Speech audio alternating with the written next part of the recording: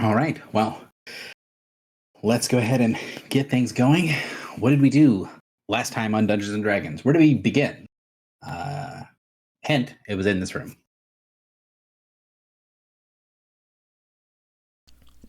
So, what was going on at the start of session last time? We were mid-battle. I think we were starting round 2.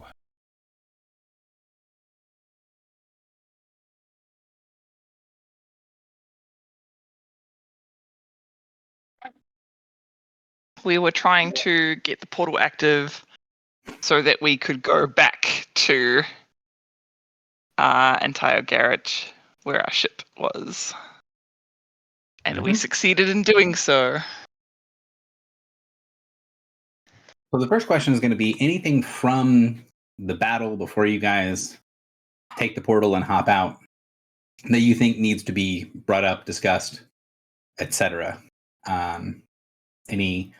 Any moments from the end of the middle to the end of the fight that you feel is worthy of mentioning? Well, so we had left session, like kind of on the cliffhanger of the shadows coming in, and we had the vision of the shadows of Gibeth and Hadar and Akamar. And one thing that we didn't talk about last time is that in that vision, we see that Dalseth, the real Dalseth, is alive and is on that crystal ship. So we learned how badass these shadows are, and we also learned that.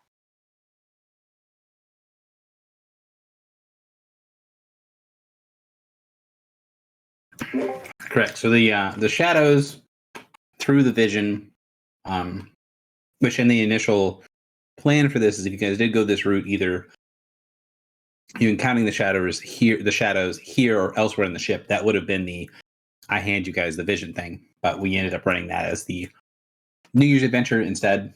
So the vision / the New Year's adventure happens. And then you guys have a jolly old time with the shadows.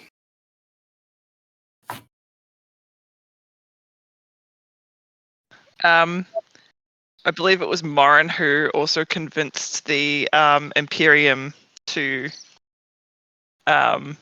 be somewhat friendly. Yeah, you guys got about more or less halfway to convincing the Imperium Red boy that you guys were not the worst thing ever and should just be murdered. So they stopped specifically targeting you, but weren't going to be sort of excluding you from attacks until it was obvious that you were going to be escaping. And then one of them did try to do a bigger blast towards the end. But before that happens, things look like they were going to be very dire. And one of our players pulled out an ace in the hole. And what happened there? Yeah. So I made the call to On to ask for her assistance because having the vision, I knew how bad these things were. And so she lent me some of her power, which was helpful.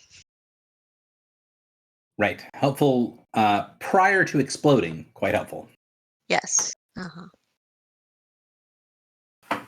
So with the aid of an empowered one of many, and with the Imperium forces not working quite against you, and with an excellent crippling of the shadow of Akamar, you guys were able to escape.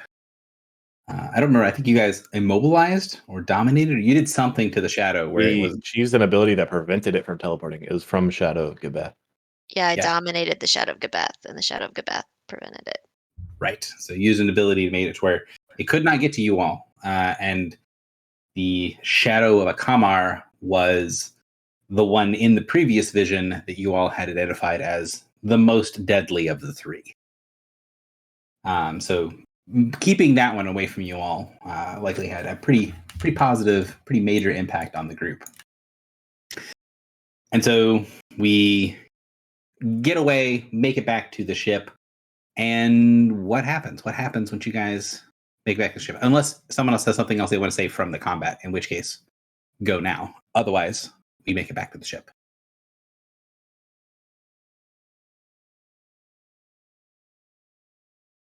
We had some kind of like weird like vertigo feeling of like the things not being time not being synced up. Like our time is different to the local time, and then we spent ages trying to understand this phenomena. So before you guys really realized that you had the time debt and you needed to do something about it, so we're going to get to there in a minute, but you had some other people there. You guys get teleported in. What happens immediately as soon as you make it back onto the ship? The group from Escape from the Wilds and Rava was her name, I think. Mm-hmm. One of the Imperium teleports with us, and they all disappear, presumably to Al Shaib's chamber. And Morin tells Al Shaib that Rava killed one. And we're pretty sure that Al Shaib just annihilated Rava.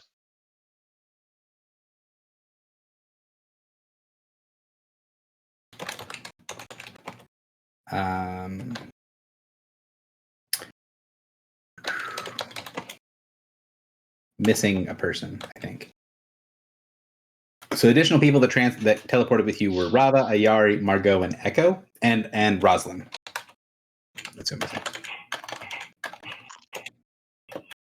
So Rava does not have a good time. What happens with Ayari? Do you guys remember?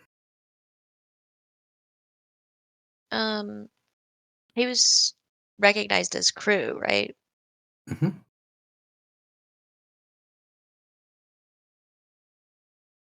I think that's all I got. Just that the ship or Al recognized him. Yes, he didn't get teleported into Al's area and dealt with in any way. But Margot, Echo, and Roslyn did. And what happened with the three of them? One of them had their previous pact broken, right? Yeah. Rosalind, she was like restored to pre-broker deal. He fell asleep as well, right? That was Echo.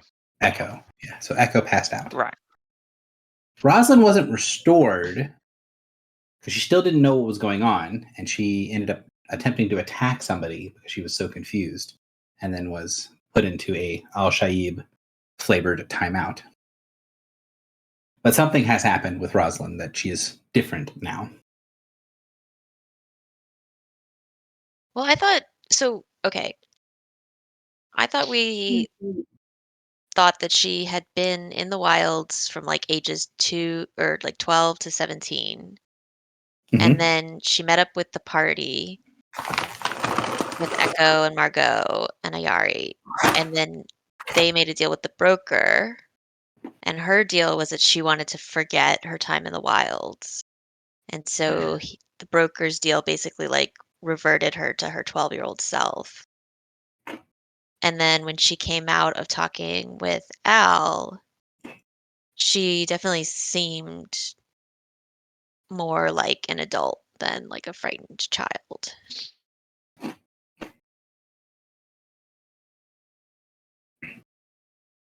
Correct. So yeah, like we don't. Still very confused. Yeah, like we don't know the exact nature of what she knows or doesn't know, but it seems like at least some of her broker deal got rolled back. And we know that Al breaks pacts.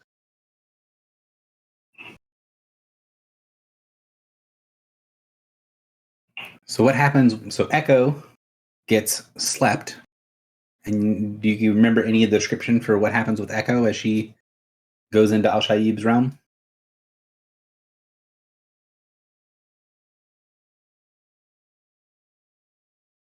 As she goes into his realm? Yeah, so she goes into the realm, she comes back out, she's asleep. Mm-hmm. Anything else to note, or just that's what's going on? It was like a magically induced sleep. So we surmised that she made some kind of deal with Al Shaib to give her rest. because her pact with the broker meant that she had to uh, like relentlessly hunt down agents of the adversary until she died.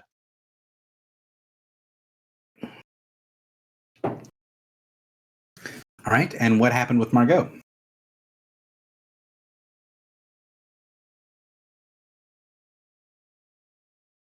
She comes Almost feel back. like- I feel like people were going to check the tape. She's invigorated by the fact that Rava was destroyed in her presence. Yeah. And I don't think we talked specifically about this, but I think we can surmise that she didn't really take any kind of pact with Al Shaib.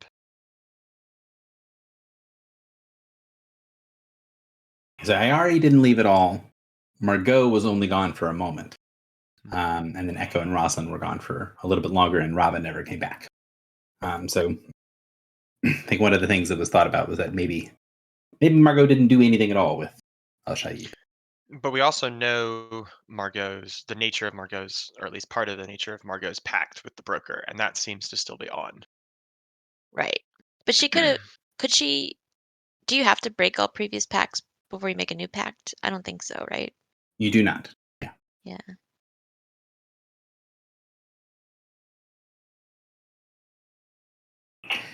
So everyone comes back. People will then go to resurrect one of many.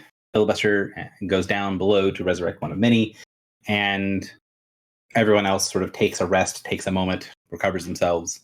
And then I think a couple of the people have some downtime stuff that they want to do, some individual or like 2-person things they want to do, or the 8 hours or 6 or 8 hours, whichever it is, for the resurrection ritual.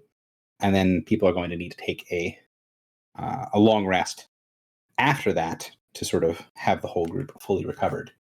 But so we then have, at some point, kind of after that happens, we then have the conversation with Renki. What's going on with Renki?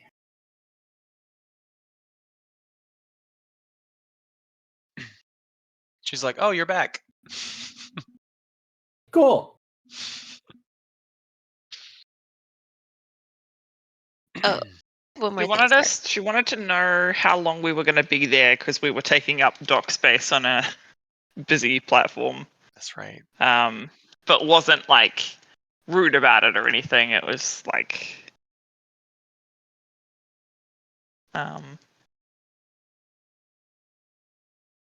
It's more of a, we need to know in order to plan.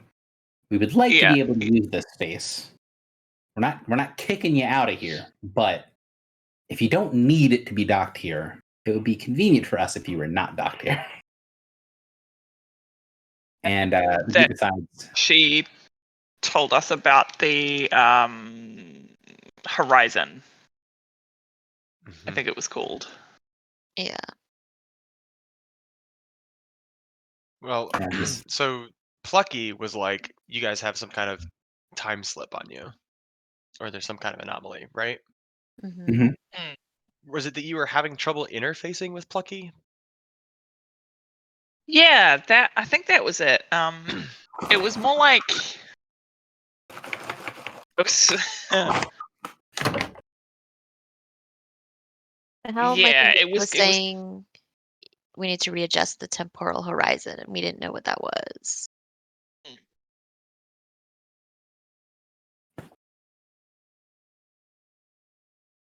And then Yes. Renke's like, "You're in our parking spot." And we were like, "Glad you're here. We have a question."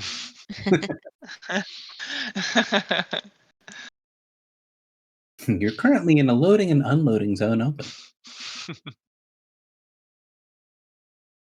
So through trial and error, mistake after mistake, we fumble our way through a conversation to understand how time streams differently in the different planes. And all caps or capital first letters, what that means for us. And one of the things that I think was clear in session, and I think is worth reiterating during recap, is that Renki is familiar with the general kind of how this stuff gets used. She's not an expert on sort of the theory and had a really hard time with answering some of the questions that you guys had in regards to how this stuff actually works, because they have a tool that they use on their ships that does a lot of what they need to do for it, and she knows how to use that tool, but doesn't really get the inner workings of things. The idea of like, if you ask somebody what is a cell phone, and they kind of explain to you, oh well, you can use it to make calls to other cell phones or other things, and you can access the internet. And you're like, well, how does it work? And it's like, it kind of does. Magic.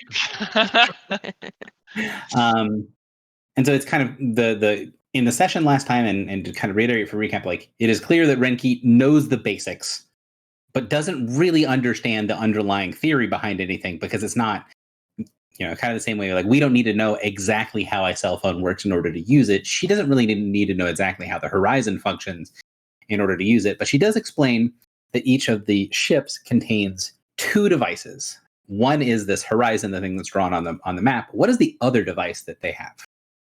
Each of the Legion ships.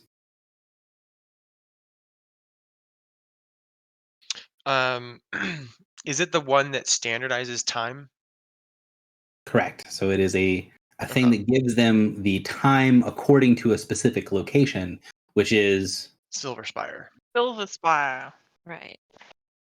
right. So even if they're in a bunch of different planes and the time flows different or wrong, or faster or slower or whatever, each of the Legion vessels have equipped on them a set of wards and a device that allows them to see the time according to Silver Spire, which takes place which is in the Prime, which is also part of the reason why that 0 on their chart is Prime space. So the Prime material plane is 0 on the Horizon, and that is where Silver Spire is.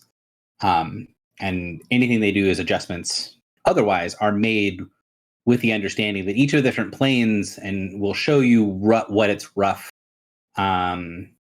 depth or height is according to how it relates to the Prime. More or less, it's how it relates to Silver Spire specifically. And that's kind of how they calculate, this the effect of time slips and how to counter time slips, but also how they use it to keep track of time when they're in a bunch of different places where time flows different.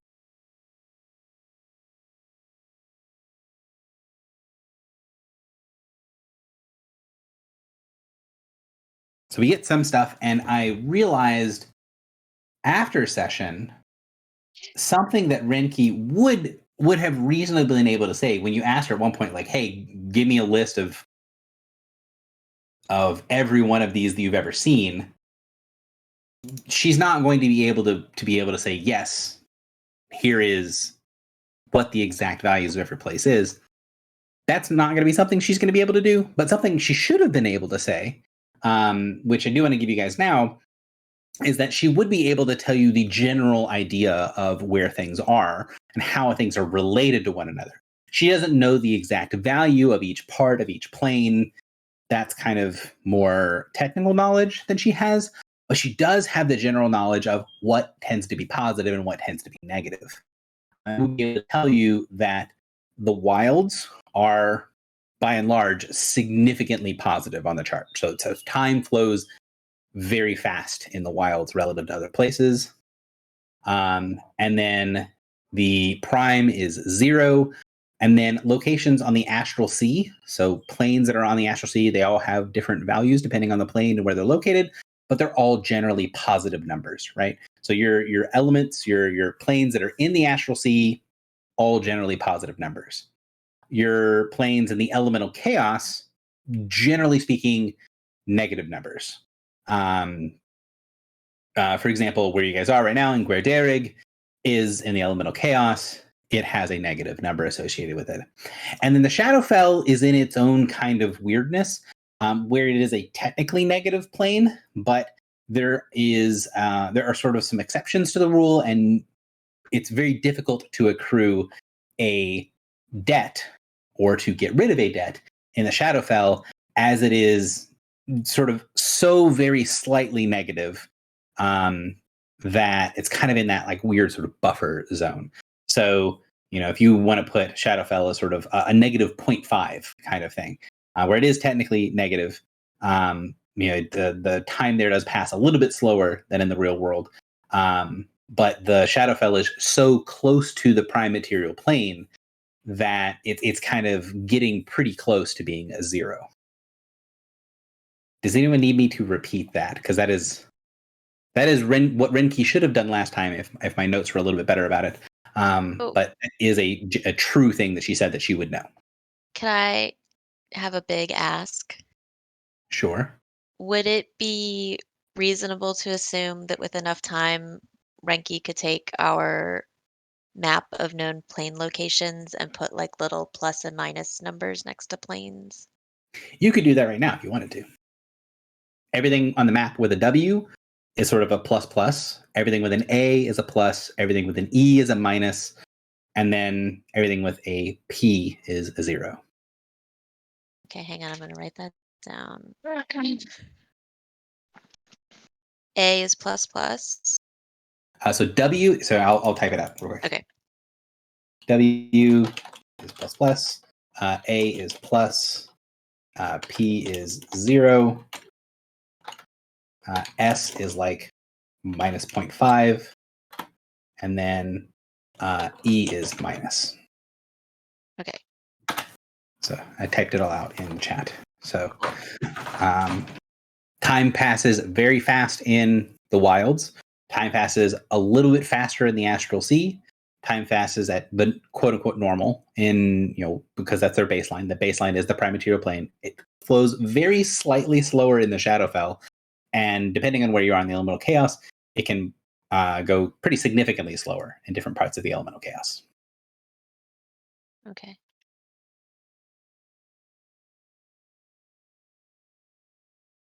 So like each of those things are going to have different values. Like each E is not -1. Right. But That's a rough guide. But those are I basically know how these things work version from Renki of, I know that generally speaking, these planes are positive, these planes are negative. And, when you go from one place to another, you need to make sure you're not jumping in a sort of specifically obnoxious way. Gotcha. And so we had also determined, because our escape from the wilds people had been in the wilds for so long, that we needed to figure out, like, because they had so much more of a debt than us, right? Mm-hmm. And we learned about the hyperbaric chamber with the magic circle and the pocket dimension. Which is more of a... That was a theoretical discussion, right? Yeah, you were asking, like, how would this work? And she's like, well, I mean, you would need these elements. But we did see proof of concept, because we remembered that the lab on the ship that was trying to get the creatures to stay for longer on the ship was somewhat successful with those two components. Correct. Well, they don't have the hyperbaric chamber. They just have the pocket dimension. Right. But didn't it have a magic circle to keep them in? Or was that, am I misremembering? I don't remember there being a magic circle, but the Genasi also did not know that's why. Yeah, I know that. Yeah. I thought that there were magic circles to keep the Fey creatures in the There were lab. stuff to keep the Fey creatures in the lab, yes. Okay. The creatures that were in Laboratory 1, which is the Elemental Lab, had the least sort of formalized structural restrictions to them. Whereas like things in Laboratory 2 had very strong wards and things that are built into it, but all of those things were around was around the meeple, right? So it's all very, very focused on one location. Laboratory 3 had a ward around the elevator to get in, but it was a pretty it was more like a fence than a ward. And then there were some wards in some areas inside of there that were strong, but nothing with the sort of staying power that the Eldritch Laboratory 2 had. Okay. So you could say that they had all of the elements to try to see if this, theory could have worked, but you didn't see a sign of the Genasi actually putting all the pieces together. And Renki is basically like, yeah, we know that these are the pieces. We just don't really know exactly how to do the specifics. Gotcha.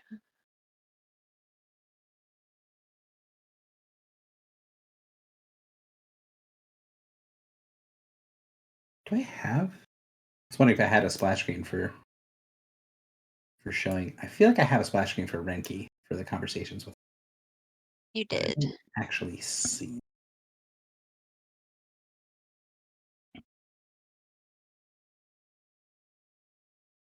Not in the reach. But yes, so that happens. You guys get some version of an explanation, and one of the key things here is, you guys are sort of short-term locked out of going to a zeroed plane, and might have some pretty negative consequences for going to a positive plane. You're not really restricted from going into other negative planes, and kind of need to wait out the clock. Although the people that were trapped in the wilds for really long periods of time, especially Rosalind, who's the only one of the group that was there for like multiple years, is not going to be able to return safely to the Prime due to this. So something is going to need to happen with them. And I really thought I had this better label. So then the question is going to eventually be, what do we do?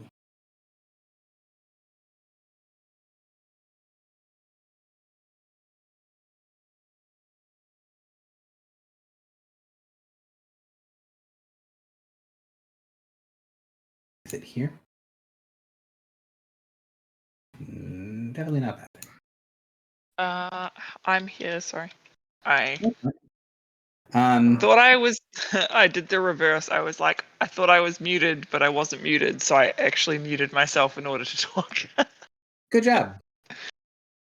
I'm very smart, obviously.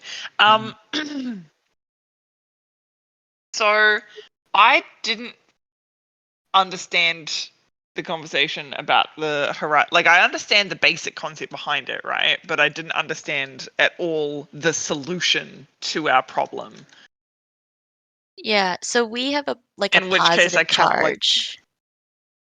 We have a positive charge, and so to get rid of it, we have to hang out somewhere that has a negative charge. And where we are has a negative charge. And so we can just wait for a Was it couple that days. it wasn't? Was it that it wasn't negative enough? Like, there was something about that I just didn't get. There's like a unit conversion of how negative we are for how long we stayed in a plane with a certain charge that like calculates our debt, and then we shed that debt like in a similar way. So we like a plane that's more negative, we could stay there a shorter time to even out. A plane that's only slightly negative, we'd have to stay there a longer time to Okay. even And out. so that's for us, right? We have, I think, something in the region of like about a day, right? A I think day's worth of debt. Yeah, I think what we had calculated is if we just stay where we are now for 2 days, we will be good. But the wild people Okay. won't be good. Yes, that's what I was about to bring up. Is that like, yeah, I'm pretty sure that they. We have I to deal mean, with them was it separately. Rosalind? Oh no, was it Echo that's been there for most of her life or something? Rosalind. Rosalind's been there for 5 years. She's been in the wild for a very long time. She has she has to do something spectacular to get over that time debt, or like, for example, she would need to be in here. She'd need to be in Antio Garrick or in Gerdarig for 15 years to get rid of her time debt. in order to be able to return to the prime. So like, you know, she would need to be here for almost as long as she's been alive in order to return home. She'd be returning back home in her 30s if she did it the way. Could she not just return? Could she not just return back to the wild? Like, what happens if you just go back to where you were? So that is I think one of the sticking points of confusion, which is one of the things that again, Renki doesn't really understand why things function like this. She does know that going from strong positive to negative to positive again has horrible ramifications. She doesn't know exactly why that works, but after you've gone, if you've got a positive charge, if you then go negative, if you go to 0 or go positive before you get rid of that full charge, it can trigger some sort of negative impact. It's something that the fleets in the Legion do manage and do actually plan around. They don't plan around rapidly jumping between positive and negative charge unless they have some way to deal with it, because it can kill you. So we just doomed her to like never go home. Yeah. Well, not never, but I think she doomed herself by being in the wilds for 5 years.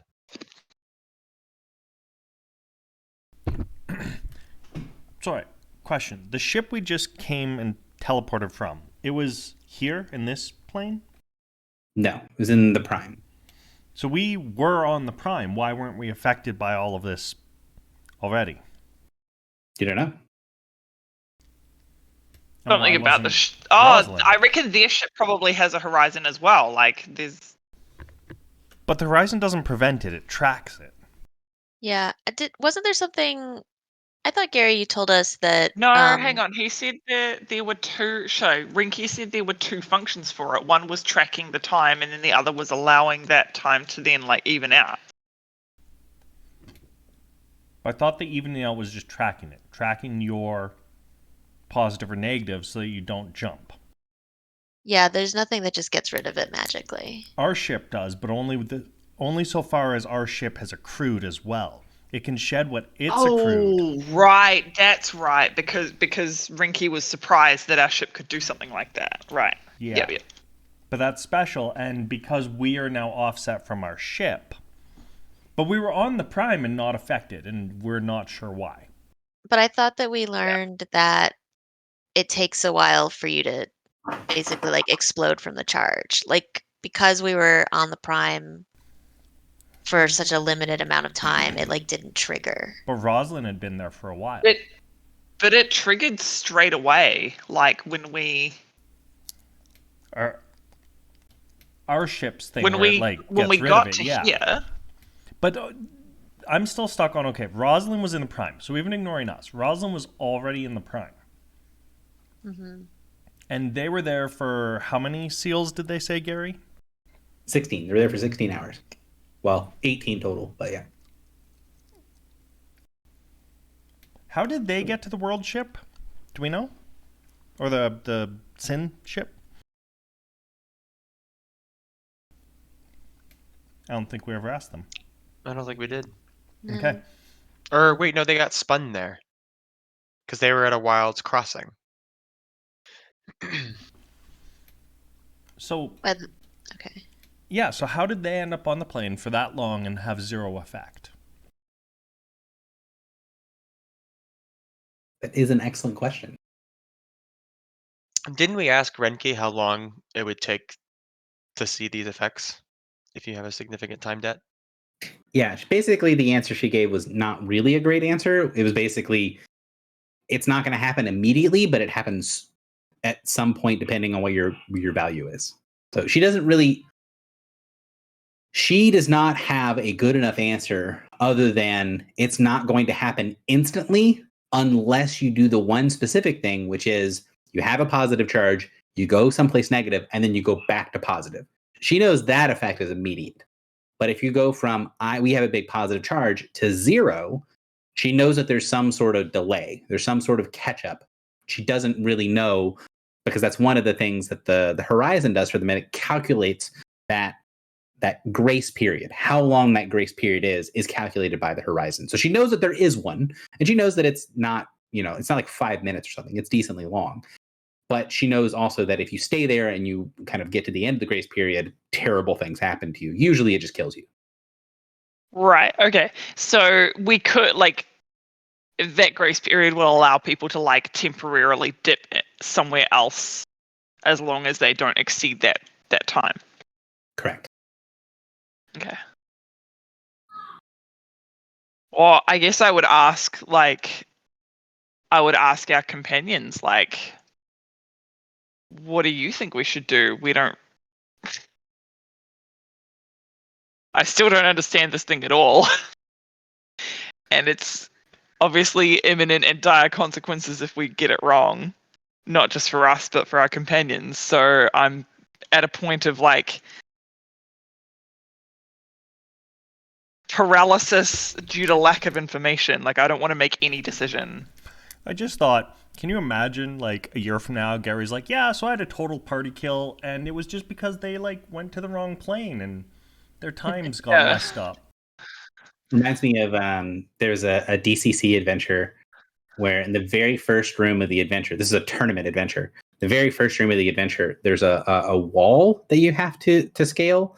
There's an illusory wall, and like if there's a bunch of things to like run and jump over this little thing, this little like I think it's like a stream of acid or something, and you run and you jump over it. And the idea that sort of presented is you jump over the stream and you hop on top of this wall and then you get across. But you don't like if you don't make a check to make sure that the wall is real, you go to jump over the wall and you jump through the wall and into a pit of spikes that kills you instantly.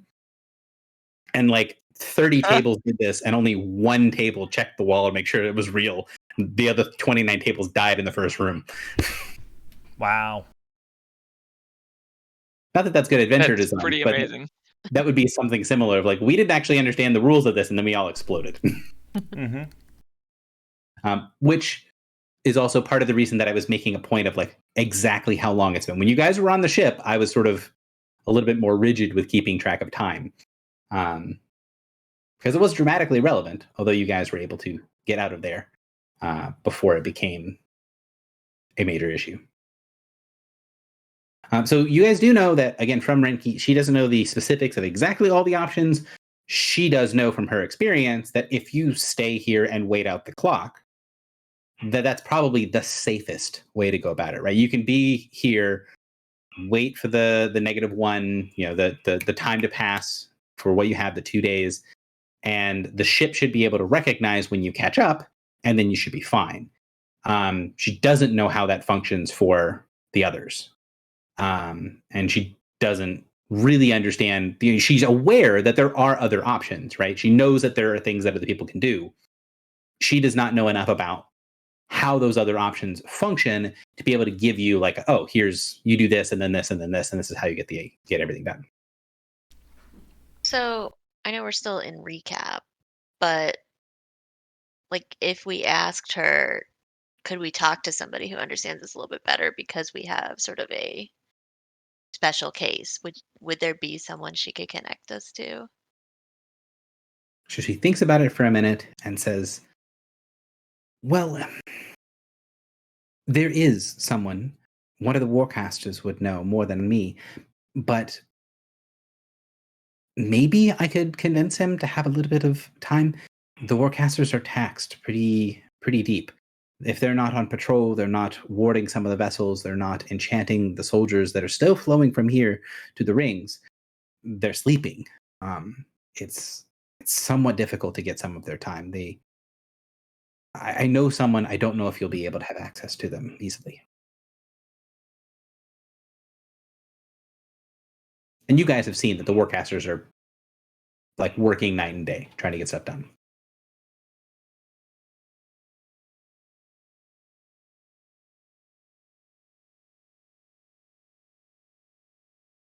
So I think we've somewhat exhausted recap to the point of let's now actually hit play on the game, kind of push time forward. So there's going to be I can't remember, I think it's 6 or 8 hours. That will pass where Phil is able to go and use the table to resurrect one of many.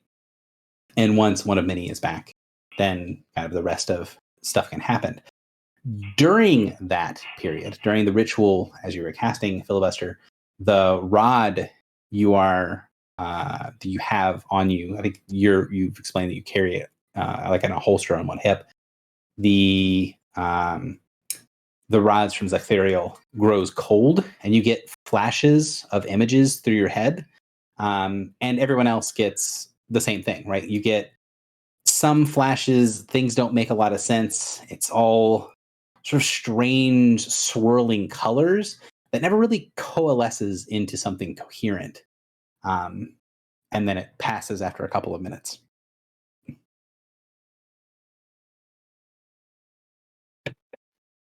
There's no No vision. indication of the specifics. So we all get this, right?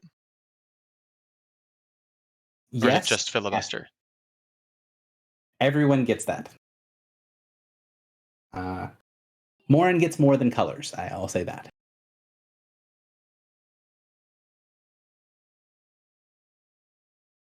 So, you guys come back to life, or rather, one of many comes back to life.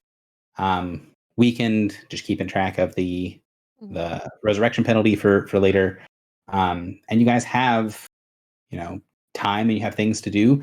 We discussed a little bit yesterday, kind of some stuff that people wanted to do. I'm going to just chuck it into chat. The discussions from yesterday, obviously you guys don't have to do these things, but just as hey, this stuff was mentioned. Can I ask? I just thought of something with the whole one death thing. Can I ask Renki, does death reset your time debts?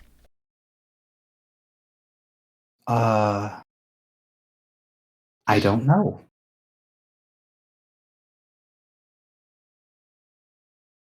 I assume it wouldn't. Time debt can affect objects as well as people, so I don't see a reason why it would change things, but I don't know enough about the theory to be able to give you a real answer. Thank you. I guess what we're asking, Renki, is if we chain, kill, and resurrect ourselves, will that take care of our time debt? Death cult, death cult, death cult. I was more just thinking like the people from the wilds, right? Because they have 15 years. If we can just, we only need to wait 2 days. One of them has 15 years. And also, for the record, as talking to people, Margot has no desire to return to the Prime. She does not want to go back.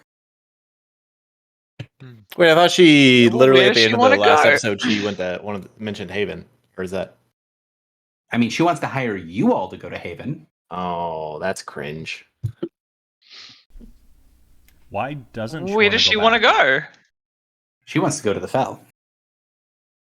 She wants to go home. Okay, but she can't. The Fell's negative, so yeah, she can.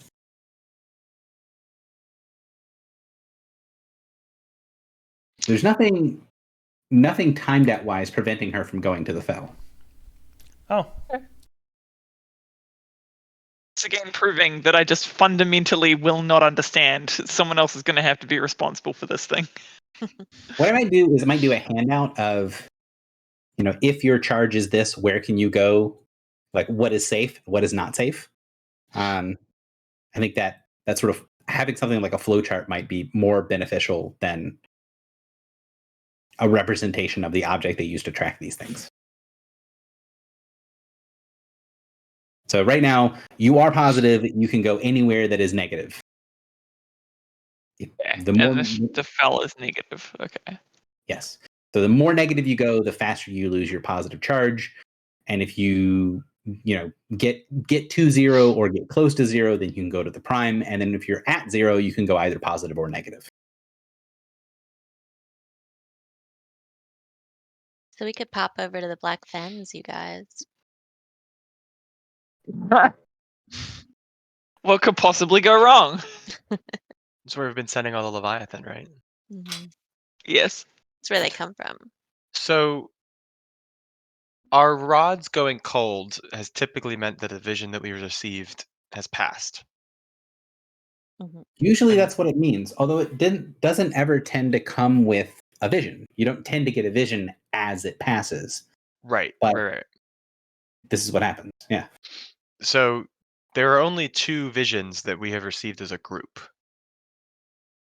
And they are the runner and the scientist being attacked in the maze, and Haven being attacked. And Silver Spire as well. We all got And- Silver Spire. And the shadows of Gibeth and Akmar. You guys have 4 visions that you believe are taking place in the future. I think so. And we have no way to know which one has just been fulfilled either. I will also note that you don't get a so when one of them is fulfilled, when one of them happens, it's now that you've had it happen several times, it's unmistakable. There's no confusion. It grows super cold. It's, it's kind of like you dipped the rod in liquid nitrogen and it stays that way for a little time. That's not what happened here. What happened here was the rod went cold for a second. You got some weird colors. It went back to normal. It went cold again. You got some weird colors and went back to normal. And it did that a couple of times and then it stabilized as being normal. So I So- wonder if that means like we didn't avert a vision, but we kind of like did Altered something it? that altered it maybe, like it could still happen, but like the rod's not sure.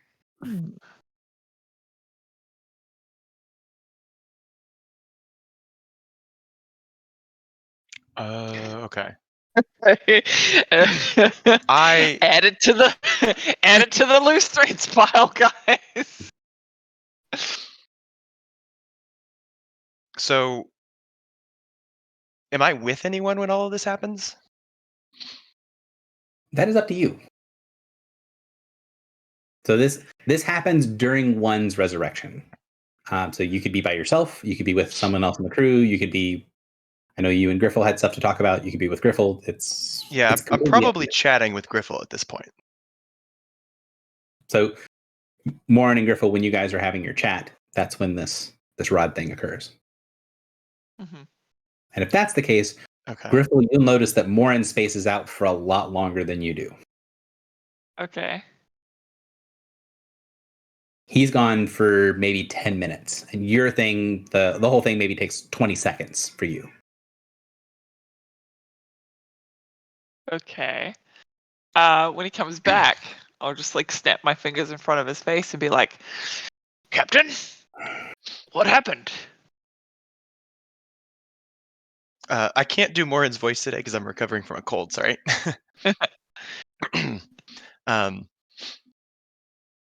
Well, you saw 3 trees, right? I didn't see anything. Hmm. Okay. Then we will we'll want to talk to the others.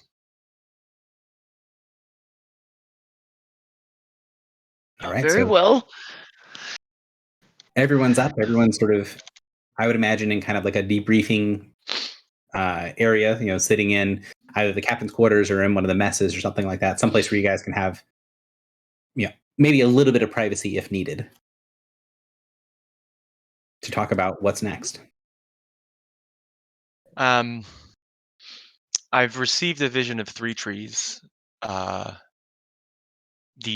church is going to attack the city and completely destroy it. And Narsenhar is intervening.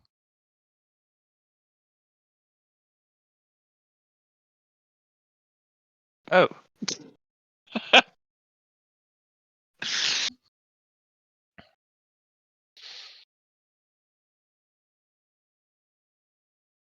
Well, we can't allow that. We have to go. I mean, we are the reason why they're in danger.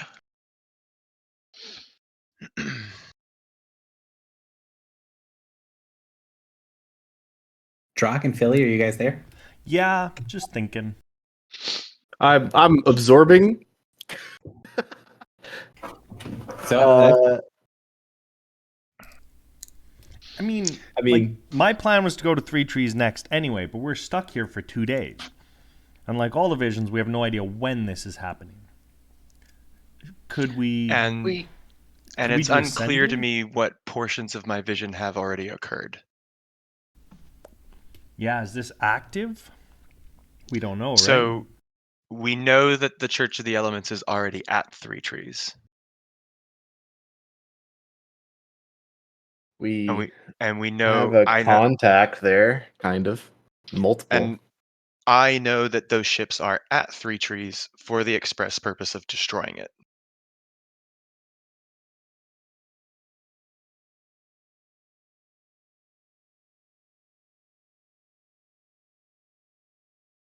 I mean, we could. I mean, this seems like a big deal. Could Captain Renke call the other Iron She Tower can. people, or not? Whoever. I'm going Someone. to assume that when you guys are having these conversations, that you typically don't have them with people that are not part of the group there. So if you want Renki to be there for this conversation, you can, but you have to let me know if you want people that are not in the group as part of this conversation. Is what I'm I trying don't to say. think we would. I'm have not it there. saying Renke is necessarily there. It's more so we have I don't know the name of the guy, but the guy who was from the Iron Tower is there, and these people are sort of the Iron Tower. I would think they have an easy way to communicate. I think when you're saying the guy, you're going to need to. Oh, who was the main guy? Man with giant thunder glaive. So the detachment Aegis sent there to protect the city. Yeah.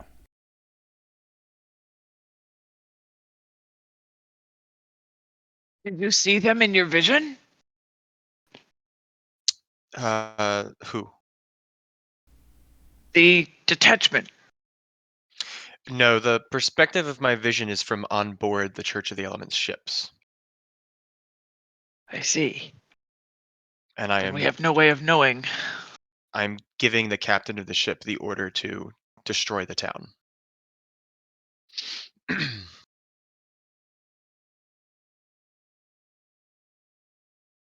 We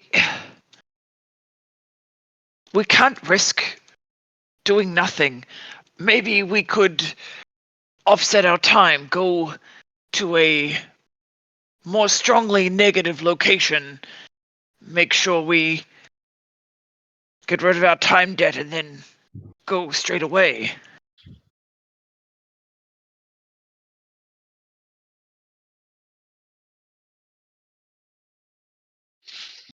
I will say that the church's interest in destroying the city is the result of the fact that we have taken the Superstition's End. The Thurge of Superstition's End is there. These three ships are hunting us specifically, and because they know we were at Three Trees, and they're worried about what the events that occurred in Three Trees, they're going to destroy the city.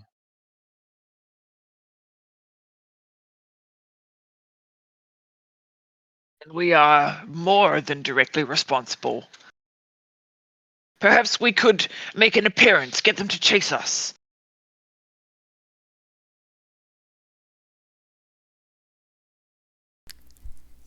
How long does it take to teleport again? Depends on what you're using. So the church believes that the growth that is happening at Three Trees is the result of the research on this ship getting out. Oh! So they are going to destroy the city regardless, because they don't want the final stages of that, which is them breaking down into chaos elementals, to happen and be broadcast. I think we should tell Renki and see if we can get a message either to the detachment or to Aegis himself and say Three Trees is under attack.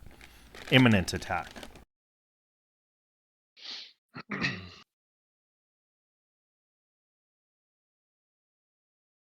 So, as I see it, we either remove the child from the city so that Arsenhar does not intervene to protect it,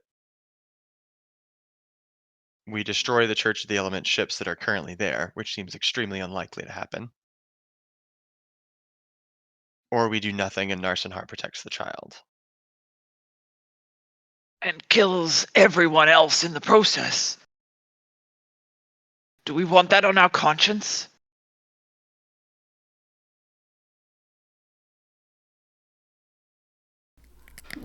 I think gaining contact with people is probably the best move for where we are and what we can do.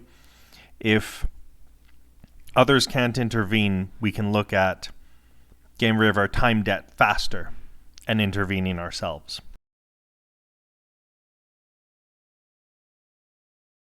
One, I feel like you're being uncharacteristically quiet for this.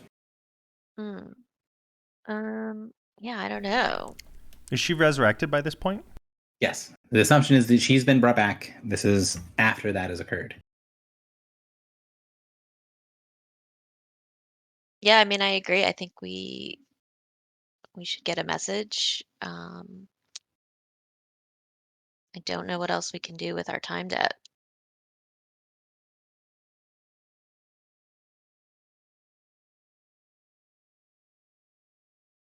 So it sounds like plan A is get message to them, see if you can talk to somebody on the ground, and then work from there. Is that the idea? Yeah. And or talk to Aegis directly as well.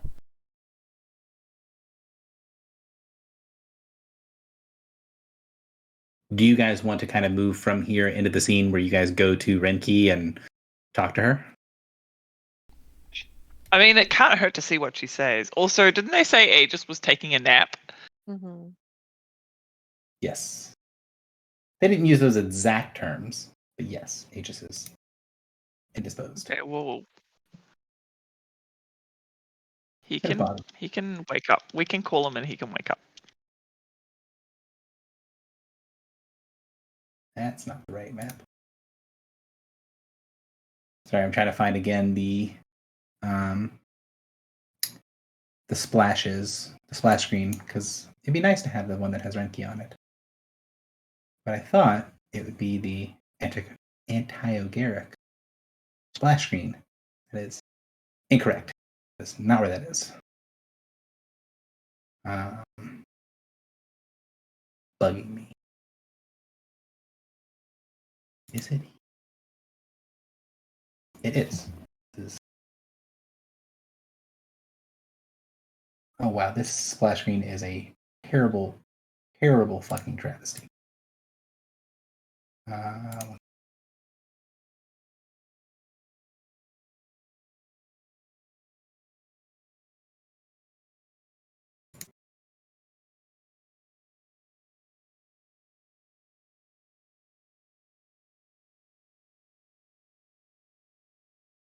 I don't think I have a good splash screen somewhere that has Renki on it, but I know I've showed you what she looks like. I might have just showed you and the guys in the channel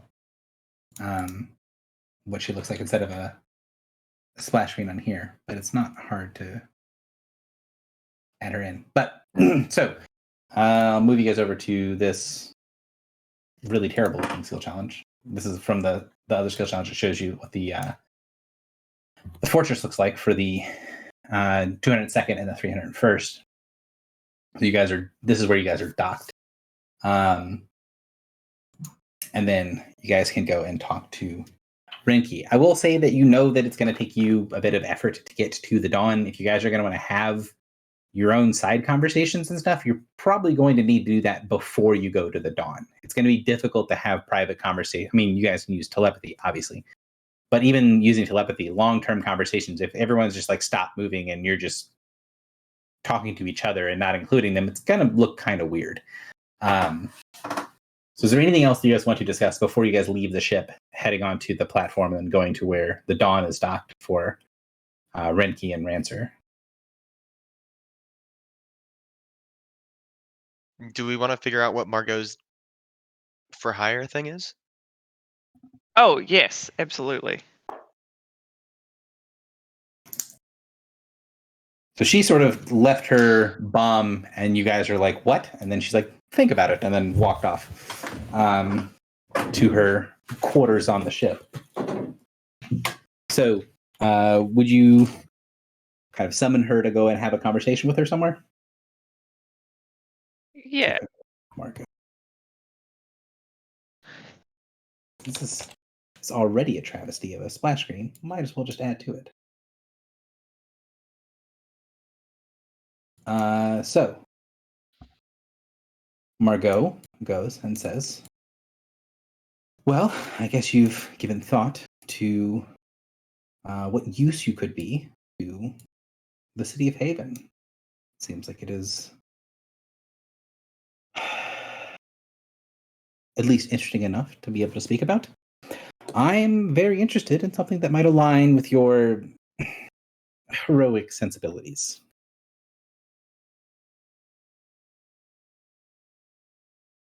So soon, there's going to be an assault on this city. And the city is going to be destroyed, obviously. Not completely and utterly. There are people that will be salvaged, some that will be turned and used for other purposes. But the harvesting of the city of Haven is something my king wishes to have happen. Stopping it entirely is not really possible. However, given the details that I have, I might be able to help put you in a position that if there is anyone in the city you would be interested in making sure makes it out of the situation alive, if you would use the information that I would give you to cause some problems to another house of the Turi, then I could be persuaded to give you a great deal of information to save any individuals that you're looking to save in the city.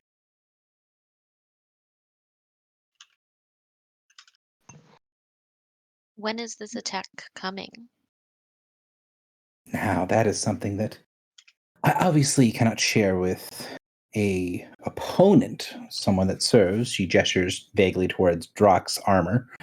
Serves on the opposite side of this conflict, unless we have a bargain made, an agreement that I will not be using any parts of my court to interfere with what you are doing, and that you will not be contacting your court in order to draw it into this conflict, as this is something between minor houses that needs to be done.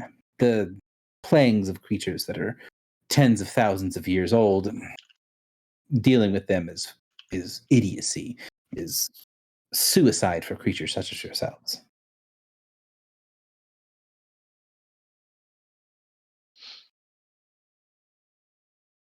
So And do you basically, know- A. And I'll just kind of like give Griffle some side eye. nothing permanent, of course. A simple agreement between peoples that we will work towards a common effort for a brief period of time. We will agree on terms and conditions, and once the terms and conditions are complete, we will be able to go our own separate ways. I assure you that I am not going to be asking for any service that would bother even someone of your limited lifetimes.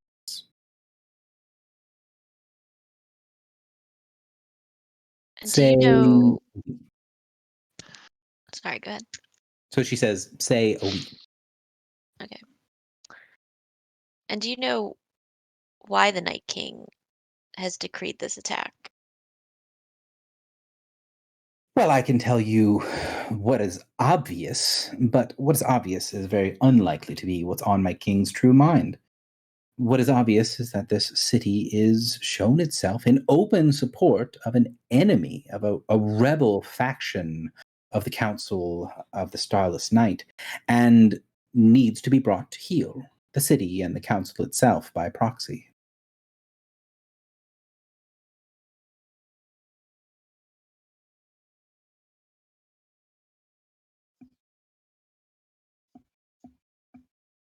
So basically, Haven has shown open support for Desang, so they're going to get hit. Okay. And what would you ask us to do? Well, I was in the wilds, and a great offense has been levied against me and my house. while it is not within the purview of anyone in this chamber to actually properly influence the overall outcome of conflict between creatures such as my king and your queen, when the great beings go to war, there are many advantages that can happen during the confusion, and creatures that are very low standing can make themselves very high standing in the chaos and confusion. One such individual caused me to be into the wilds, and I am looking to pay back that favor with some disfavor.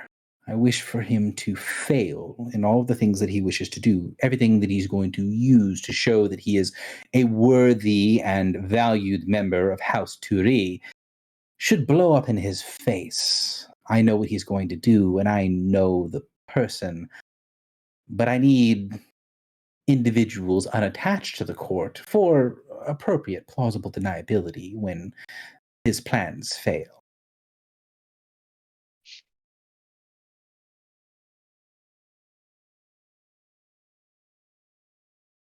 Come again?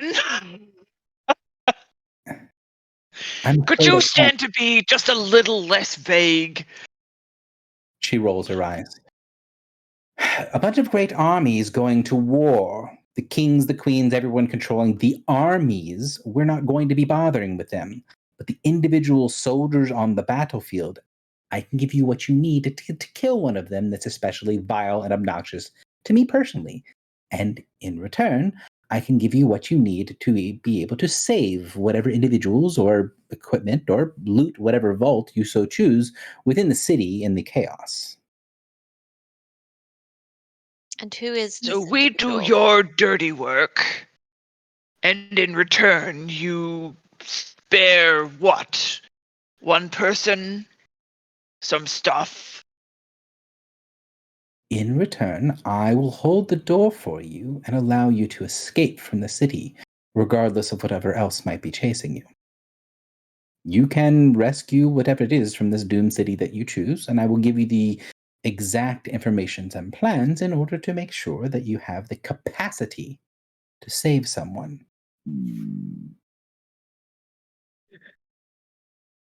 How about we just go to positive space and blow you the fuck up, and then we can save everybody?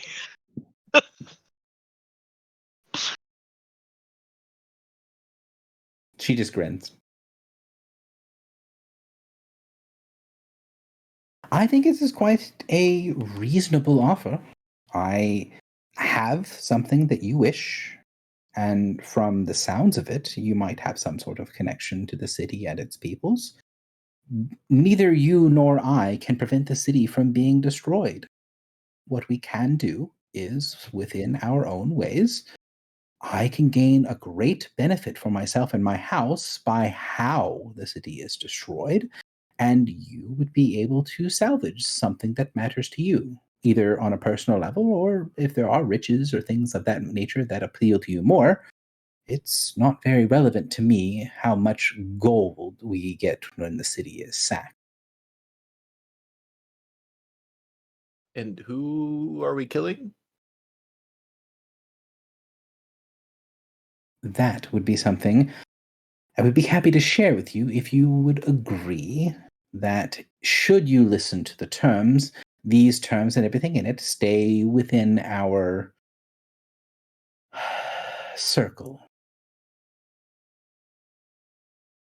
Your character This is a would realize, basically, she's giving you the basic pitch, and then if you want to go further, she's going to ask that you pretty much make a vow of secrecy that you're not going to use any of the information in ways other than what she's asking you to do, and then she'll share the rest with you. So you want us to like hunt through an army for one person? I'm not going to tell you to hunt through an army. I'm going to give you the specific spell signature of an individual, and I'm going to tell you where he is and what he is doing.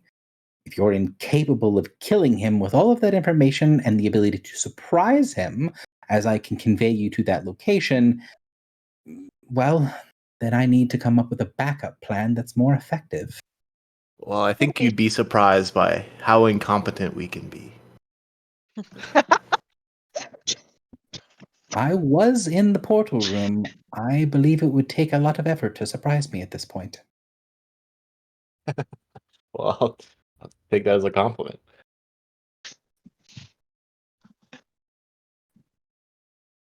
So basically, you don't have to say yes to the job to say yes to the binding. So she's going to do a binding that says you can't share the information.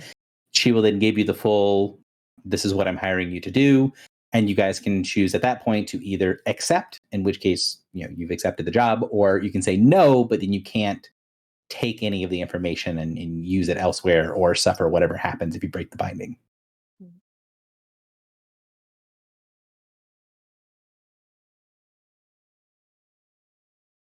I would agree to these terms. I am interested to know more. I'm kind of wondering why it's appropriate for you to ask us to do not really a favor, but like I feel like you're asking more of us than it feels like a one way relationship. Oh, so you're saying that I would need to do something to sweeten the pot. What is it that you're interested in? No. Oh, you were trapped on whatever ship we were trapped on. And I feel like We got you out of that we mess. did the brunt of the labor, and now you're asking us for more. It just seems, I don't know. She sort of shrugs. I was never in any great danger on that ship. There would have been some uncomfortableness in my escape. What you really have done is spared me the small dishonor of losing those that had a minor debt to me. Your handling of the situation allowed me to return a favor, and in doing so, you have shown that you are, at least to some respects, quite resourceful. I wish to take that as a reason for introduction. Normally, if I was going to accept contract work from itinerant adventurers such as yourselves, I would need to have some explanation of why you are worth the effort, why sharing such things and using my bindings, expending gold or other resources would be worthy. You have more or less used this as your seal of approval that you are worth trusting with some small deeds. You sure make it seem like your poop doesn't stink. Is that what that saying goes like? She smiles and says, I wouldn't know. I haven't had working bowels in several centuries. Oh, well, Gross. I'm not sure many people would want to know about that either. But where does it go? Do vampires eat, Gary? Some do, yeah. Where does it go?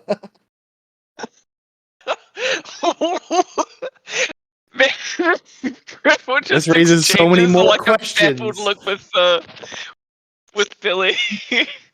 Where does it go?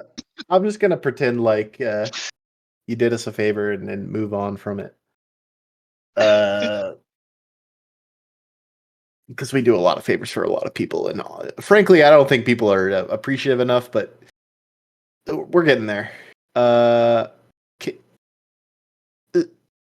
okay. Let's hear her out, I think.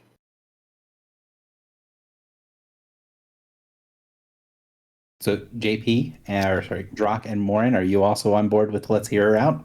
So I'm just trying to think. If she gives us information that we already know, are we still allowed to share that with others? Like, I don't want to be locked out of talking to, let's say, about what we know if we're now sworn to secrecy. You know what I mean? What if she's like, go kill a guy that you actually like and you've heard of before? Well, she's not saying we have to agree yet. She's just saying anything we hear from her in the next conversation has to be kept secret.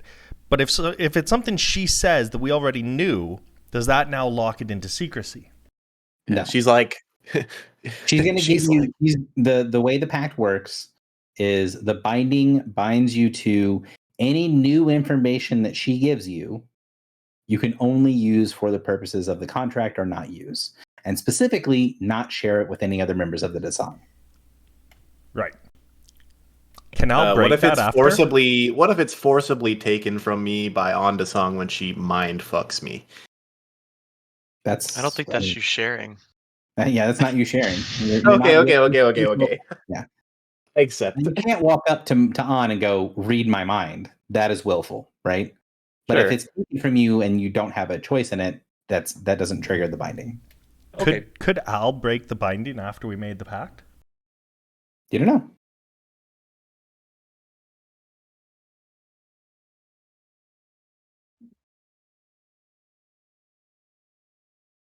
I won't bind myself to others of your kind. You, my companions, do as you please, but I won't be a part of this. I've had enough of these undead fiends. I like look at Morin. I'm like, I don't know. He doesn't eat anyone. So it sounds like Griffle is a no. Morin? Yeah, I'm fine hearing what she has to say and not telling other people. Agreed. As long as the new information thing holds, then I'm game. So Foxy, this is a question for you. Do you want to be in the room for this conversation? Do you want to go walk the If dog? she'll let me, She's not then yeah. in game. If you're not going to be part of the binding, in the context of the game, if you're not going to be part of the binding for the first part of you're not going to share this information binding, then she's not going to allow Griffle to stay. Okay. So my question to you as Foxy is, if that's going to be the thing, if the 4 other members of the group are going to say, all right, we'll take the binding to listen, but we're not saying yes or no now, would Griffle then say, all right, well, I'll stay here and be bound to listen? Sounds like the answer to that is no. So I'm asking you as Foxy what you would like to do during this part of our D&D session. Okay. I mean, is this choice a problem? Am I making issues? No, No, I don't think so. Mostly it's just for me as DM. I think your decision that you're making for Griffle is 100% reasonable. But going forward, if you're in the room to listen to this, and I don't want to have you go away from the table, hey, it's D&D time, let's play D&D. But you're going to need to take that extra step of, okay, Foxy knows that this is a thing. Griffle does not know. Yeah, so what you're asking is making sure that I'm not going to be player noting, which I promise I will not. It's not. I fully trust that you wouldn't do it, but I know it's, for me, it's a personal preference. If my character is not supposed to know something, me as a player, I'll say, okay, well, I'll leave the room. That's how I like to play it. This is a player decision. You as a player, would you rather hear the information and just say, yeah, I'm not going to do that in character, rather than leave the room? I mean, I'd like to hear the information. Okay, if that's fine. I'm not going to use it. Yeah, I don't expect that you're going to use it regardless. It was more of a, what do you prefer as a player moment? Okay, so, I'm with you now. Yeah. So the ritual takes about 10 minutes for her to do a simple binding, and it is binding for the duration of the conversation. She creates a minor ward that wards off eavesdropping, and then is going to do the thing to bind the memory of this conversation, and that should you attempt to share, it will trigger the binding and will withdraw the information from you to her. So effectively think of it like she's taking all the information, all the new information that goes into your brain gets put in a little baggie, and if you try to share it, it gets yoinked back to her. Does that make sense? Yeah. And I will show you guys if you guys want, I can show you guys the actual wording of the ritual later. But that's effectively how it works. Is if you try to share it, it's going to trigger and you're going to lose the memories. Okay. So after that happens, she says, there is another member of a house of Turi as a great house, but I don't think you have terminologies like we use. The House de Sang is a small and relatively uniform house on the fringes of vampire society. House Turi, on the other hand, has a great deal more numbers, orders of magnitude more numbers of vampires than the smaller House de Sang. It does mean that there are minor houses within the greater house. I am part of House Afini, and my house, and each of the other houses, of course, if we are going to have any sort of influence in either of the games, we need to specialize. We need to make ourselves of use to either the masses or to specific individuals. My house is something that is universally useful, something that should be held in high regard. However, the many centuries of relative peacetime have meant that people take my house and our teachings for granted. My house focuses on hunger control.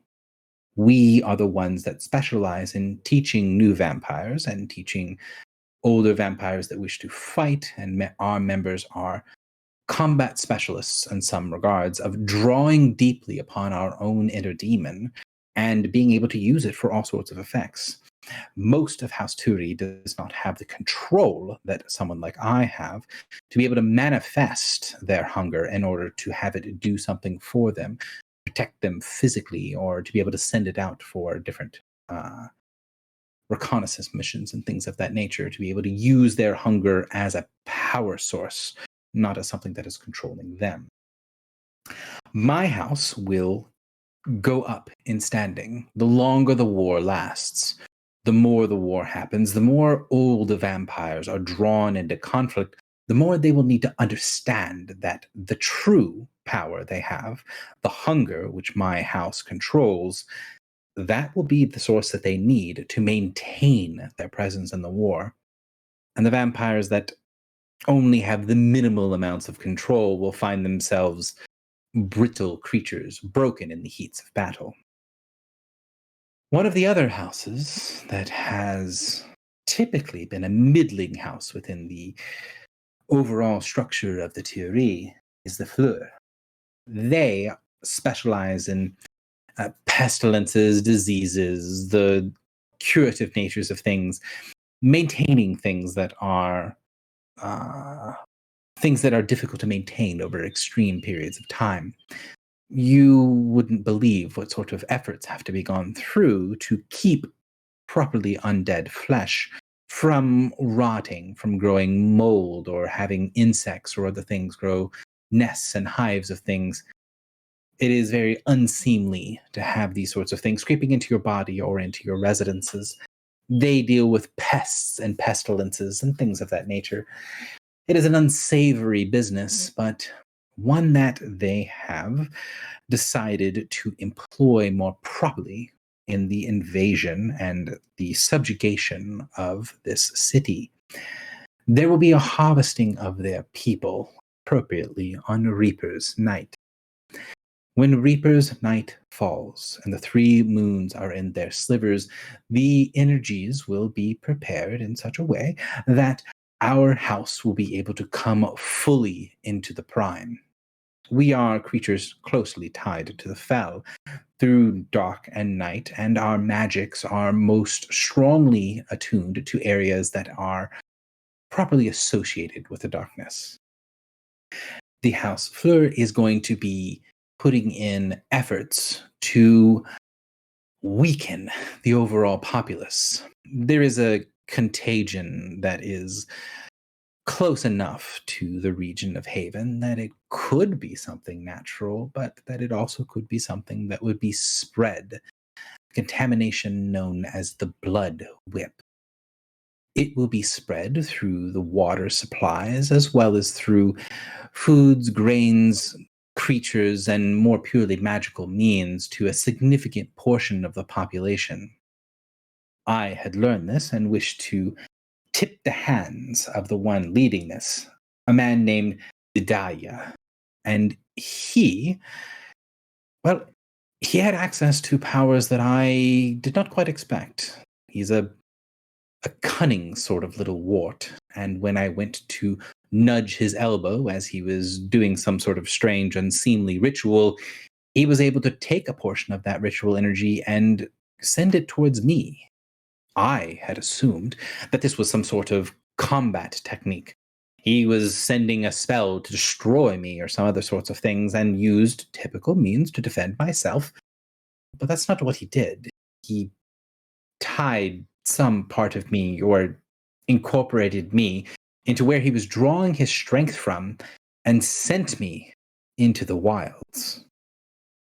I know that if this was a proper stand-up fight, I would have destroyed him. But I was not there to fight. I was merely there to, as I said, nudge his elbow during the use of a very complex ritual that he's using to draw the energy for the workings of an incredible spell plague.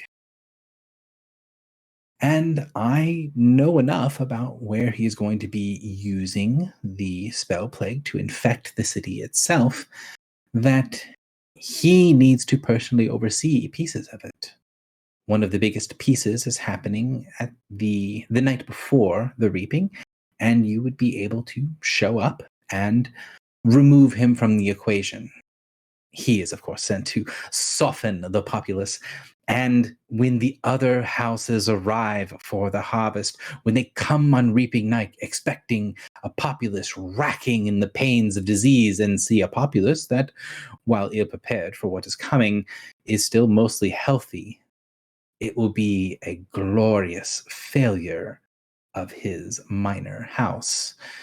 And it might be known through certain channels that it was more important that the populace was strong enough to resist in such a way that the vampires might need to rely upon their hunger and the knowledge gained from my house to properly make an example of Haven.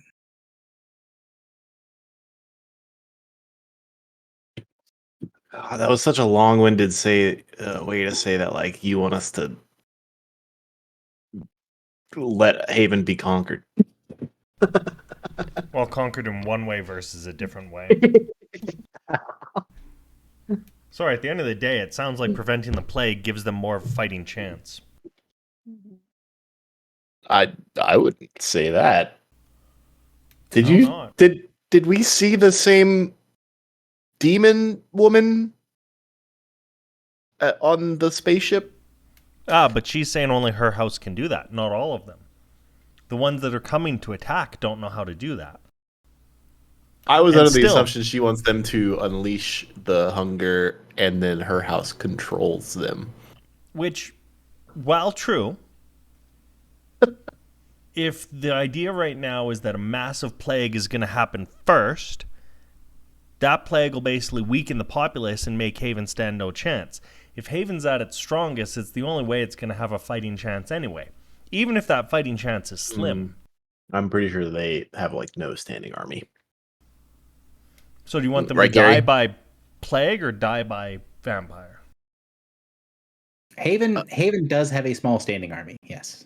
They have Oh, those okay. mechs. Correct. I thought they have a mech. They have multiple mechs? Oh, they have They quite a do. few. Oh, okay. Did did the people in the vision of the attack on Haven seem like they had been afflicted by blood whip? The only person that you saw that was not an undead or one of the vampires in the vision was Salumain. And Salumain did not seem like she was affected.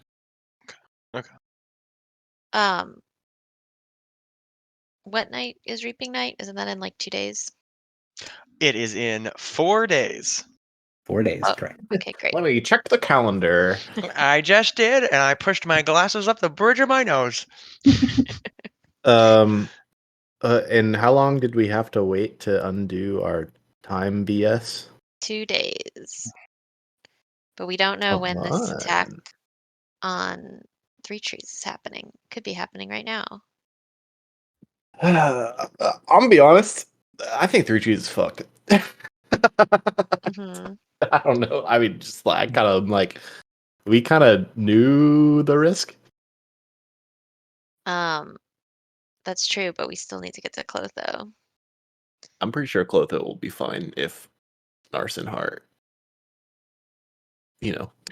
fallouts them. So I will also say that what you're saying, you don't understand why she's doing what she's doing.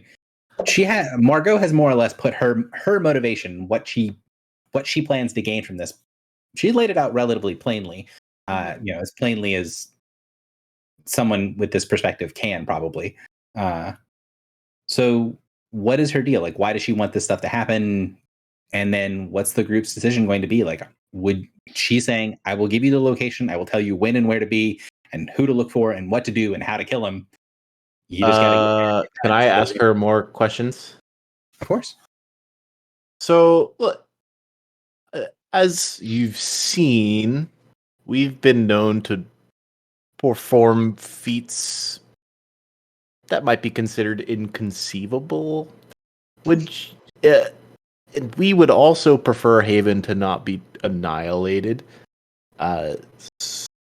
So if we prevent the Blood Whip plague and then prevent the follow-up attack, won't that bring shame to your house as well? She sort of shakes her head. The arrogance of mortals and young vampires. The Night King is not the only vampire from his age. He wasn't the only one back then. There were hundreds, thousands, tens of thousands of vampires. He's the only one still remaining. To believe that you, with a few dozen years under your belt, would have the capacity to truly stop a plan that he has chosen to put his will against is an arrogance that I don't really have the time to properly explain to you just how stupid it is. Yeah, but if we did, though. What if we did, though? Speaking in a extreme theoretical, what would happen to you if you also failed?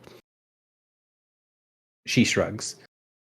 Well, if in that extreme theoretical, the city of Haven was delivered as a defeat to my king, either through your actions or through the actions of others, that would mean a significant portion of the court was able to put its power to the test and come up wanting. If that is the case, people within the court will be pushed to their limits. They will use whatever their specialties are, magic or martial strength, control of ghouls or shadows or other sorts of things. And when those things fail, when their abilities and their specialities fail, they will need to draw on the one power that is true to all of us. And they might learn the folly of treating their hunger as something that does not need to be nurtured, something that does not need to be mastered. And if any of them come back with wounds that need to be licked, then it can be clear that in this time of war, the warrior families are the ones that should rise to the top of this pile of corpses. I don't know. You talk a lot of shit for someone who is afraid of sunlight. She gives you an icy smile and says nothing.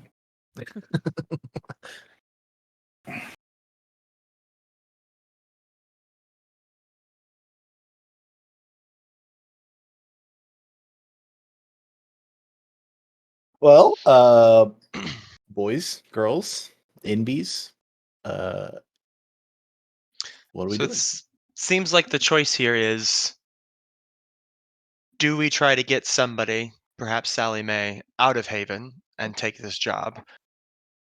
Or do we not?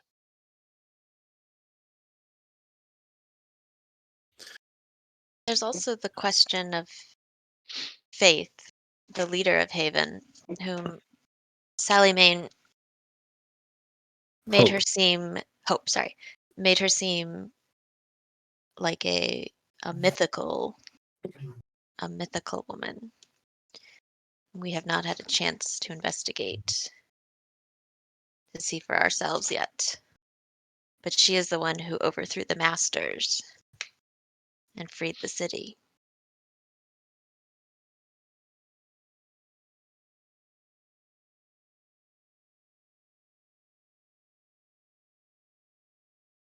So while I'm not saying you guys can't have this conversation, Margot is going to sort of expect that you guys have, are going to be talking amongst yourselves. At the end of the day, the question is going to be, do you guys accept her job or not? Right? The job is go here on the night before a Reaper's Night, kill this guy. Take whatever else you want. Don't tell people about the incoming attack, and we're golden. Oh, don't tell people about the incoming attack? Yeah, because We already knew about the incoming attack. You knew it was going to happen at some point, but the new information is exactly when. You know when it's going to occur. And how. Yep. You know when it's going to occur, how it's going to happen. How. And who. Because we did not previously know that it was the Night King that was going to be destroying Haven. Mhm.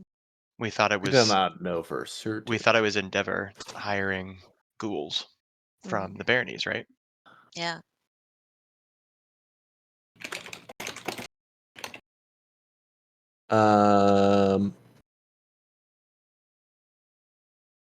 But we could theoretically still help defend the city. So all we'd be agreeing to do is to kill this plague master. And in exchange, we could save a few key people. Like, what if we tell them, like, turn on spotlights? Hey, go clear the clouds out of the sky. She's answered this question, by the way. Outside of you guys specifically saying it's an attack from here, like using the information she has, she doesn't think that there's anything you can do to meaningfully change the outcome. Right. Yeah, but a lot of people think things and they're often wrong. True, but the important part is that's not going to violate the contract to do other stuff. Sure. I'm not going to violate this binding that you guys are doing right now. Yes. Right. So I think we want to help Haven. So we might as well, preemptively kill the guy who's going to spread a plague. Yeah, I think this is one way to help them, or at least feel like we're helping. Mm-hmm. Here's one thing, though. Even if we could save Sally or Hope or some random other, how would we say, like, hey, wait, come with us through this mysterious portal for reasons? we can't. Well, we already knew that Haven was going to be attacked. Mm-hmm. Yeah, but So we Sally could is tell- not going to want to leave, and I would assume Hope is not going to want to leave. Like, oh, we can save you, and they're like, oh yeah, fuck everyone else. They won't do that. Then I guess it doesn't matter if we help Haven or not. I think reducing the plague, as even though I discounted what Drock said, I think what Drock said has some credence to it. I think reducing the plague is a step in the right direction. And at the end of the day, if we feel like we're fucked, they're fucked, we can grab something. And if you can, check your vote in there as well. I mean, I know technically Griffle does not have a vote, but I would be curious what Foxy thinks would be interesting, because Griffle's going to be coming along to this if you guys decide to do it. So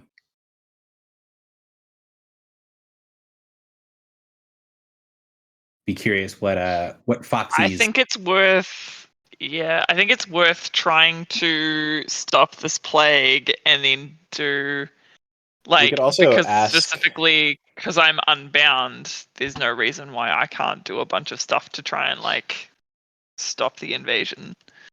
But we also can't tell you Yeah. Can't tell me any details. anything about what you're doing yet. that you could you could do would be stuff we would share. I don't know if that makes sense. Anything you could do to stop the invasion, we could also do from what we've been discussing. All right, so Morin is the dissenting vote mostly. So Mhm. what is the reason to not do it, Morin? I think we have more pressing matters elsewhere. We need to potentially stop the attack on Silver Spire. We don't know when that's going to occur. We need to get the name to Three Trees. And I guess the question is whether Three Trees is also worth saving. So my assumption was that if we do this, and I would want to tell her, it's after we do some of the other commitments, Three Trees being our priority. So while we are aligned, it will only work if we are not bound or busy elsewhere. We only have 2 days. We have 4 days, kind of, but only 2. So this is I know. 3 days from now, right? The Correct. Reaping Night is 4 days from now. And she wants us to do this the night before reaping. So 3 days. Oh, I see. You're doing math. Yeah. I'm doing a little math. Yeah. And So, we're stuck here for 2 days. well, then what I would ask her too is like, we have things we need to do. However, we are bound to be here for several days, which then eats into that time. Does she know of a way I to was get going rid to say of the that time deficit? we don't have to be here if we go somewhere more strongly negative and just like hang out there for a little bit. True, Sure. but we can ask her too. She's older and might have answers, right?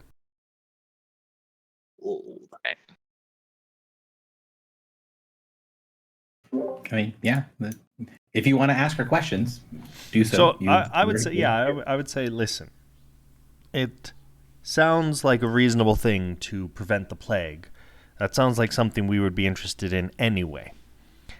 However, we have other pressing matters that are time sensitive, and we are already bound to be here for several days due to the horizons being off. Do you know of any way that we can fix that faster and therefore try and accomplish all of our goals? She shrugs. Obviously, you go to a deeper plane, and if you have a desire to have a certain slip, then you calculate how long you need to be in that deeper plane. It's not that complicated. Is there a way to do it beyond that to make it even faster? There are methodologies. I don't really have a reason to know any of them. The Shadows Fell is close enough to the prime material plane that we don't accrue a significant debt, and I don't really have a reason to go to other planes for the most part. I was sent to the Fell, or I was sent to the Wilds because he knew that he could not destroy me, and whatever strange ritual he was drawing upon allowed him to transfer me there. Do you know, could you suggest a strongly negative plane that would be safe, relatively safe, for us to use to equalize our time debt? I know that if I need to take a jaunt to anywhere in the astral for any significant layer of time, in order to deal with the uncomforts of being in the Fell or needing to be within the prime, I tend to nestle myself in the pillars. They are fairly deep. I don't know the exact numbers. I bring with me tools. I have allies that are useful and can provide me with the information that I need in order to be specific with my requests. I don't know if you have the capacity to properly understand where you go and exactly how they work, but the pillars are what I typically use.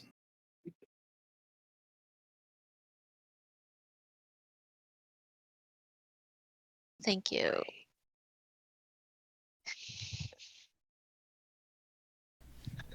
So, Morin, if we could deal with 3 trees, right? So let's say we went to the pillars, got this done faster, then went to 3 trees. If there was nothing else that you thought was pressing, are you for trying to prevent the plague?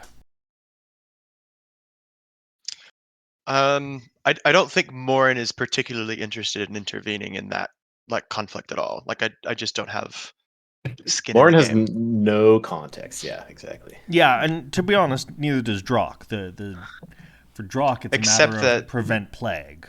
Except that you're like an emissary of the song. And So except any that it's action you take against the Night King will be interpreted as action on behalf of the song. but also it's a vision that we had, and I mean, it's Yeah, sort of been our practice to try to address the visions. Yeah, exactly. That is true. About that. About that. Mhm. Yeah. So far, these visions are just dragging us around with no explanation. Yep. And our vision that took us to Three Trees has doomed the city. But saved Clotho. That's correct. And that got Drock a cool new whip, so Mhm. that's good. Drock got a Ferrari? Yo.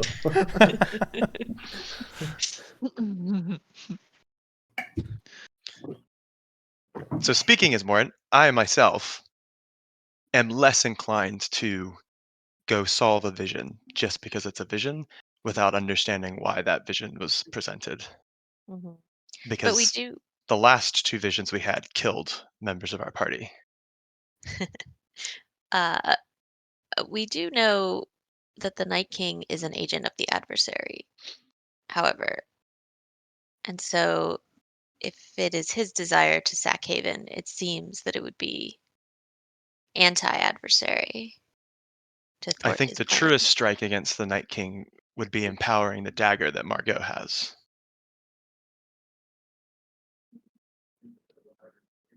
Hmm. I'm going to assume all of this is telepathic unless someone tells me otherwise. If you guys said that out loud, she would react. What is the dagger she has again? It has the Night King's name on it. And when the contract with the broker was if she recovers all of Dalseth's soul fragments, the dagger will pierce the Night King's defenses. Why does she have that dagger? Because if she's on the Night King's side, that was her deal with the broker. Do we know her exact deal with the broker? No. Do we want to ask her?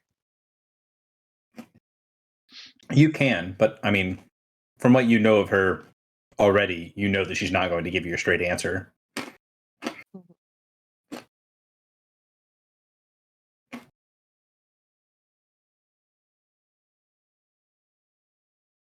Like, I don't like just saying no very often, but like who this person is that you're talking to, if you just ask her straight up, like, give me the full text of your deal, she's just going to tell you no. Like, there's not really any conceivable way that she's going to change that from no to yes.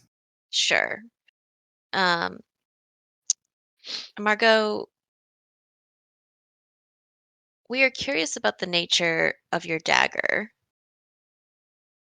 Are you able to sense the pieces of Dalseth's soul? How are you meant to collect these pieces? I was given proper descriptions in the spell signature. I'm able to sense them when they are fairly nearby. I was able to destroy some within the vaults that we were exploring once we were in the wilds. I expect, should I come close to another instance of this individual, then I would be able to reap them properly, and in doing so, empower the weapon. But you do not currently sense any souls. I do not. Not since you were able to give me what pieces that you had for whatever reason.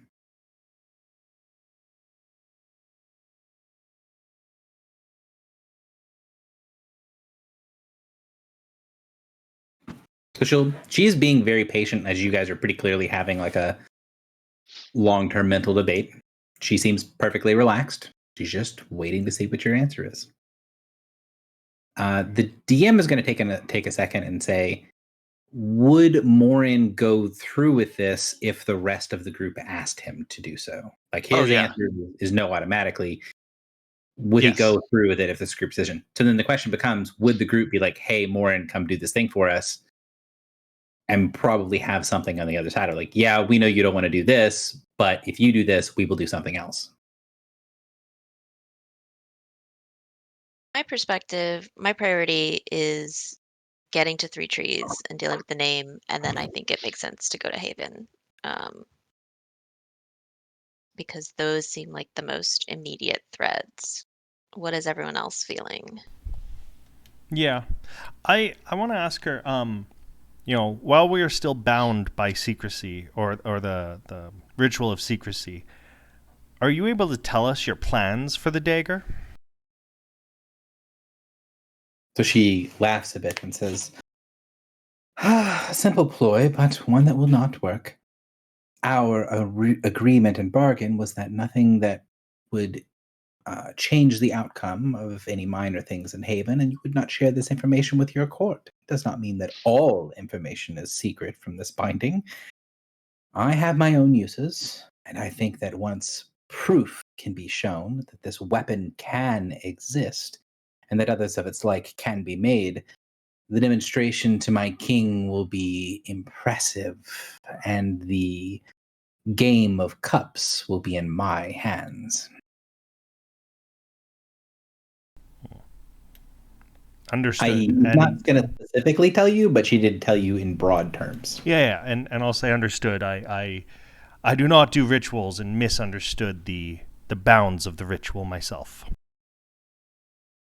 It is good to know your limitations.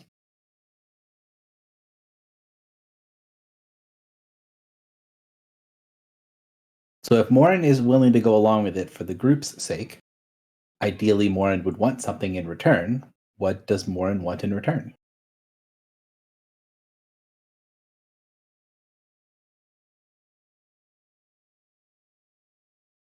Does Josh have an idea? Or if not, that's fine. Or we could either just say he'll do it regardless, or you can kind of do of maybe we'll think about this later. Yeah, I mean, I didn't have like a specific thing in mind other than like other things in our list of loose threads that I think are more important. So could it be seen as a sort of meta thing of like, if we agree to do this, I kind of get to pick the next thing we do? Oh, no, not necessarily. It's just like I don't think we should go to Haven. I think we should do Silver Spire, for example. Right. But everybody votes to go to. We do want to go to Haven. What do we need to do to get Morin to come along? Is the question. Decide as a group that we're going to Haven. Which 3 of them voted to go to Haven, so we are. Is the group good with that? Does anyone have any other sort of things to say before you would make the agreement that yes, you would go to Haven? Well, like I said, I think the priority is definitely Three Trees, right? At least talk to people, see what's happening at Three Trees, see if we can get there fast enough to even intervene. And only if we have the time would I want to do Haven, right? So as long as that's in alignment with what Morin's thinking, which it sounded like it was, I want to be clear with her that is our plan.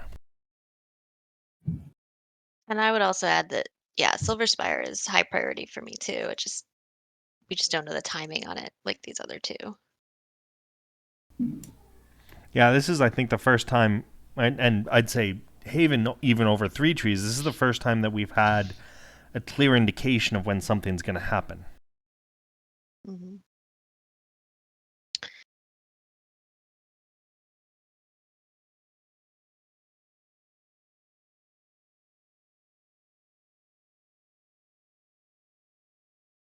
So, agreement is yes. What do you want to say to her?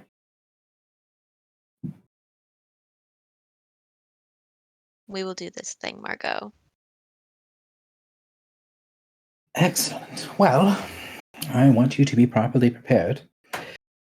And I can give you a detailed written explanation bound to a similar sort of thing, something that will be nonsense gibberish to anyone that is not already bound to us. They can give you details about his capabilities.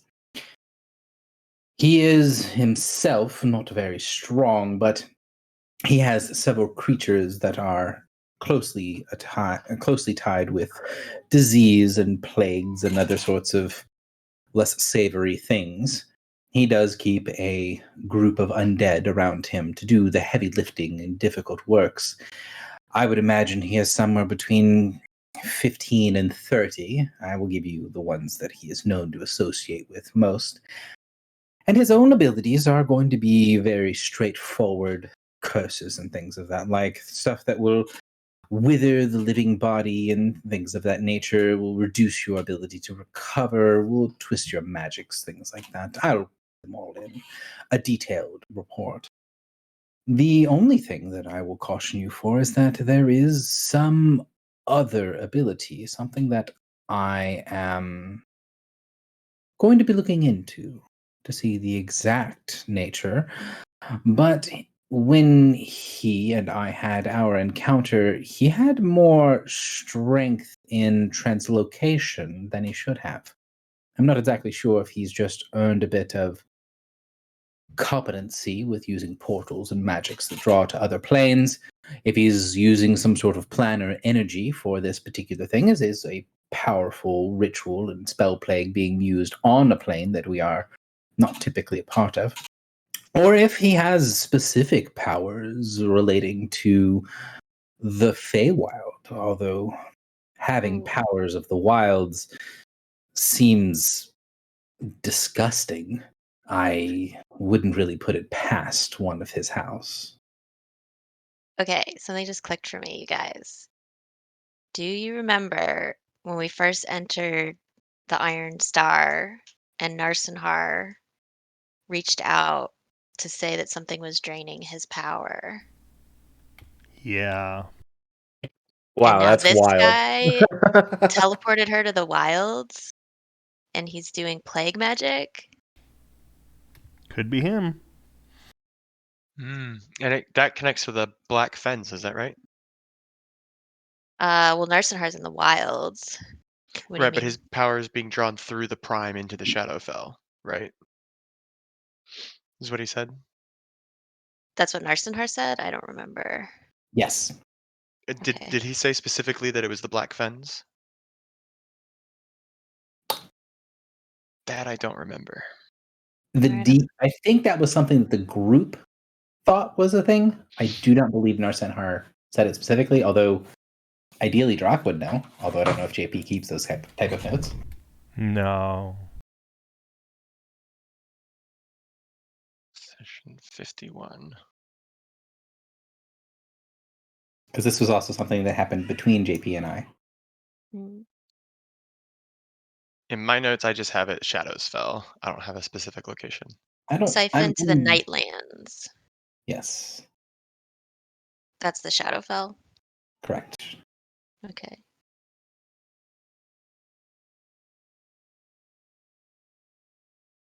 So basically what she's going to say is, here's all of his known abilities, and he has one thing that I'm going to be looking into. I don't really know how it works, but I have some guesses. Be aware that this is another thing. He might have better ability to teleport or translocate or send you to other planes. Not certain, but just beware. So I'm looking at my notes, and I think we just, because we knew it was the Nightlands, we were trying to think of where it could have been going, and we inferred it was the Black Fens. Correct. I'm pretty sure that's how that played out. Yeah.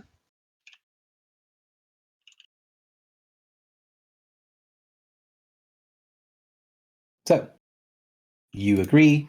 She gives you the information. I will basically give you this. I'm going to be giving you guys like a write up for this in Margot's term, but more or less, you guys are going to get the stat block of this character you're going after. Okay. She has very detailed information. Now she's also going to basically, and the DM will. I'll put on the handout like there are some abilities here that she doesn't really understand or know about. So he's going to have a little bit more than the stat block, but you're going to get the stat block for him and for several of the creatures in his retinue. to be able to kind of go into it with nearly perfect reconnaissance because she knows all the creatures very well.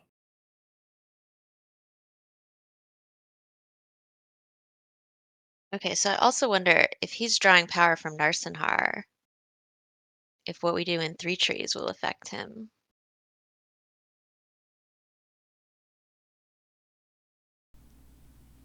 It's possible if Narsenhar's busy fighting, who knows what'll happen versus not having to fight, right?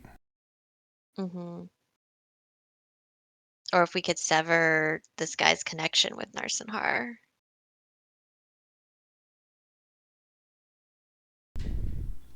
Yeah. Not sure how, but yeah, that'd be interesting.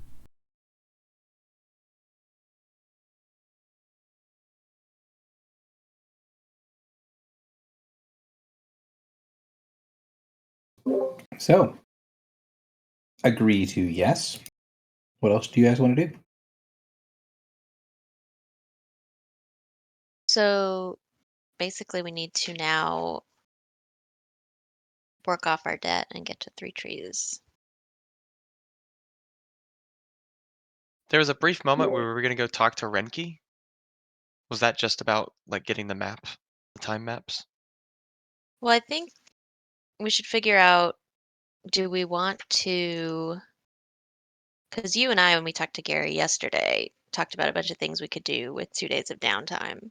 But if we want to expedite this and go to the Pillars or some other place to try to fix our debt faster, then maybe we don't want to have all these conversations. I don't know. I still think we need to get a message to Three Trees and or see if they're under attack now. Like, Pause 1 second. So for narrative purposes, I need to know, is there anything, because again, this whole conversation with Margot is taking place in a little bit of a bubble. Is the bubble over? Like, have you gotten all the stuff that you want from her? And we can now sort of end the scene, end the ritual, partially so Griffle can officially be back in the scene, but also so you guys can do other things. So is there anything else you need to talk to Margot about the contract on Didier? Or do you have, any other things for that so I can end that scene completely? I don't think there's anything else. Agree. Morin and Philly also agree? Yeah, I think I'm good. we covered what information I wanted from Margot. Cool.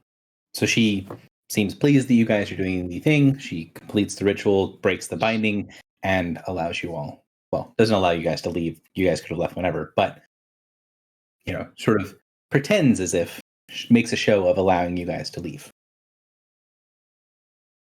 So now, possibly going to Renki, possibly doing other things. Oh, I forgot one of the things on the list was also one of the things we discussed yesterday of a possibility things to talk about. Yeah, so I'm looking, because the God Egg we think needs to go to the Black Fens, right? Or is somehow tied to the Black Fens, which happens to be a negative plane. It's a portal to the Black Fens, right? Mm-hmm.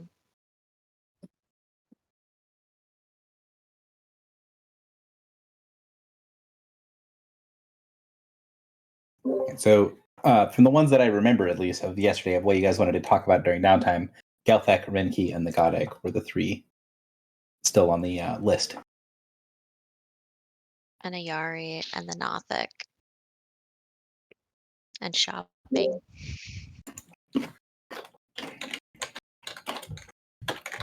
Also true. But you also know that the Nothic is going to be a thing to talk with Renki as well. Okay.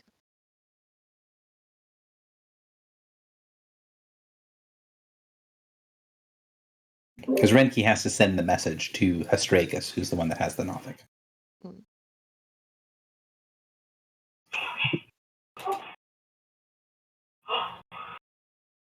So, what do you guys want to do next? What do you want to do first? We've got a decent chunk of downtime.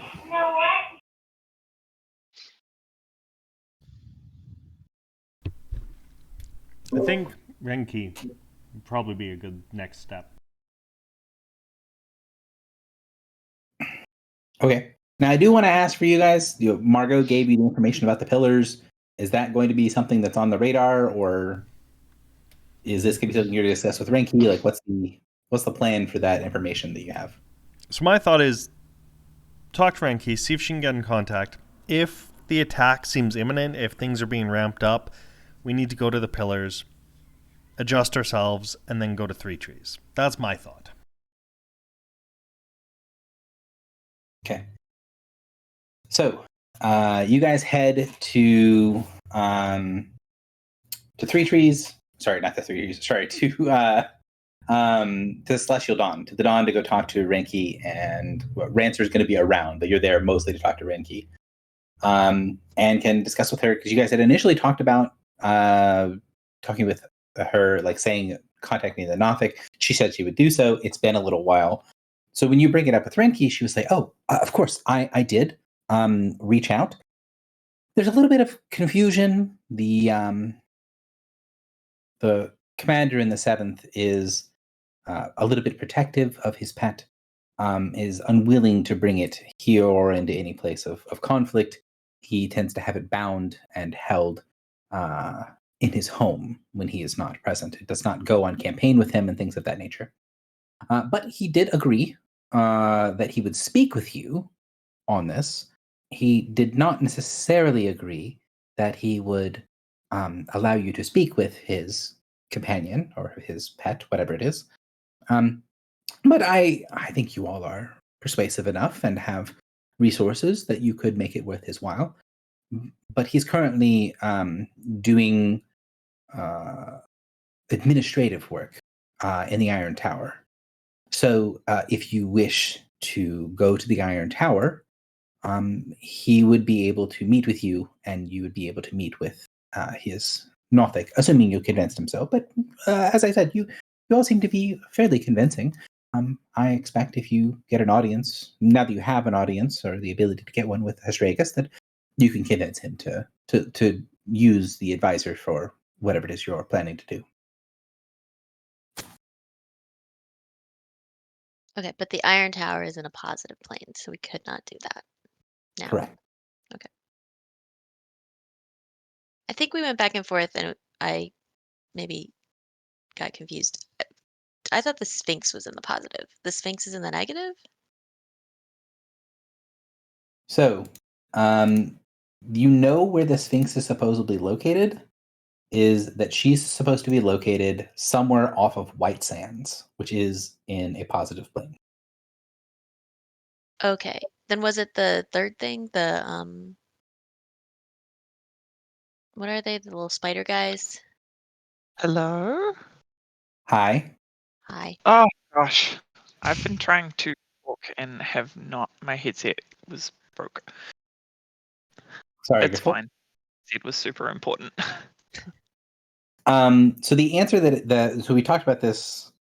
I will go through the conversation again because we did talk about it a little bit outside of session. Was the idea that the White Sands is in a positive place, but you know that the other place that you have to go is in the Prime. So the place that the White Sands is connected to, whose name is escaping me, but it's this dangerous region of Prime space. You could go there, but you'd be under that sort of grace period, because again, you're going to the Prime. So if you Right. go to going directly to White Sands is going to be nearly impossible. Going from there to the surrounding area in Prime space, you could do that, but you're going to be under a clock. It's going to be really difficult to do. Okay. I thought you said that one of the three options for learning about the stone was possible. So what? Because there was the Sphinx, there was the Nothic, and there was the other. There's like a The Nyogi, yeah. yeah. So where are they? Da, da, da, da.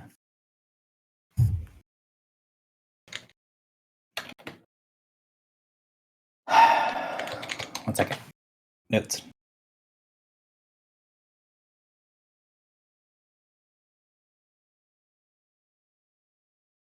The Nyogi, I think, are in. So the Nyogi are in the Elemental Chaos.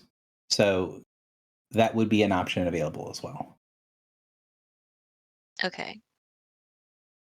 So if we wanted to party, we could go try to investigate this stone that I got off of the Koatoa, and it could do double duty with reducing our time debt.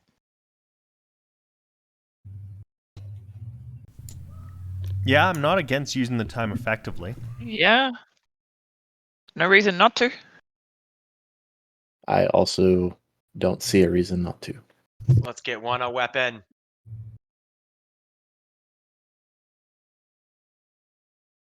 Did we talk to Galthak first as well? Oh yeah, Did we talk to him about it? Because we have not talked to him about anything yet, really.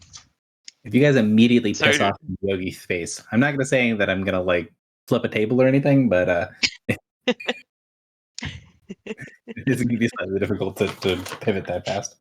Okay. Like, so you guys sorry, can do it by maybe 'cause- take a short break.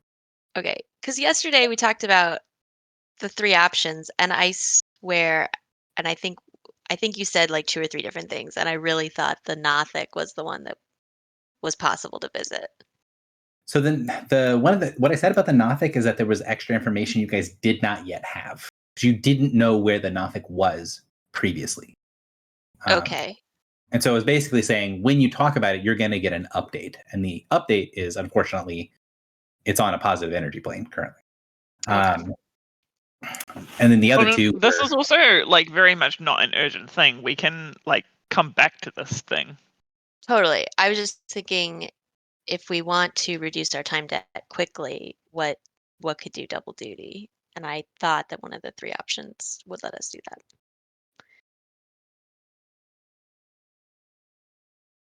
Yeah, so going to Nyogi space could be a thing that you could do. Although the last time this conversation was had, to be clear, the Nyogi space is really dangerous. Like that is going to be jumping into a different kettle of fish. Okay. So maybe not. Maybe not wise then, yeah. Yeah. I'm not saying don't do it. Just you got these 3 options. Back then, just as a clarification, back then you basically had, you can talk to the Nothic, you can talk to go after the Nyogi, and you can go to the White Sands to go talk to the Sphinx. Yeah. Basically, from Bedvere, he was like, well, you can deal with Nothic, but they're kind of crazy and they're sort of difficult to converse with because they're insane. Mhm. But if you can find one, there's people that keep them as pets, so that's an option. The Nyogi is very dangerous to go after them, but they're horrifyingly evil. So no matter what you do to them, it doesn't matter. Like you don't have restriction. Oh, right. Yes. Anything bad you do to a Nyogi, they deserve it. So that's his preference. Is like, yeah, cool. I'll just go tear them apart until they, tell me whatever it is that I want.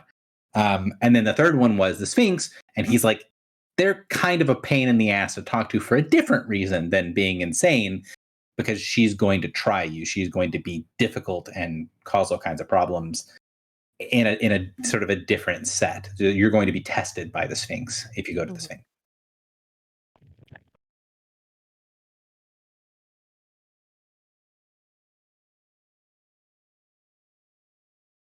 Okay, so you get from Renki that, yes, you can go there. You can talk to Hestragus. He does not have a problem talking to you, but the group does still need to get through their time debt. What else do you want to talk to Renki about? Or because you guys are now on the Dawn. Well, we wanted to ask her if she could contact the group that was in Three Trees, right? Mm-hmm. So We could do ascending. I'm sorry? A group of what in Three Trees? Aegis sent a group. Oh, Hmm? it might be a top secret mission. Either way, we still need info. Yeah. I'll just say Aegis sent a group into Three Trees Oh crap! Does anyone know the commander's name? We heard it. He yelled it. Someone said it. 1 second here. earlier. Yeah, let me see if I can find it. So I'll continue while you guys are looking it up. Aegis sent a group into Three Trees. We know they were there several days. How long has it been? A week since we were there? About a week ago, and we were wondering if they were still there and had information. We have reason to believe Three Trees will be attacked soon.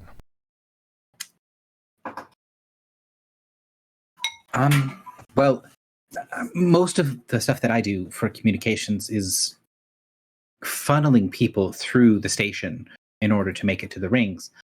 I obviously don't know exactly where every piece of every legion is, but I might not be able to do that for you directly. If you have a specific name and a specific designation, I could use official legion communication to send something through. It would not be through me, it would be through our communications officers. But without something very specific, it would be difficult for me to do without a reason. I don't mean to say that. I mean without a reason in an official capacity as a member of the Legion, as a reader and speaker of the Legion. I have different restrictions on how much I can be helpful.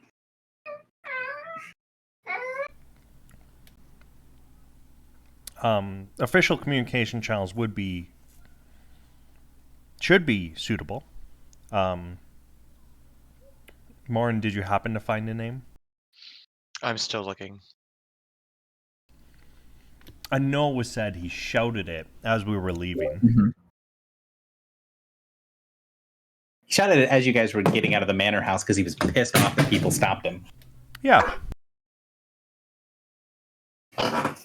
So basically what Renki's going to say is, I can send official communications. I don't see anyone. I can look it up and just spend a couple of minutes looking through the official designations for the locations of the legions that she has access to, and says that she does not have any official notifications in this, and the information that she has, that there is anyone from the Legion that is currently in a place called Three Trees on the Prime.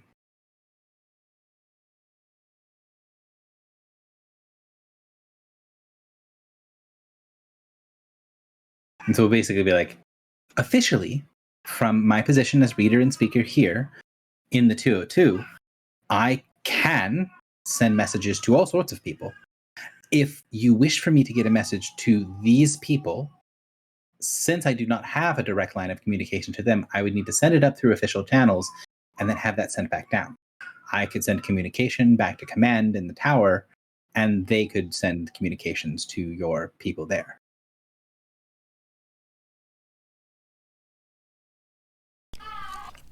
We don't have the ability to send across planes, correct? Correct. And the people who do... Sorry, this is a non-ritual person asking.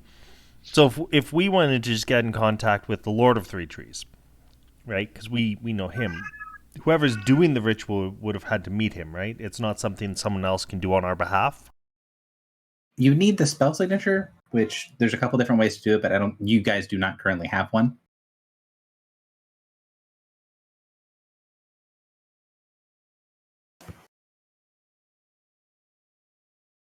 Basically, there's a couple different ways to do it. You would, without, like, you guys don't have any of those specific ways to do it, so you would need the normal, they have to know who you're talking about.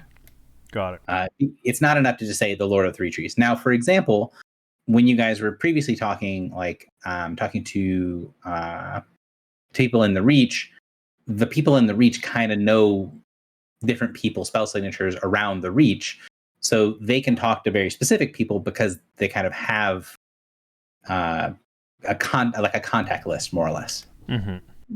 The moment you guys do not have that. Oh, would Hatterai, though? Hatterai's still on the ship. Hatterai is still on the ship, and he has done sendings to Three Trees before, so he would know the Lords of Three Trees to be able to send to them. Would know enough to be able to give the spell signature to someone else. And probably can't send across planes because he's never needed to. yeah, also sending across planes is very difficult. Like, it is probably beyond any of your capabilities, and is definitely beyond Hatterai's capability to do a planar sending. I'm running out of ideas, guys. Any luck on the name, Josh? No, I can't find it anywhere. I don't even remember what day that was. Like, I feel like it was kind of after. Was it? It was right before you guys went It was- and investigated the stuff at the beginning of the. It was right before you guys went to the message at in the Yeah. woods that got you for Margot Session and them. The session on December 10th, but I do not have the name written down of the guy. Okay, let me see if I did. I actually found the Legionnaire talking.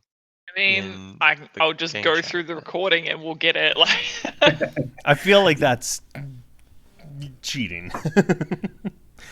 At that point, Gary would have just given it to us. how is that cheating? Like, our characters know the information. We are just Mhm.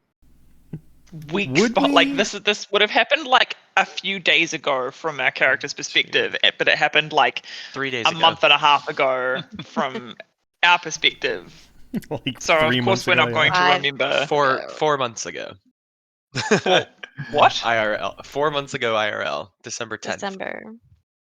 Oh yeah. Well, there you Yeah. go. Like, it seems a bit silly to like hold us to account for something that we could easily go find. It just is like time consuming to do so. Yeah. And I'm But not. that our Like, characters would. for the record, I'm not saying you have to do that.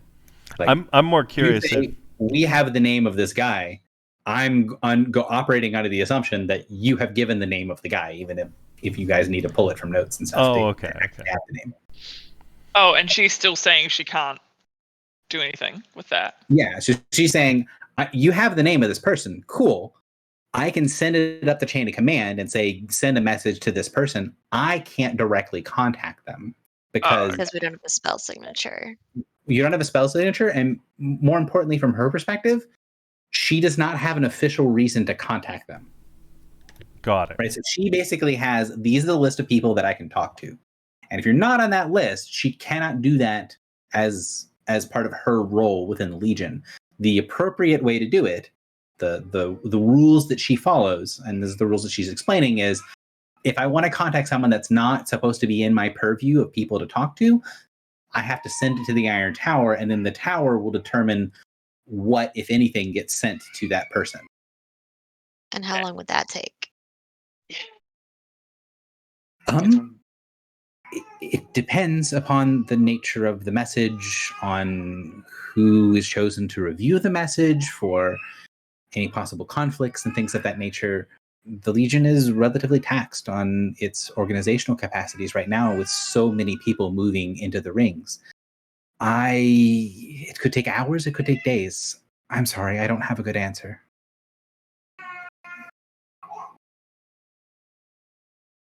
And you mentioned Rinky, that Rinky, this may seem like a strange question, but bear with me. Who the heck is Aegis to have an entire army? So she smiles and says, he's the Lord of the Plane of the Iron Tower.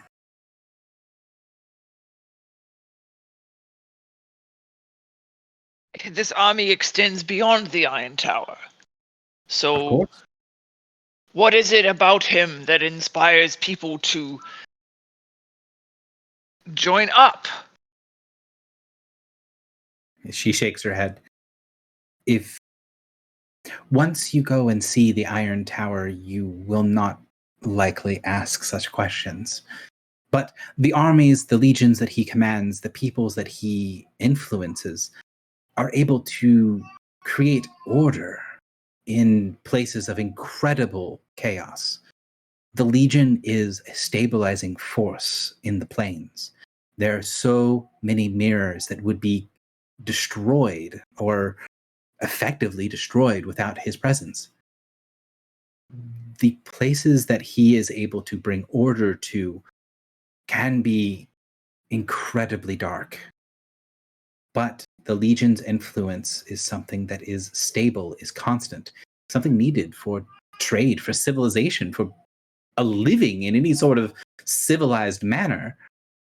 You have to have people willing to protect those that cannot protect themselves. And that's what the Legions are. That's what they do. You ask why people join him. I think it's more unusual that people who are honest with themselves would be willing to be against him. The people that only want to be against him are people that, for whatever reason, can't see themselves being part of order. They're too greedy, they're too selfish, they're too independent. But for people that want to have a good way of life, the Legion provides. Very well. Thank you. I appreciate your candor on the matter. I will say that you notice that Rancer would answer like kind of dogmatically sometimes, like with a very clear sort of tilt to it. This is one of the only times that Renki is kind of given a. You can tell there's definitely some biases and stuff behind what she's saying, but she does seem to believe it pretty hardcore. Yeah. Griffel liked him too. It's just starting to question, like, who is this guy accountable to that he has, like, this giant army that is such a formidable force in the universe.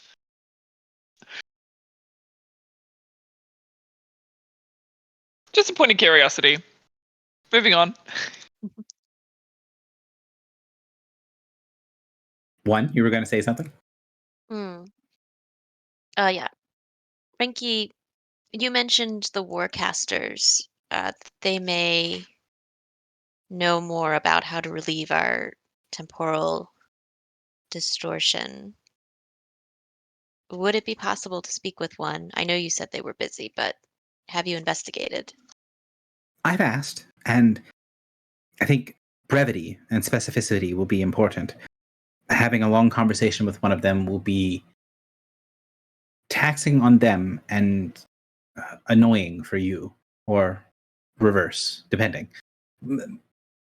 I think it would be easiest if you simply tell me what you wish to know, and I will ask them in a clear and concise way so that I may get whatever answer it is you desire. Yes. We currently have, what is it, 46 seals, something like that. Time debt. We wish to return to the Prime as expediently as possible. Could your Warcaster recommend a best course of action? 1 second, hang on. Okay.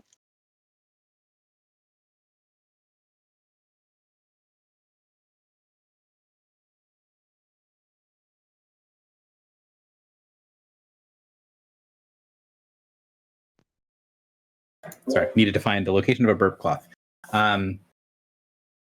You wanted to know you've got a time debt of X amount of time. Where can you go to speed that up? Is the question, more or less? Or more open-ended, just like what would be the fastest way to get rid of that? Okay. And if that's the question you want to ask, she will say, of course, and take a quick notation. There are constantly runners coming onto the Dawn, doing stuff back and forth, and she can give it to a runner to send to the Warcasters. Okay. Maybe also add reasonably safe on there. Fair enough. Fastest, reasonably safe. Of course, the fastest way to get rid of your time debt is to immediately go to the Prime. Right. That will solve most of your problems. That does do something. So, yeah. What's the plan? Do we have to wait for a response? You guys are going to have to wait for a response, yeah. So, other than that, what else do you want to do? I want to talk to Galthak and Ayari, and I think we also want to look at the God Egg. And Ranky will basically say, I'll send a runner to your ship. Like, you don't have to stay here until you get the answer. Okay. And So Gary, you Ed? Echo is the battle mind? Echo Right. is the battle. Correct. Is she still sleeping? She is unconscious, yes. Oh, dang it. And to be clear, she's not sleeping. She's like in a vegetative state. Yeah, unconscious, yeah. Well, the point I'm making is you do not think that there's any signs or reasons that you expect her to wake up anytime soon. Perfect. But she also can't come with us, can she? To the Prime. Correct. When you say can't, you mean like because of the time debt, right? Correct. Yes. Dang it. So is there anything else that the group wants to talk to Renki about before you guys head back to your ship? Sounding like a no. So, one of many. You go down below into the Eldritch Lab in the Laboratory 2. And there contained within is the God Egg, as well as swimming in the containing pool down below. That's where Gelthik tends to hang out. He will go to other parts of the ship, but he prefers to be in or around the water if given the choice. Okay. So you go there, God Egg's in the containment in the middle of the room, and then Gelthik will come out of the water, shake himself off, and kind of give a nod. I was hoping that you would be come to see. Yes, I apologize it has taken us so long. There were other matters. I see that you are recovered from your incident. Yes. I am. Thank, great mistress, wise ones, our help. Is anything Gelthik can do to help, will help. He doesn't meet your eyes, and you can see he kind of fidgets with his hands as he's talking to you. Okay. Does he seem like he's like nervous or just like disingenuous? He seems nervous and or afraid. Okay. Gelthik, we very much appreciate your help in the temple, and we would like to return you to your family, to your clan, safely. Is there a way you recommend we go about that? He shakes his head. No can return. In chains, bound. My family is under control of the wise old ones, and they will. No, Gelthik has betrayed. Gelthik cannot see them, lest they free. If wise mistress will free family, then Gelthik can see them. And how would we free your family? There is a place, deep dark place, places where wise masters come and live and do things. My family held in pens where wise old masters are. Go there, and I know the place. If we get close, if kind of like looks around the ship, if we can take this place there, the wise masters, they cannot do much to you. They are strong. And he kind of like lifts his lips, and you see he takes like a deep breath. But maybe you are stronger. Yes, could be possible. Yes, is possible for things to be stronger than the masters. Can you You tell can us? tell that that's taking a lot of his like focus to be able to say. Mhm. Yes, we would like to help you, Gelthak. Where is this place? Where are these pens? There is a cleft it reaches far down under the waters to places where the dark lights are. And in the dark lights, they keep certain places. I can get there, but I do not know how to explain to Mistress how it is done. If you were to take me back to the sunken city, I could take you from there to the pens, but he kind of like looks around confused. Gelthek is not one that knows such things as writing and maps. I think that is what Mistress wants, but Gelthek does not know. You can see when he says that, his whole body kind of cringes backwards, like he's expecting for you to strike him. Gelthek.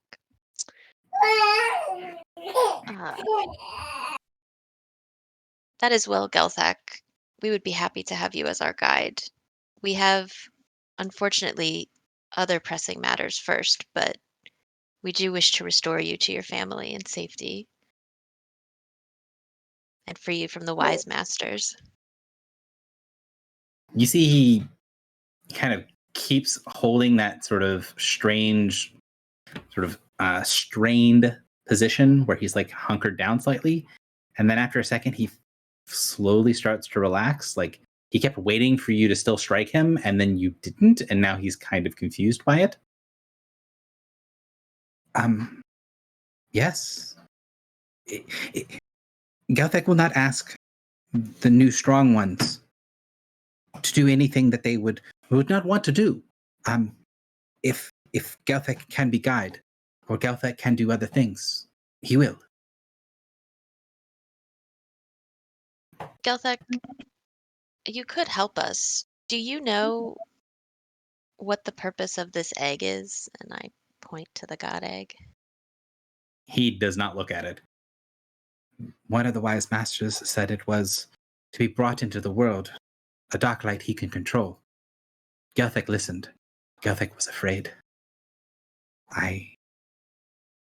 With that wise master gone, the others, they said you killed him. And a true death. I do not know what it is for with the master gone.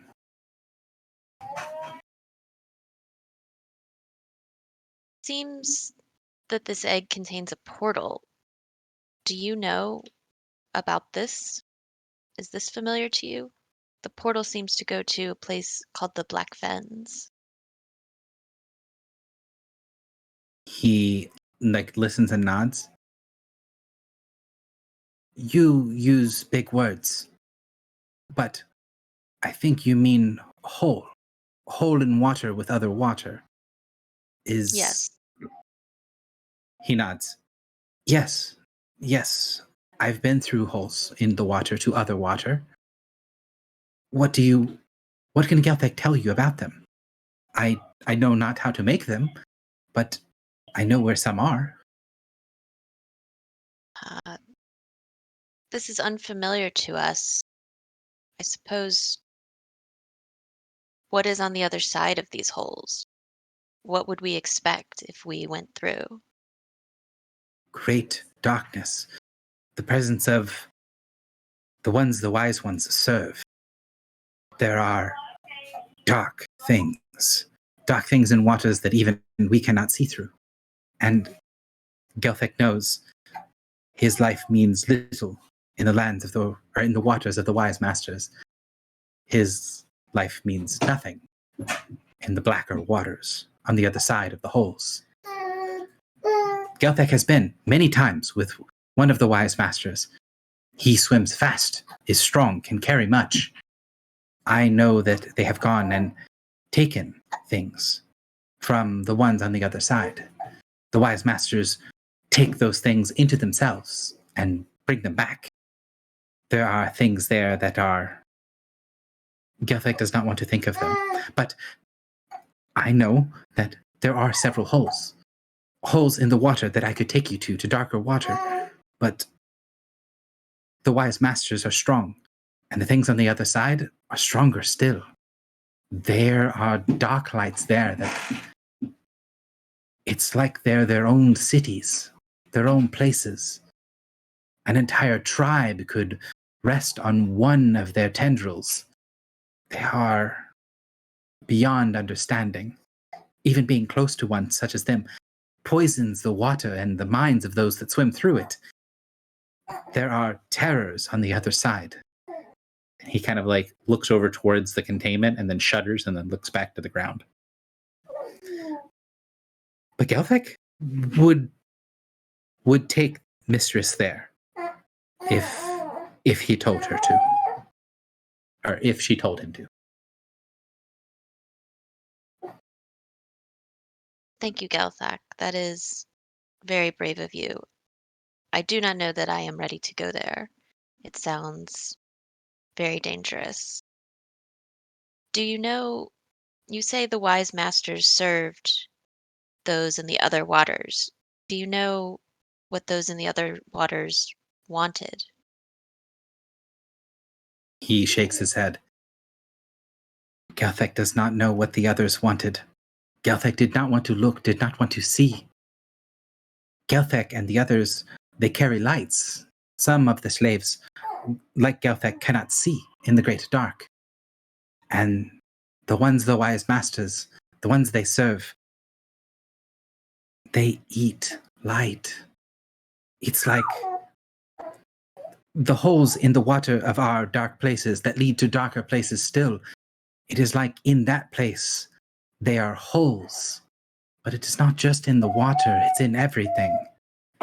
Like they are shapes of people, of great creatures. And there is nothing, no light can go into those. They are like a shadow of the world. A broken piece that has slipped through. Gelthek can see only darkness.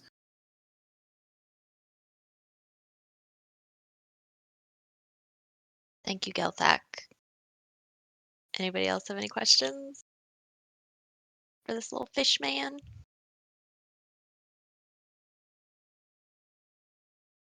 Out of character, No, I don't think so. Sorry, what'd you say, Gary? Out of character, do you get what he just described? The shadows of the stars, I'm guessing? Gebeth? Akmar? Yeah.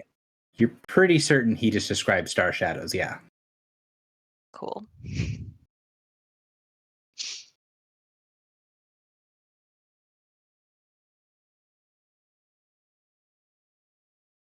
Doesn't sound like anyone has questions for him. Nope. Okay. And yeah. So as you go to leave, he says, is Mistress going to take the folded holy one through one of holes? Gelthek does not understand how these things work. It is beyond him, but Gelthek has seen.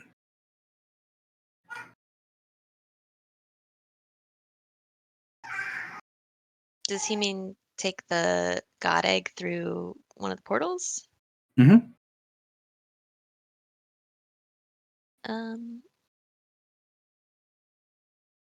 I do not think so. At this point, Galthek, we are not sure what the best course of action is to deal with this egg, but it seems that it is a tool of our enemies, and we would not want to return it to them. You see he flinches when you say you don't know something and like bows down to the ground. And you see him kind of make a strange sort of clawing mark at his ears after a second. And then he nods his head very vigorously.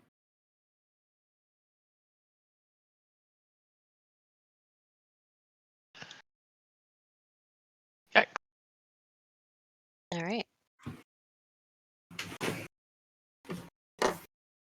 Does anybody else want to look at the god egg or do stuff with it?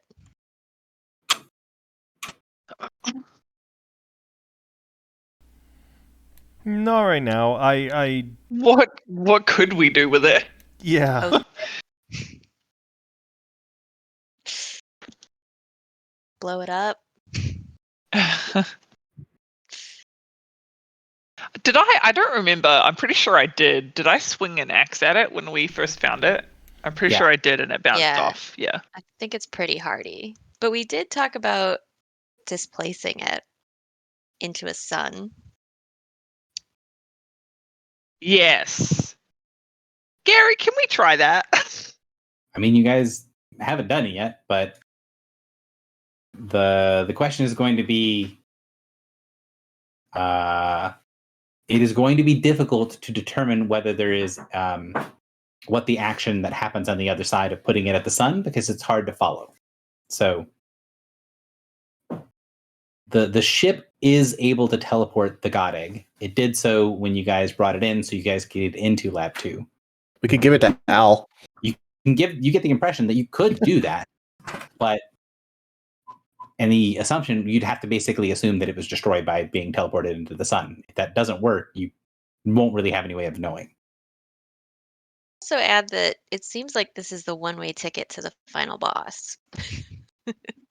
So I don't know. We have containment is free, right? We could just put it where the meatball was. That was what you guys did. Oh, I am that is what currently we did. the assumption is that what you guys did. Okay. That was smart of us. We're smart. Wasn't the egg too big for it though? Yeah, the egg was too big for you to fully do it, so it's kind of partially in containment in this room. Yeah, it's like in the It's in the spot. water but not around fully where the in. meatball was. Yeah. He's having a spa day.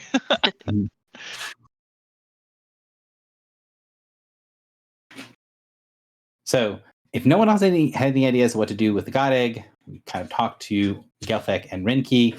You guys know where the Nothic is. The last thing officially on the list is Ayari, and then someone said, possibly talking to Al Shaib, what's next? What do you guys want to do? Because we're kind of just working our way through downtime at the moment.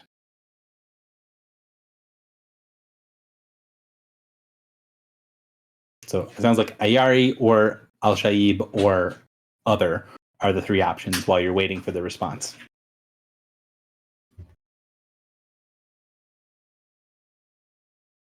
I do have a couple of questions for Ayari, but I feel like I'm dominating the conversation. So if anybody else.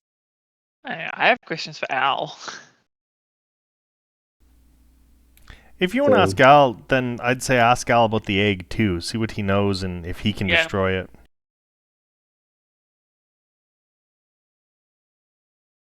Hey, Al, you got a minute? You get a sense of warmth in your head. He's like, I have mini minutes.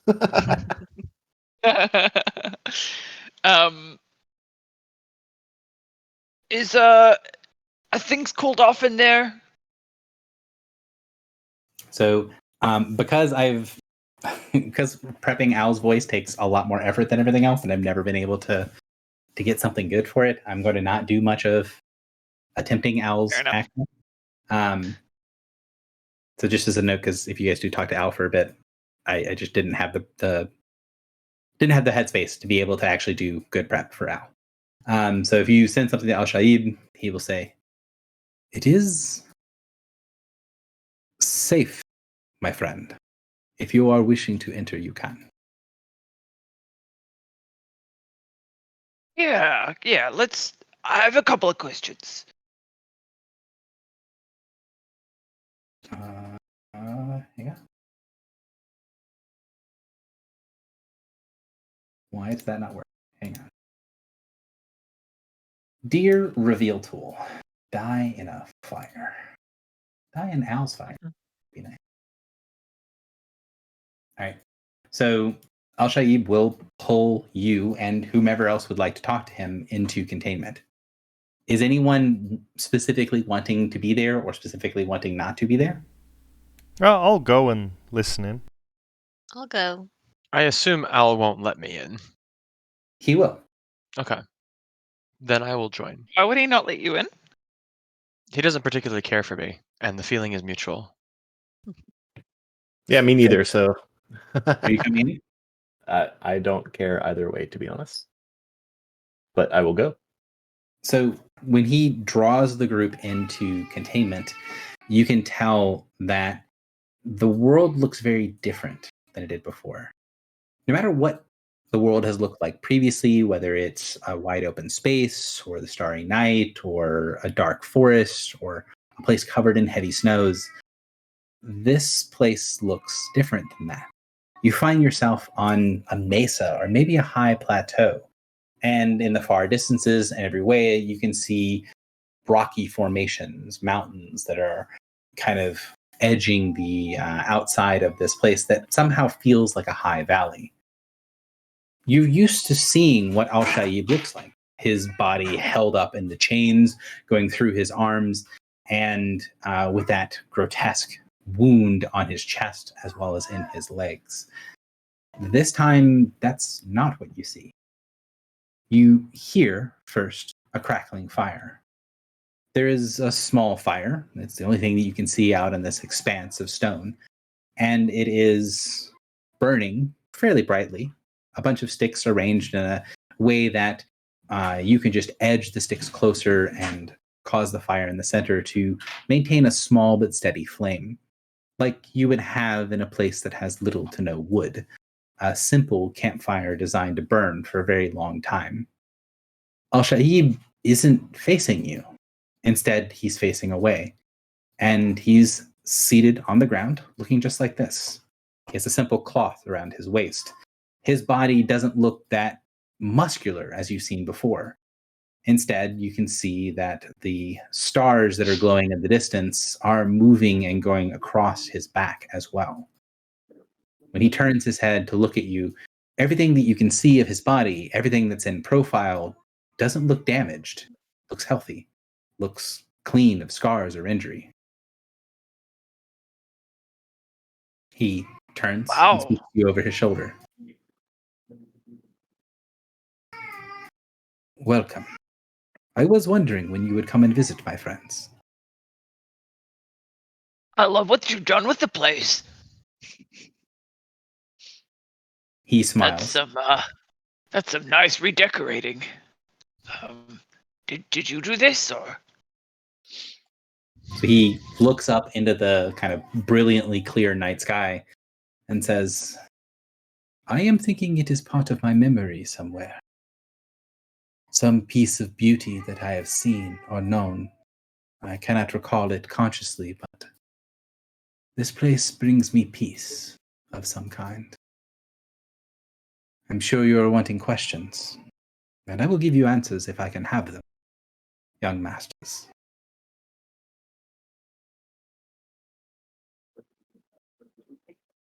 Well, where do we even start? First, I'm glad you're okay. Kind of had us a bit worried there for a while when you weren't talking. The weapon of the enemy. It was a dangerous thing, a close thing. But there is one thing that can be said for them. They can break powerful bonds. Destruction has always been their strong suit. Being able to use what they have used against me to return myself to some close approximation to what I was difficult, but doable. And given that I was able to understand within that moment before that it was the will of my masters that wished it to be so, I was able to turn my nature against it. And I think that might have saved me. I look at one. While he's talking, you can see he's just sort of has his head up. He's looking into the starry sky above. He's not looking really at you, but the way that his voice happens, it doesn't have that weird quality of someone who's talking facing away from you. It sounds like he's facing towards you, even though he's sitting with his back to you. Can I kind of walk next to him so that I could see him from a front view? Does he look healthy all around? When you start to walk to kind of go on the either side of the fire, there's a strange distortion. Like when you try to move aside, you expect the perspective to change. Your position relative to Al-Shaib should mean that you start to see more of his side as you walk around the fire. But no matter where you move, he seems fixed in the position he's in, with you always to his back. So can I sense, like, is this an illusion? He's just projecting in his realm? You're not he's definitely projecting something here. You're not sure which part of it is the illusion. You're not sure if that is what he really looks like, or if he's just sort of twisting his little area to where you can't walk around him. Mm. But trying to, you can tell that he's preventing you from walking in front of him, or even to the side. Mm. He smiles, doesn't look at you, but he smiles as he kind of recognizes you walking around. How? This is a stupid question, but I'm known for those. Part of the way to free you is to figure out the runes, right? That were written on you. The bindings, yes. Don't you speak Ignan Primordial? He shakes his head. I can, of course, speak these things. The runes are not a mystery to me, but to unbind myself would be impossible, would be against my very nature.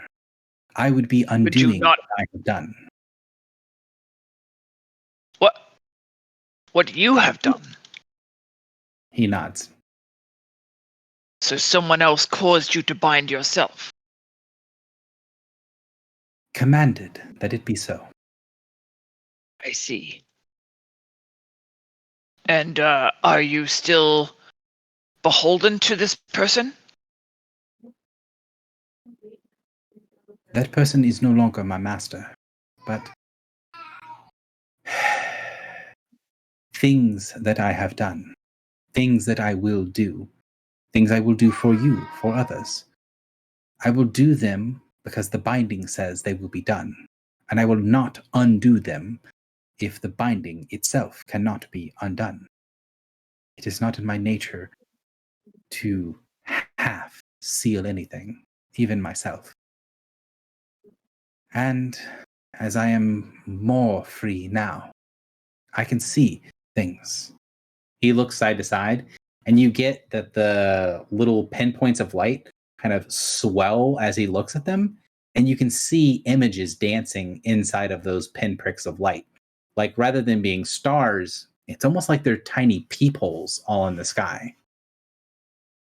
I can see some things that I am using to treat my masters within the bindings that I have. But so much has changed since I have been able to see as such as this. So much that I knew to be true is gone. The planes themselves, they are not where they should be. The peoples have forgotten, the knowledge lost. This world is very cold.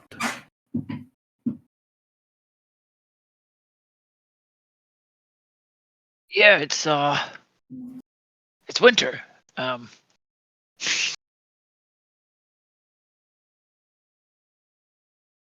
So could you not simply provide us the translation of the runes? Would that not help us to free you? He shakes his head. I can tell you exactly what the words say, but that will not give you their meaning. They were meant to be what they were as a part of a pact, a binding between a former master and myself. She used her will, such as it was, but she used it to bind me. A choice laden with fanaticism, a poisoned well, if there ever was one, but a free choice made. A binding that was on me was on her. And when she commanded, I obeyed. I bound myself. I restricted my great strengths in accordance with the wishes that she made, in accordance with the contract between that master that wished me ill will and what I thought they wanted. He shakes his head. I cannot even blame her still. Thousands of years of pain, and still yet I see the hope she had. She believed what she did was right. She did not understand that the fervor that had led her to the choice that she made would cause so many problems. I am not evil. The use of me is not evil, nor is it good. And it is not the fault of power that those who seek it tend to be those that wish to abuse it. What was your name? He shakes his head. Not a thing one of my kind can answer, even though very little of what I was yet remains. I was a Matmaraj. Even being able to say it now, it fills me with some hope that a piece of me yet remain. We were advisors. We were counsel. We did not make choices. We gave context to those of great power. We let them know the rules of the reality. We let them know the will of the queens. And they used us. They twisted us. For their own petty reasons. They broke everything about us that was not our nature to fight their wars, to empower their champions. They created the Matmaraj that you would know. But we once had pride. We were power, the power of knowledge. And such has been taken from me. You see tears well up in his eyes. He doesn't show that he's crying other than just like molten lead tears coming down the sides of his face. And that is what is from me been taken. This sky should be as clear as crystal. But I can only see pieces. And each piece shows me a world that has been broken. Broken because fools do not know how to use such knowledge. Because my kind is gone from the world, and the few that remain are shadows of our former selves. The queens would cry to see what has become of these worlds.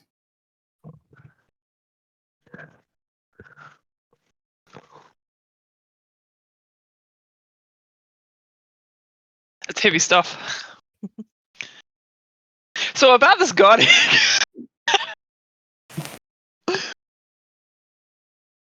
Al, No, why won't you face us? I have still yet some pride, my friends. Wounds you have seen are still there. They will be mine for the time being. Later, when I have seen what I can see, I will let my pride fall. Who were your former masters that you advised? He thinks about it for a moment. What would you do, young mistress, with such an answer? I would be more knowledgeable about this universe and its history. And is not knowledge for knowledge's sake to be commended? He nods. It is. I was a scholar once and would search for knowledge just for the sake of having it. But it has been taken from me. The knowledge you seek is something I can access, but I do not have. Without understanding its meaning, without understanding a why, it is difficult for me to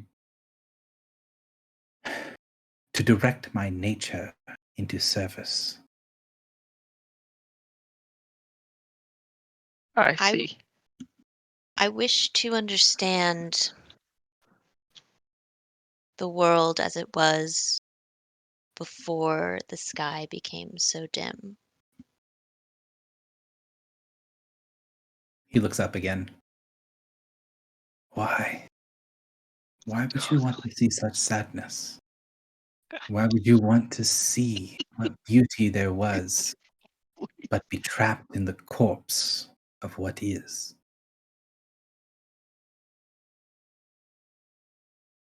We fight to rejuvenate this corpse, but we do not know the nature of what it was when it was whole.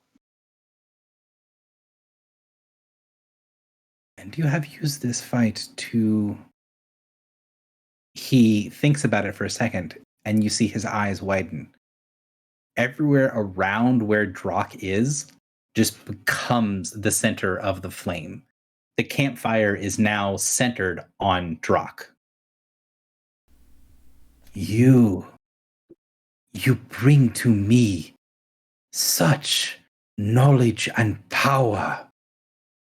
You see his arm sort of flex, and you see his back tense up as the sort of stars that are in his back start to fire wildly around. Everything settles down after a second. You wish to return something. Why? He shakes his head. No. The wrong question. You wish to know who I served so that you could bring back the light. You see him look at Drock, and you see reflected in his eyes this incredible fire. Like looking into his eyes, he no longer has eyes, he just has a furnace. And you could do it. Mortal choice. Such pain it has caused, such things it could do. Could I believe? Yes. You see him smile, and then one of the little pinpricks of light glows very brightly. You could do such a thing. My former master, the one whose name I can say, he never held the object that would control my will. He was no mortal. He was Emix.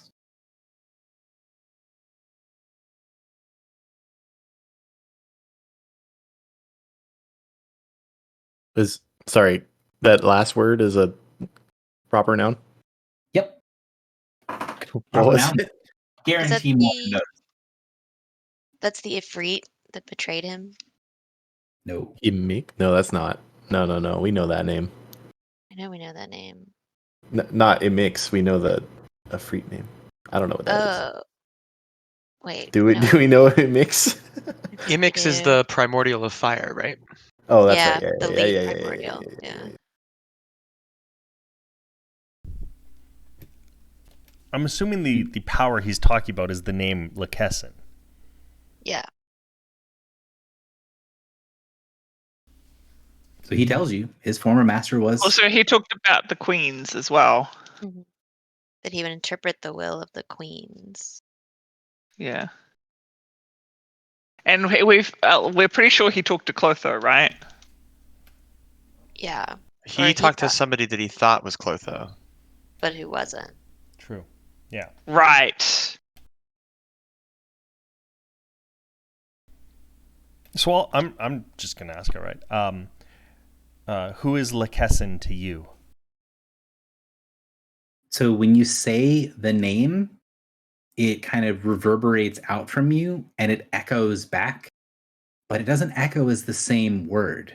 It changes when it goes out of you and comes back in.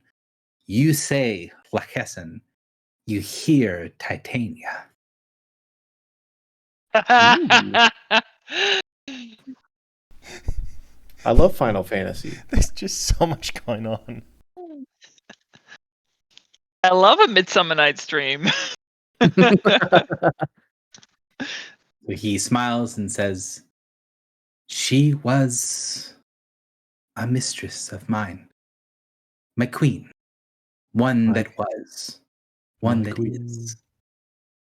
And he smiles and says, she was not the queen yet to come, even back then.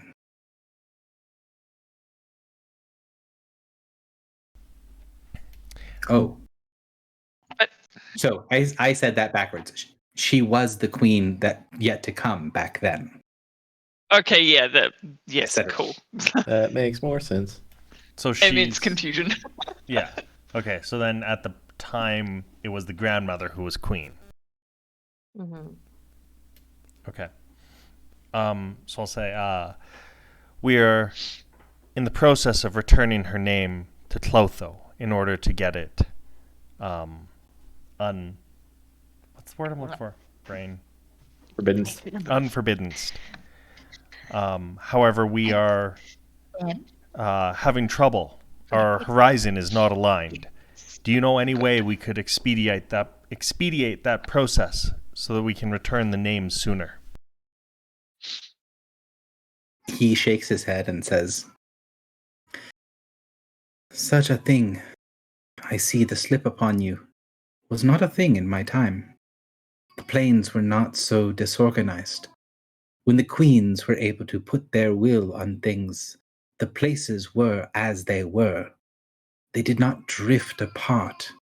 They were not dying at the bottom of some endless well of darkness. There was order to the universe, order to the mirrors, each a clear reflection of the others. I do not know how to fix the dangers of this new world. I am not part of it.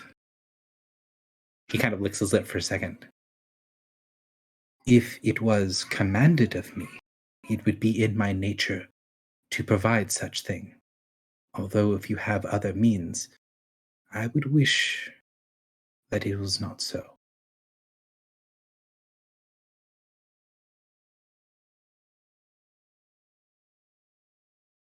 Yeah, it seems like a silly thing to waste a command on. How many? We've used 2 now.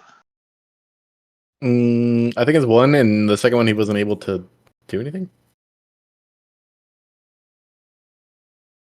Remember, because he was like trapped.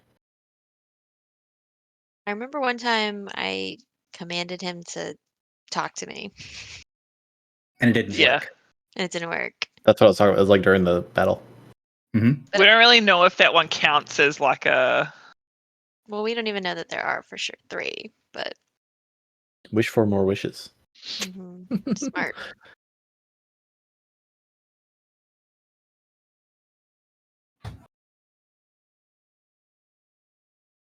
You know, it could be infinite. So, And also, has anyone else attempted to command him? Nope. No. So we might all be able to do it.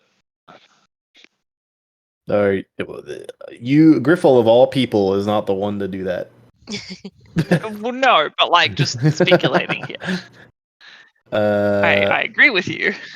Al. So when Wait. when you're saying his name, the rest of the group hears Al-Shaib's name. You have to look at Filibuster to know that he's not saying the full name. Oh, that's funny. Go ahead.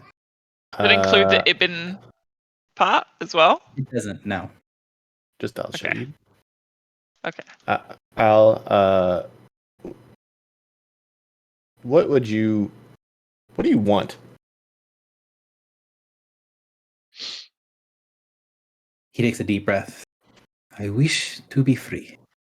I wish to use my nature to serve the purpose that it was meant for, to advise those in positions of power to properly use their natures to not inflict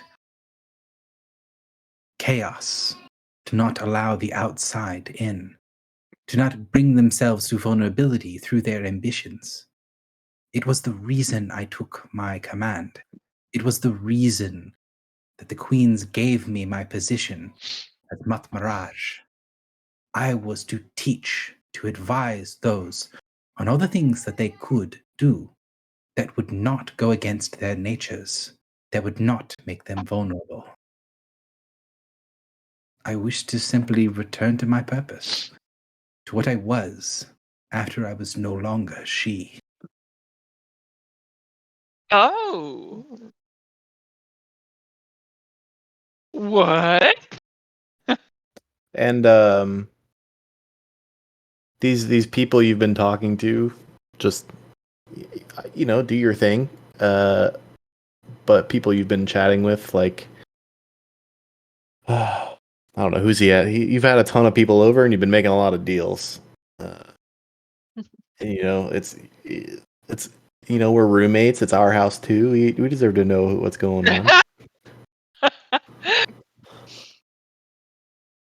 He nods. Simple things, clear bindings with understandings of each side, unlike what I have with some of you. If you wish to know what those contracts were, I will share them with you.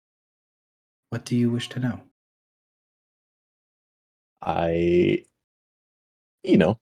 Again, your business is your business.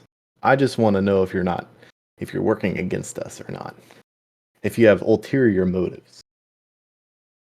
He grins, and you see a certain weird sharpness in the grin.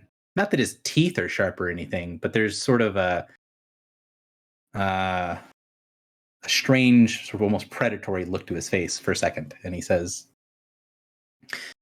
"It is in my nature to provide advice, to provide power, to allow the conditions of whatever restrictions are being faced to be altered. That is how I am bound. But how a master treats me will change the nature of our bargain. A bargain with a master that treats me as tool, as weapon. A bargain with one that treats me as power. The end of a long life of ambition and determination. That type of agreement. I will choose how I interpret things by how I am treated, how my bond is respected. But if another holds my bond, one that treats me with respect, and one who honors a deal made, then I will do things within my power to treat them as ally, as someone who is worthy of service."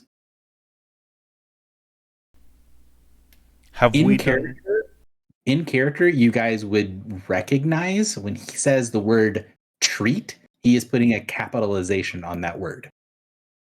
Yeah, like the court thing. I want to ask him, have we done well in upholding the deals we have made with you thus far? He shrugs.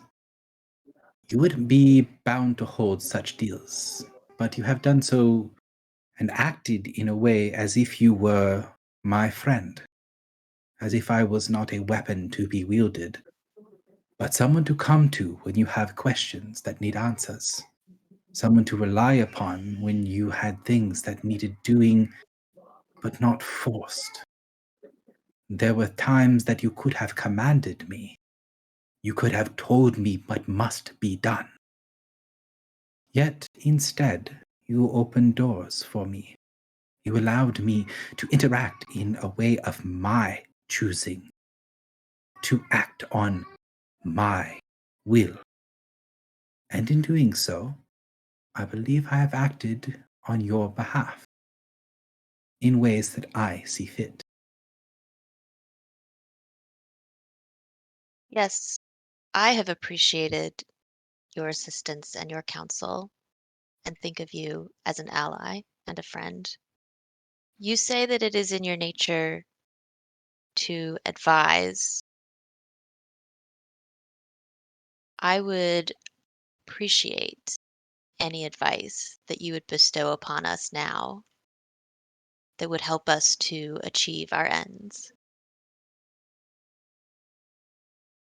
He nods. He looks out into the night sky. The lights are dim, and I can see a spreading darkness. You are meaning to bring more light to the world. I can see it, my friends. But in doing so, in turning on a light in the darkness, you are alerting things that the light exists, that this collection of places, this dying beast yet has life still within her. The infection which drove her to her knees. It senses new life. It senses your presence. You must be careful. Careful in who you trust. Careful in what you do.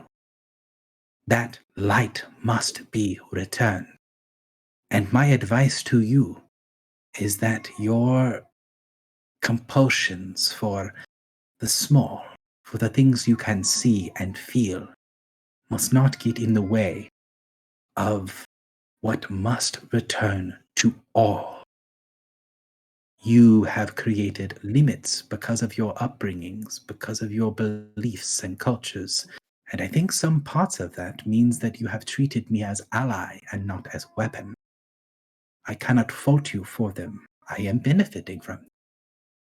But even so, some of the things you choose not to do are causing the light to linger, causing it not to return fully to the world. The sword of the morning cannot be sheathed for 2 decades yet. This darkness will not allow it. He said the thing. Sword of the What- morning. Mhm. Yeah, what is that? Excuse me. You said the thing? So my assumption, I don't know why, but my assumption is he's basically saying Clotho should take over now. That's why I'm assuming. If you want to ask directly, I'd appreciate it, but that's why I'm assuming. I just want to talk out before asking. The sword of the morning, like the early part of the day, aka Yeah, the start. for 2 Yeah. more Wow. decades. But if you want to ask, I mean, I'm totally fine with that. I just wanted to talk first. Oh! Lord Stonetree, sacrifice your child to save your city, you idiot. Yeah, we have to make a hard choice. That's okay, fuck the kid. But so if I recall, Al Shaib, go ahead. you said that once you were advisors, scholars, seekers after knowledge, yes? He nods. Would you like to be so again? I would wish such, yes. What if you were to be our advisor? Help us. There is so much that we don't understand, so much that we are limited by. We would do good, but we don't always have the knowledge. It seems that perhaps you do. If you would share willingly with us, then it would help a great deal. So the DM is going to take a second to ask the group if the group understands he's already answered that question. I do. Yes. I feel like Okay. he's already been doing that. Yeah. Do you want to answer Griffle? Because the question is, you should know all these things. Can you share them with us? He's answered that. although he answers very obtusely, so this is not a complaint on Foxy not listening or anything, but if Griffle asks that, would the group explain it to her? Well, if like Griffle's understood something that Foxy hasn't, then I wouldn't ask that question. I'm not sure Well- Griffle would understand, is the reason that I'm not just saying it. Well, It makes sense that Griffle might not get what he said previously. is she asking the same thing? So like I basically just said like, can you advise us? You like advising people, can you advise us? And he said, don't focus on the small things. And Yeah. That was his piece of advice. But And, like, before that, don't- he said, okay, Ah. so he will then answer and say, I do not have knowledge. I can access it, as it is in my nature to do so in fulfillment of my master's wishes. But I cannot know what I could have known before I was crippled. so like basically we have I to ask see. him a direct question. He can't just sort of be like, Okay, right. Okay. Yeah. Yeah, no, that makes sense. Okay. Dog, you are not supposed to be on the couch. Excuse me. Moran, are you there? Yeah, I'm here. You've been very quiet through this. I didn't know. I saw that Yeah. you're muted. So I know that well I still don't know when I'm going to start coughing randomly, so I've just been Okay. muted. That's I've been kind of taking a backseat to this conversation just because I know Filibuster and One have a much less suspicious relationship towards Al Shaib. also fair. But it seems like he's saying we should prioritize getting the name back, right? And getting- not sweat the small stuff. well, and get Clotho to be active, like not let her be a baby for 20 years. Hmm.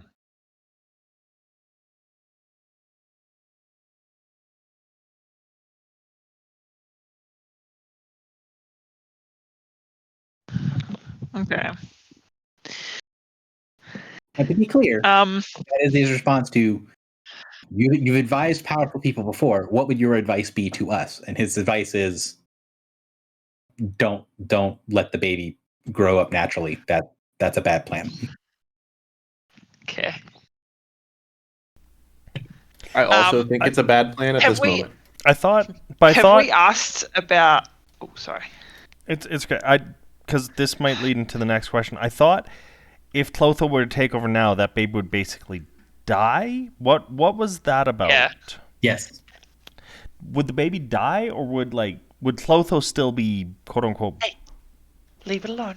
like able to come out? Like that was a while ago. I don't recall the specifics. Sorry.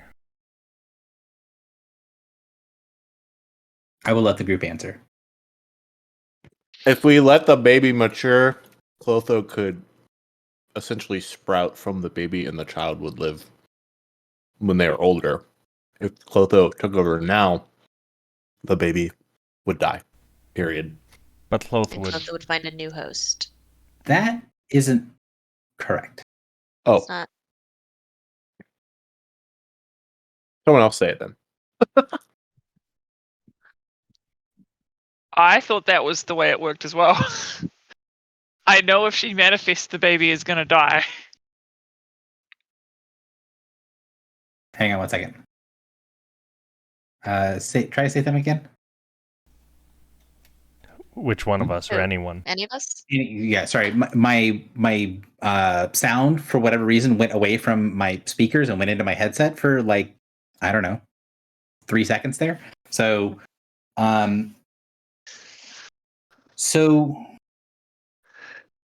this is a distinction. If no one in the group knows it, that could be an interesting conversation to have. Of if this is what you think is happening. If the group is having this discussion, right? Drock's like, I don't remember how this works.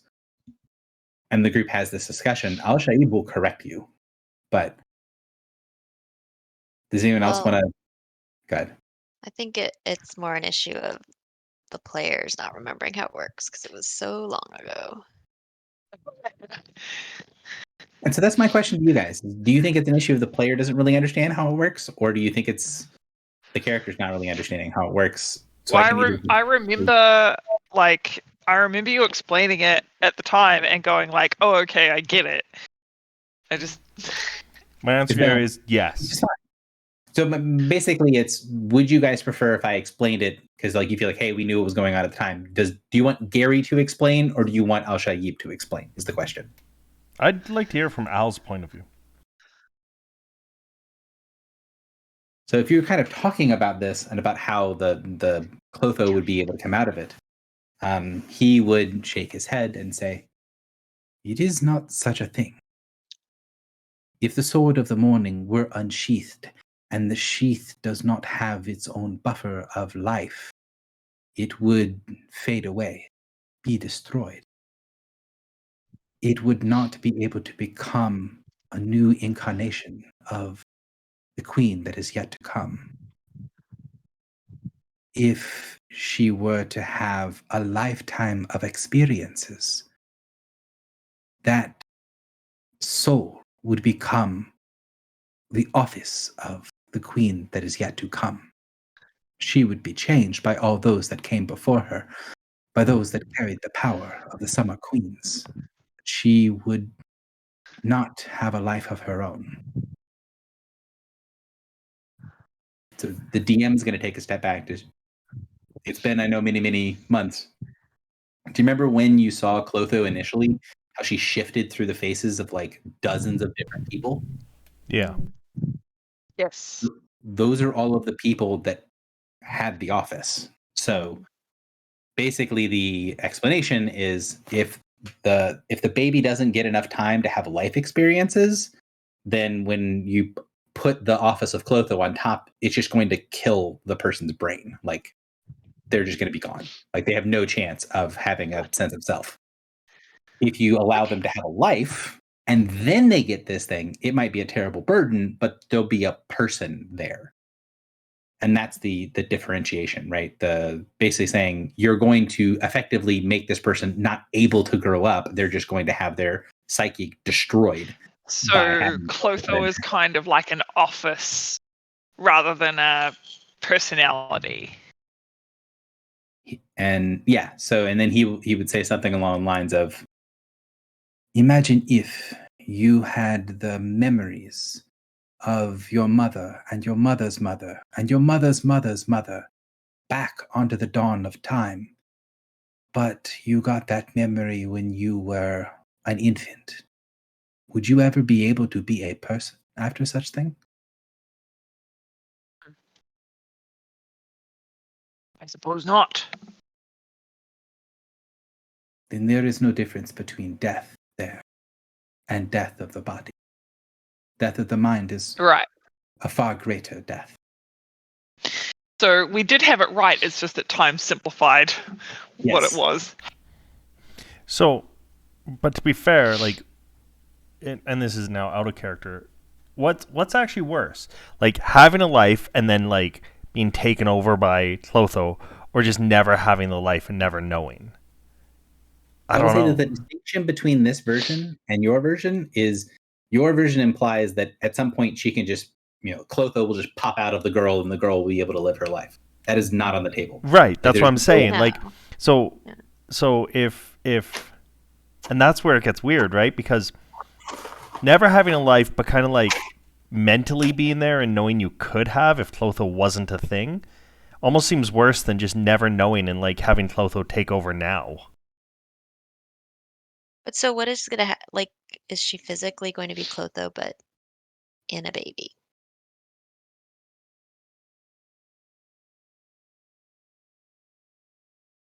Sorry, I was chewing. 1 second. Okay.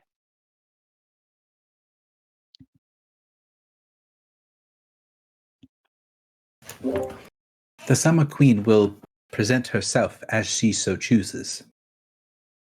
She will not be a babe. She will be a young woman of whatever race and originality that the office requires. Effectively, she'll look like whatever she wants to, but she'll be a young, beautiful woman of some kind.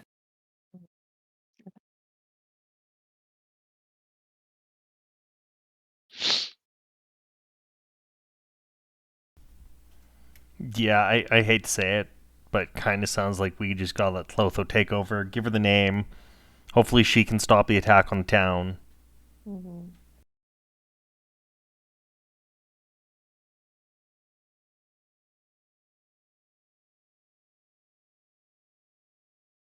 So is that the idea?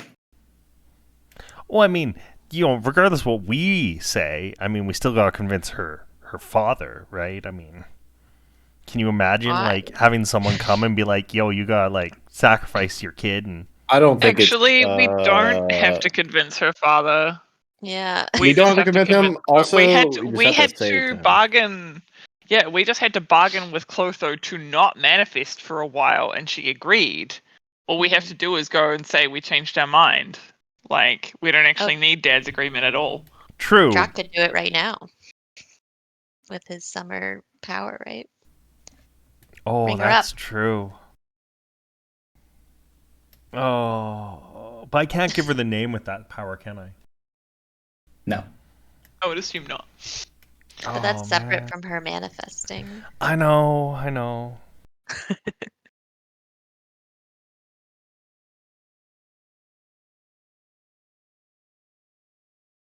The DM will just take a moment to say that this was Narsenhar's answer when you asked him to. The irony of making the loving father of the group pull the trigger is not lost on me.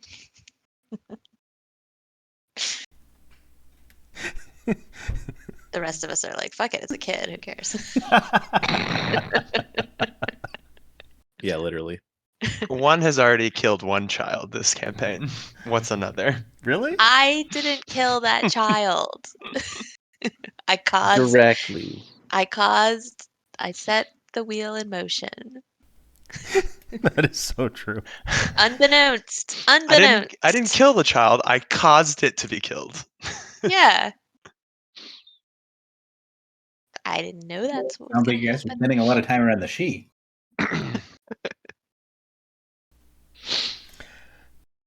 So I mean, yeah, you've gotten so far of you asked him who his master was, who he used to serve, what his purpose was, what he would like to have happen, and what sort of advice he would give. Al-Shaib has been much more forthcoming in this conversation than he has pretty much the entirety of the campaign. After we gave him a good snack. Well, it's we've held up our end of our bargain and shown that we are not just after his power. So he's a little more, friendly and willing to advise. So the question then becomes what to do from here. Is there another thing that you would ask of Al-Shaib, or do you go somewhere else? What did you originally come in here to ask about? Oh, the God Egg. What do with God Egg? Yep.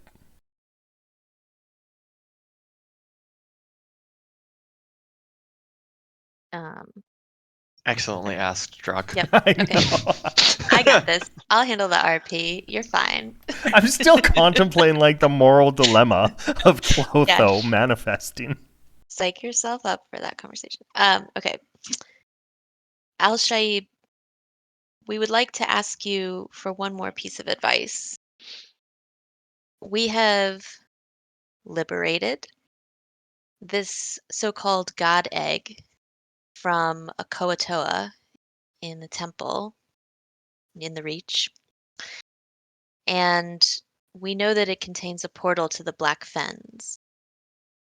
Speaking with Gelthak, it seems that this may be a direct portal to the star shadows that are spreading the darkness. Can you advise us on the best course of action to take with this egg? He sighs and says, I can tell you that I do not know enough to be able to give proper advice. I could be commanded to know such a thing, to give an answer that would be worthy.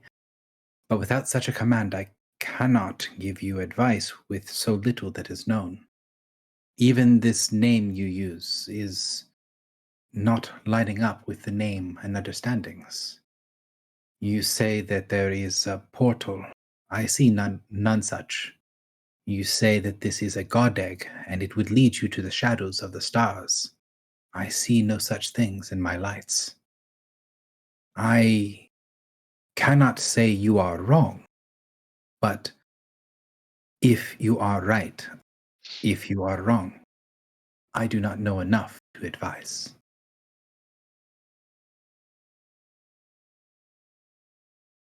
This How important do we think this thing is? Yeah. well, why don't we ask him about that first? Al, when you say you could command me in quotes, uh, can we just do that offhand, or is there a limit, or what? Yeah, what's the deal? A binding one has, a binding one shall keep.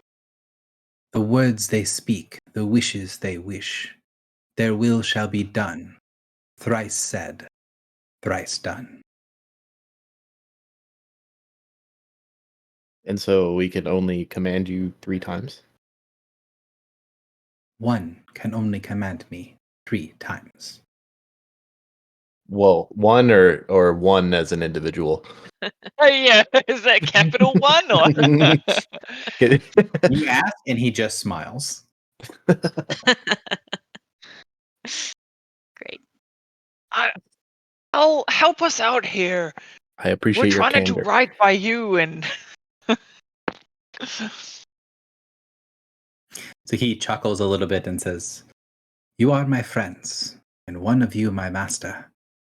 But there are limits of things that can be done. I must maintain my nature, and not all of she was removed when I became Matmaraj."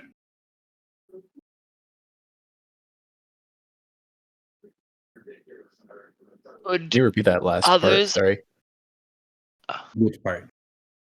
Before he said not all of she was removed. Just before that. He said, He had- "You've been my friends, and one of you is my master." I think. And But he had it- to maintain his nature. Yeah, maintain his nature. Oh, that's what he said. Okay. He's got to be tricksy, I think is what he's saying. Are you not able to clearly see the god egg because we have it currently placed in containment? He nods. If we I saw removed it. Oh, I sorry. saw such a thing when you were on board. Yet you mentioned a portal. I saw none such. But our ship has detected the portal. He sneers a little bit at that. Your ship is a tool, something that sees what it has been built to see. I am no tool. Of course not. I mean, with the way Morin looks at you, you might be in his eyes. You are familiar with the star shadows? Can He you nods. tell us? Can you tell us more? Can you tell us some of what you know of them? It is one of the few things I cannot do. I cannot tell you even if commanded. That knowledge should not be known by one such as I. It is not in our nature to understand the armies of unreality of the enemy, of the great adversary.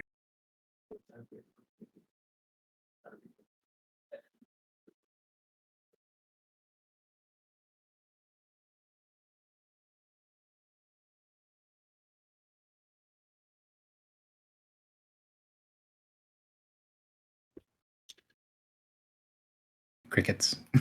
Yeah. I don't know if using a command to understand the god egg is worth it. It could be, though. What It's happens not when the causing 3 us an commands are immediate used? issue. Doesn't he like kill me and take my soul or something? Wasn't there something like that? That was one of the stories, yes. Yeah. Could we Was just there a story ask? from like that was like Rinky or Renser had that story, right? I mean, pretty much everyone has told us to be very careful with the Mont Mirage. Yeah. So.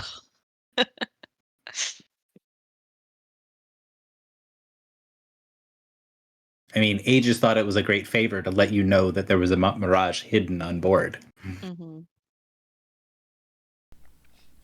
The things Aegis does and doesn't tell us, though. I mean, he told me there were no other battle mines. No, he didn't. He told you that there were others, but that it was dangerous to find them. No, he told me there were none. On said that On said there were others. Oh. Wow. Aegis is very choosy in what he decides to tell others. And Yeah, this is why I'm now asking questions about like who the fuck is this guy and why does he have a whole fucking army? Like He's a dragon. He's from the dragon line.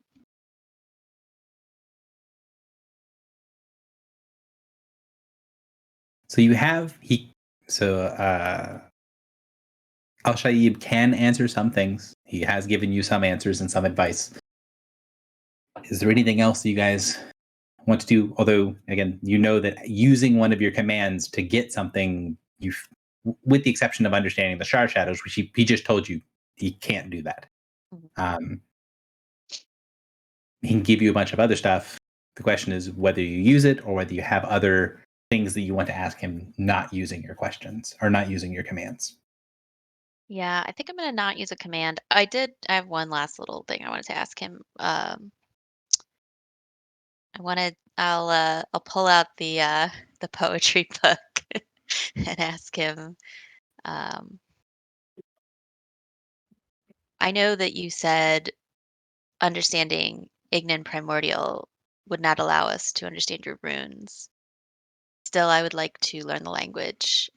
I wonder if you and I might look over this compendium together.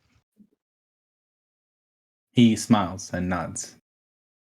A student coming to me to learn for knowledge's sake, it would be difficult to say no.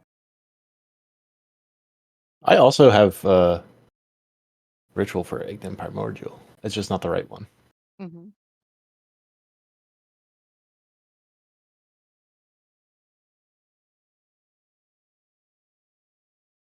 Anything else before we move on from talking with Al-Shaib?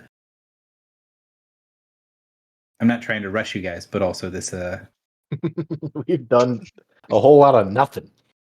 Well, no, it's not that. It's just so much of the kind of that moment that you guys have where you're like, all right, we are talking to usually someone new that can give us some kind of answers. We're going to go through our Rolodex of questions and ask is fine. I do not mind that interaction at all.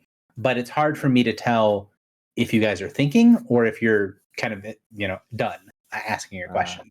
Yeah. So if there is hey, I have a thought of something I do want to ask or something a line I want to pursue, my request to you guys is rather than giving me silence until someone thinks of an idea, is being like, I think I have an idea. Let's keep going.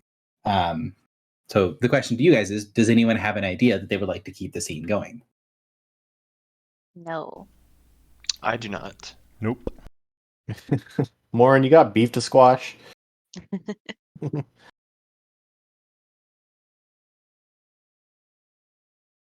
Does Philly or Griffel have anything? I have one final question. Sure.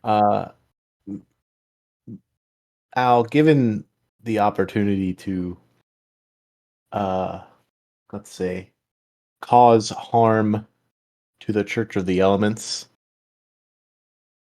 how would you feel in that scenario? He thinks about it for a moment. It would be uniquely spiteful for someone in my position to have malice towards how a tool is being used, rather than have malice towards that is wielding it. I have suffered from mortals who think as such, and it would be unkind of me to give such appellations to mortals.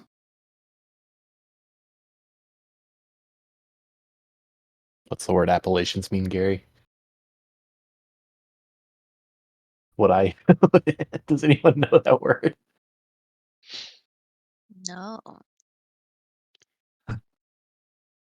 Basically means like to call something a name or a title or to sort of a label. A label is a better name for it, of how he's using. But it's a pretty.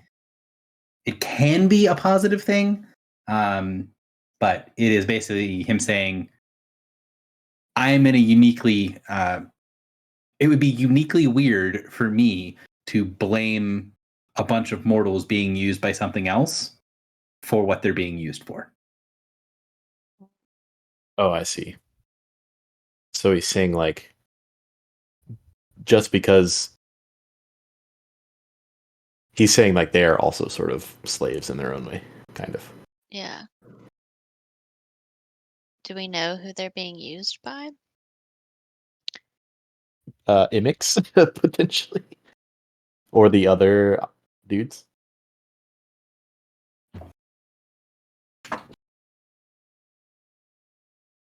Other elemental men and women.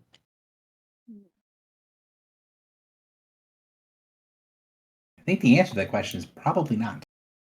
Nope.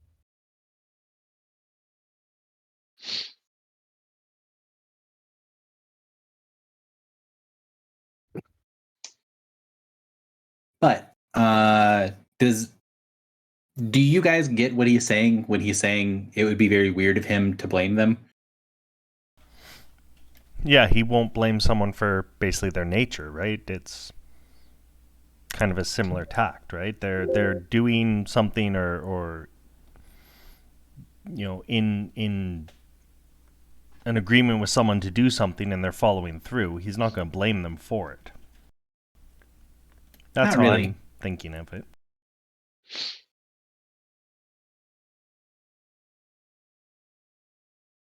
Basically, what he's saying is, oh, well, what is he? Like, in the most basic terms, what is it, the he?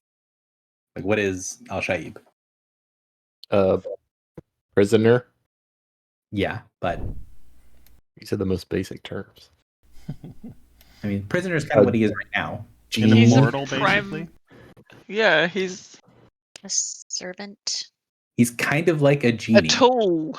Oh, okay. I didn't know So, what. Yeah. Basically, you're asking a genie about whether he thinks that these people that are doing something for someone else are someone that he hates, and he's like, I do things for other people all the time. If Oh, that's what Drock said. Or if I hated them, that would be really hypocritical of me. Like, Who is he referring to that the Church of the Elements is doing things for? I don't know. You could ask him.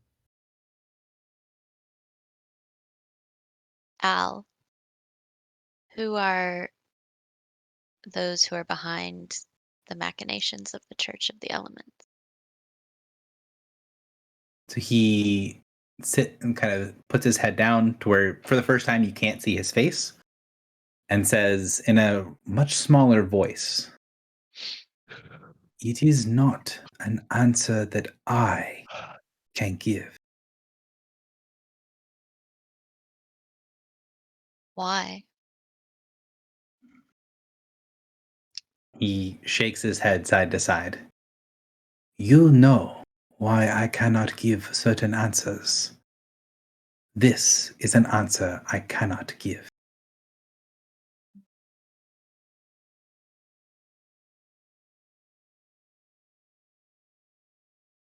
Is it because someone else is like because the knowledge is forbidden by some other like rule?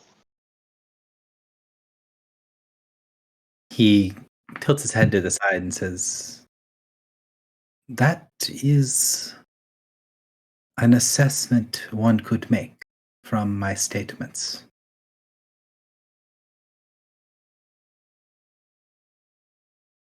That's not a yes or no. That's just that is a statement that could possibly be true. I think he can't confirm. Yeah. Neither confirm nor deny. God damn it, Al. Slippery as a politician. So he takes a deep breath and then he sighs and says, I apologize as a friend to the limitations that I have. But these limitations are absolute, and going against them would not be within my nature. Were I to act outside of my nature, I would be vulnerable, and you would not survive my vulnerability. There have been many threats leveled against you. They have unwittingly attempted to do great things against what you have set your will for. And the combination of my prison and what little I can do has allowed me enough action to shield you. Without that shield, I believe you would certainly fail and probably die.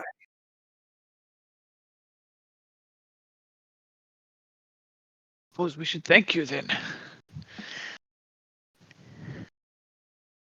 He shrugs. Thanks is not needed for one of my kind.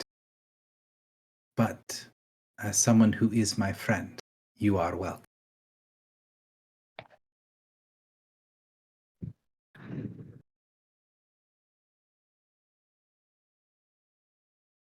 I think Griffel's done with Al. I think there's anything else that I want to ask.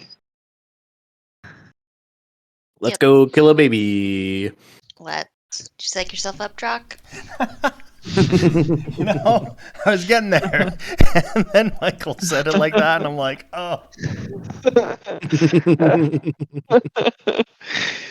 Oh. That's so rough. Once you're I done talking to Al-Shaib, you fade back into the ship, and you're now back on Superstition's End. Just think of how many babies will die if the adversary wins. I mean, like I said earlier, is it better to like never really know your own existence or to have it and then have it ripped away? You know what I mean? Like, there's lots of reasons to do it. It kind of makes sense. Classic trolley problem. But the question I would have for Clotho is if she took over now, would she actually protect Three Trees? Like, would we be doing this for no reason? One quick question, or one quick note, is you guys in character know what it kind of looks like on the other side, right? Like, when you talked to Clotho, sometimes she would answer as Clotho, like she would answer as the office, and sometimes she would answer personally, right? So she talked about the fact that she was a Goliath before she became Clotho. So you do know that there is something, like it's not just all gone, like something of the person remains. Mm-hmm. Fair, yeah. I see what you're saying. I mean, I think if you call on her, you're able to have a conversation, right? So you could ask her about Three Trees. Yeah. It is a very short conversation, but yes. So we're all in favor of her There was basically. like one other person.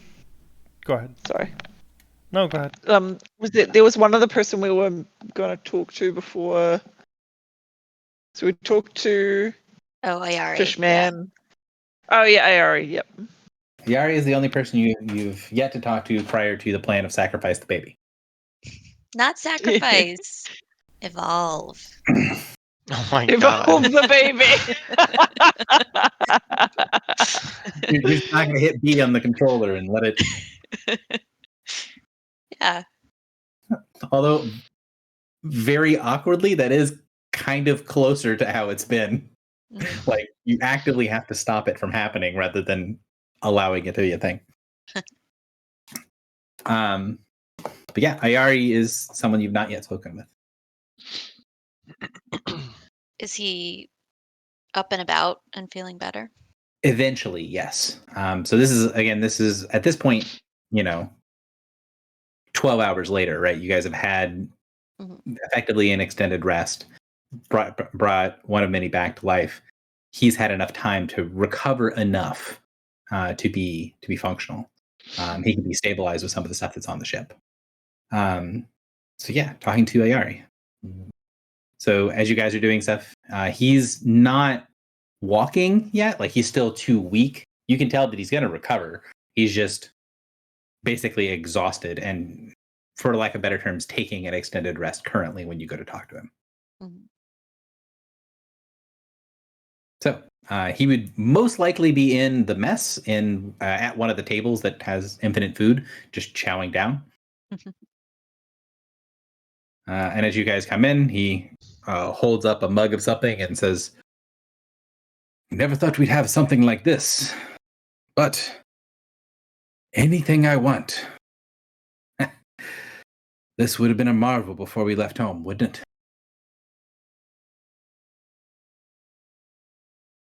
Yes, it's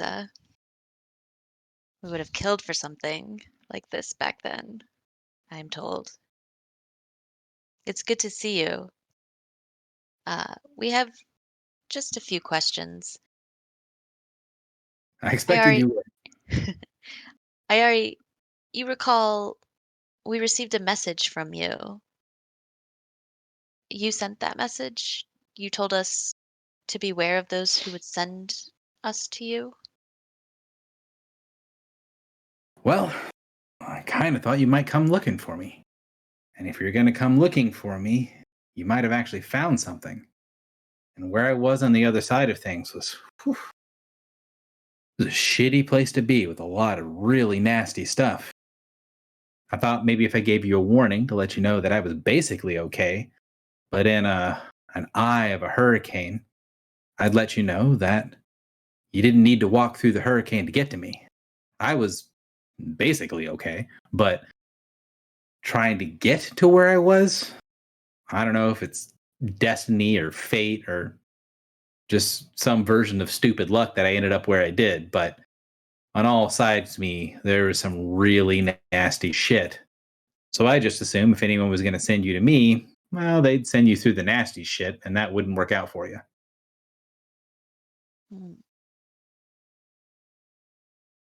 And do you still have the bone rod that we were given?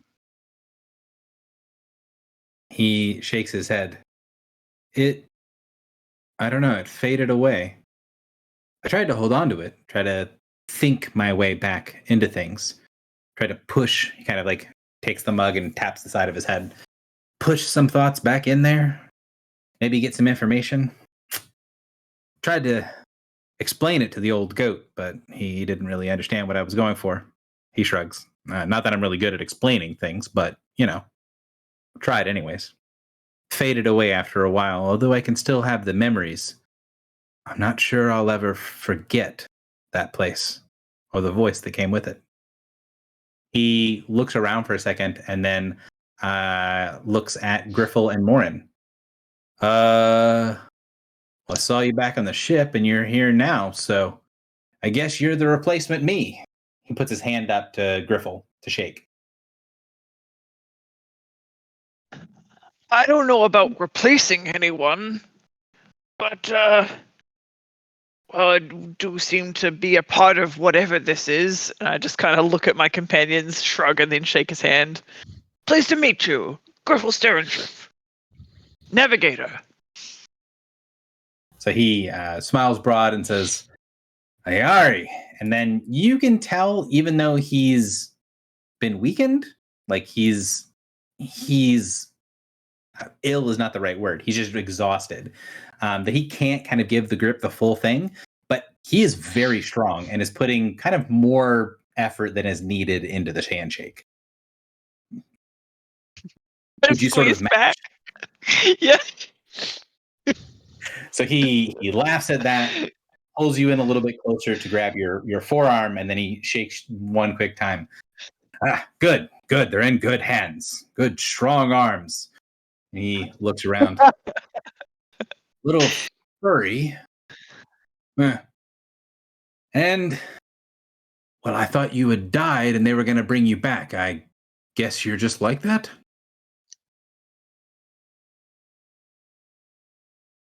He looks at Morin.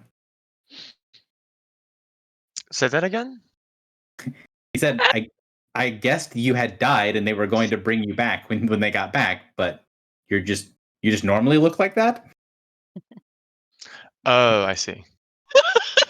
Damn, you're ugly. Well, I thought that he had been talking to one. Yeah, I was a little confused for a second too. He's basically saying like, he's like, damn, at least you don't have to see your own face. He's more or less going like, I can tell that you're some kind of undead. I assume that was a problem that happened during the adventure that you were on. You're just like that? Well, kind of. He doesn't seem like it's a problem so much as you just surprised him. And he's Yeah. not very he does not have high charisma.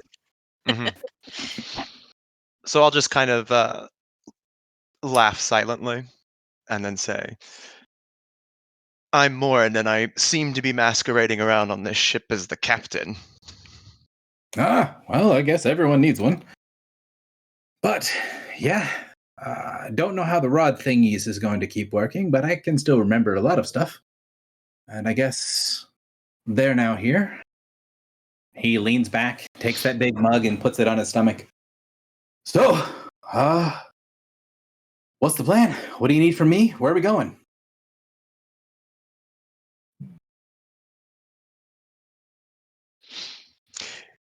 You have incurred quite a bit of a time debt being in the wilds. More significant than the ones my colleagues and I have found, and we may need to park you off somewhere while we head back to the Prime. He nods at you. If you're captain, am I supposed to pretend I know what you're talking about? Or is that rude? He takes a big drink of his drink.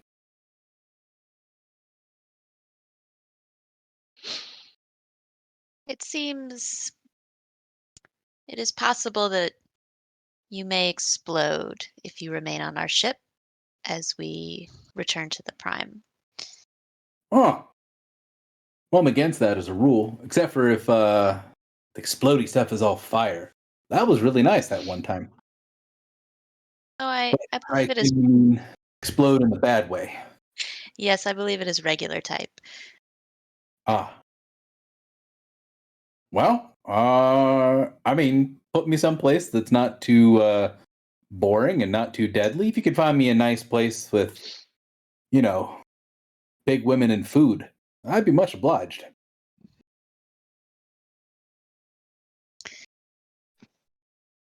Yes, we'll need to inquire, I suppose, with Ranky if there is a place where you and your companions can wait until your time debt has expired.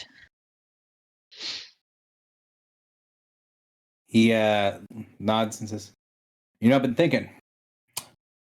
Almost died. Like, real died. Like worse than him almost died.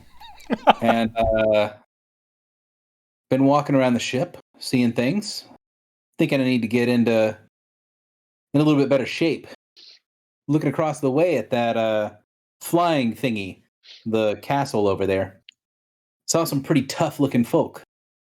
I bet that if this place is not going to make me explode, this place isn't going to make me explode, right? Right.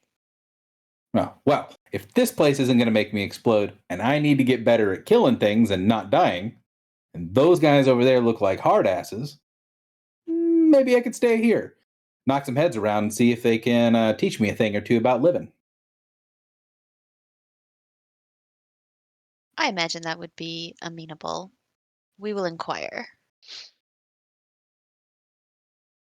And he kind of leans forward a little bit and says, if you're going to inquire, I haven't seen a lot of women. Just, if they're hiding them somewhere. Just saying. Then he leans back. So, what else? I stay here, I don't explode? Sounds good to me. What do you want me to do? I think that's all I've got.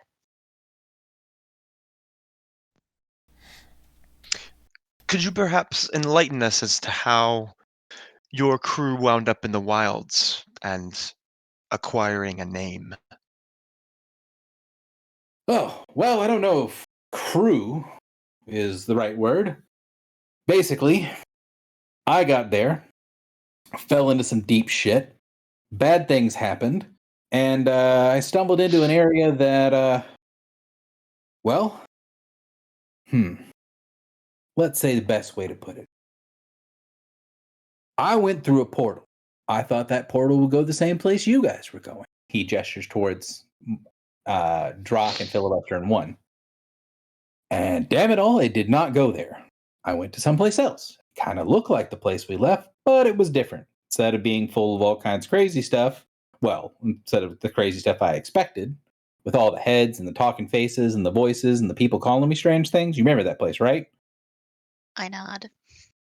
This place was like that, except there were plants and little shiny things and lots of stuff. I thought maybe I'd get hit in the head a whole bunch and that I'd woken up like way past when you guys got out. Like you guys got out and then I didn't, and then lots of time passed and then I got out. But no, the goat says that's not what happened, that I was in the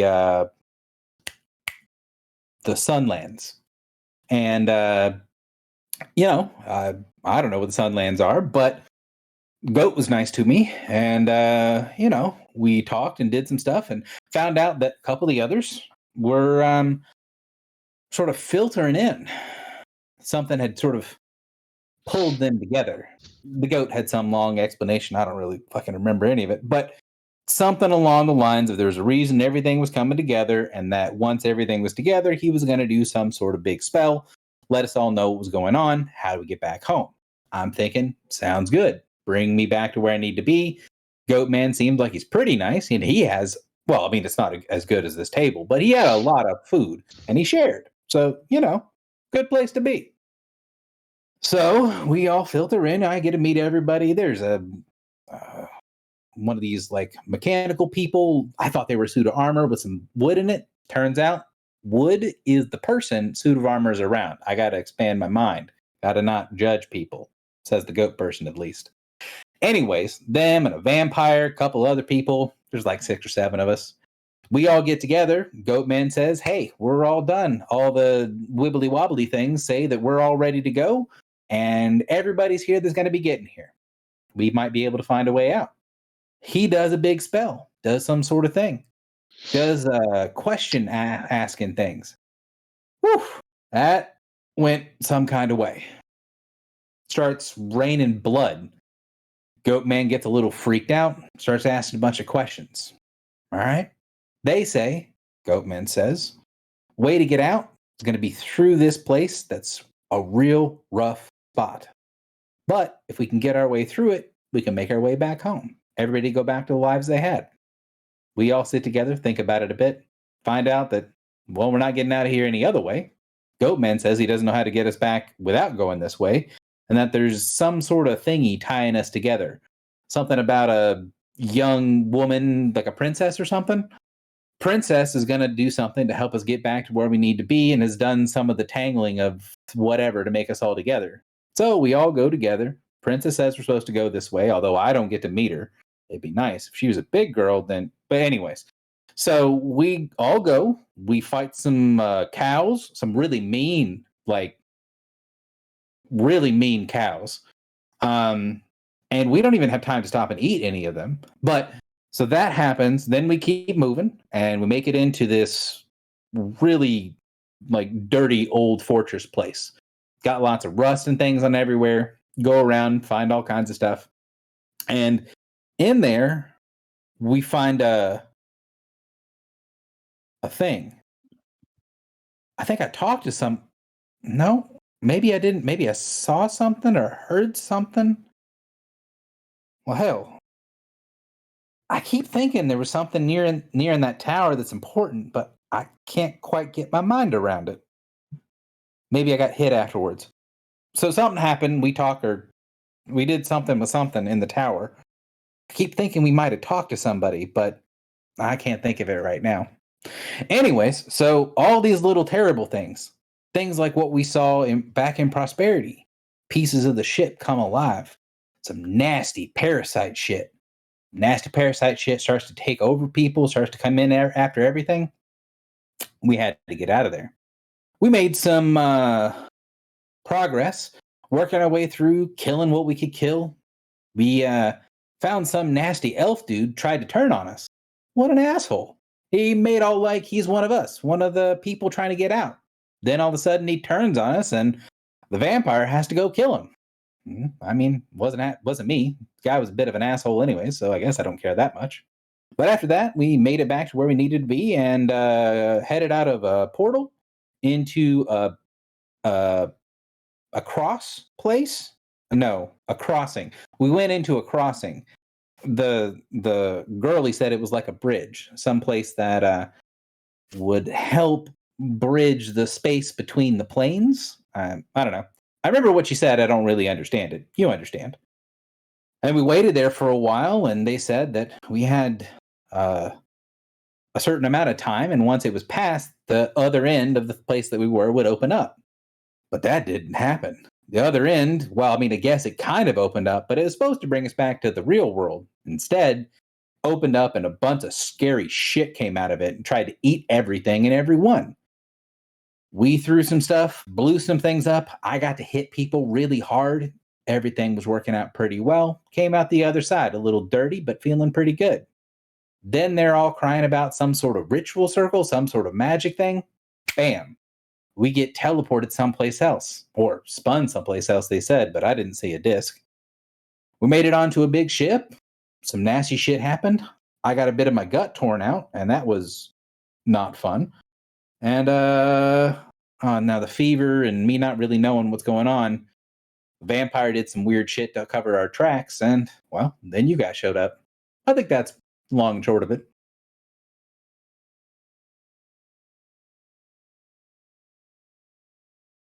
I would say that's the long of it. He smiles and takes a big drink. Yeah. Oh, good. Hey, that's all he's gonna say. Yeah. Okay. You mentioned raining of blood. Yeah. You know, that got weird. Mm-hmm. Do you happen to remember any of the circumstances surrounding that portion of your adventure? So Goat Guy, he had some questions he was going to ask. And I remember some of the questions and some of the answers. I remember all the answers. Hell, I remember all the answers. Huh. Yeah, I remember all the answers. I only kind of remember the questions. But yeah, asked his questions, got his answers, and then we decided to head off.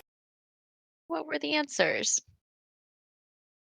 Well, the first question was something about the wibbly wobs, the things that he said were important. And the answer was, and then he kind of changes the sort of the way that he talks changes slightly, and he says, "The flaming vanguard who would drink the heart's blood of winter." Yep, that's right. Okay.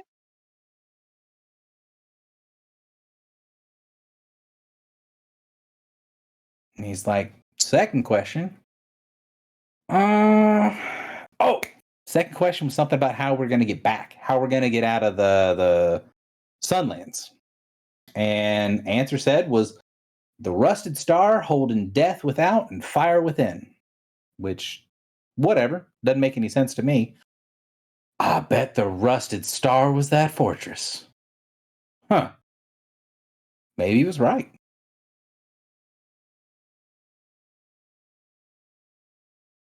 Anyways, then asked another question. I don't really remember what the other one was. I think it was like, why us? Like, why the people here? And the answer was that, we were badasses. I know this one at least. Said most would perish attempting to open the vault of the Alandari. These have what is needed to make death less likely. Basically, that big blood voice said we're badasses, so we can do it. That one I understood. And the next one, I don't really remember what the question was. I think it was what somebody wanted. I don't remember who was what wanted. But the answer, a frozen utterance that would bind the Vanguard's sire's heart or set her free. He shrugs. I don't know what any of that means, but that's what was said. I can remember it. I actually can't forget it. Thank you.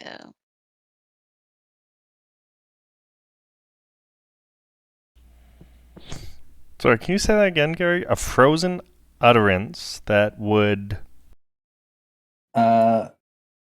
Let me just copy paste, make everyone's life a little easier.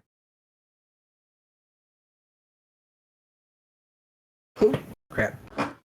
That did not work at all. I tried to copy paste and it just did a string of like symbols. I guess I gotta put paste in.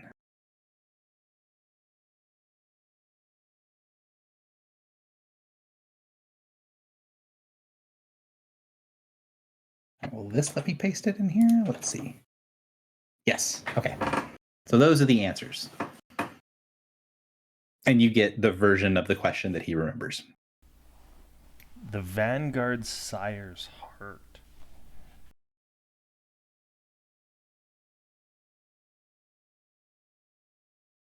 Ooh, is the Vanguard is the first terminus? Is it?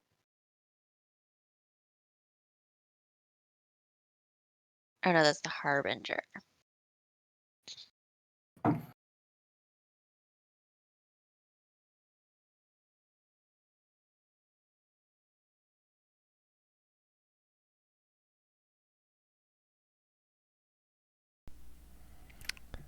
So in character, you guys. One of them was the Vanguard, though, right? No, it's the one that was Harbinger attacking. and the You guys have heard the Vanguard before. we have. Yeah, I don't remember where.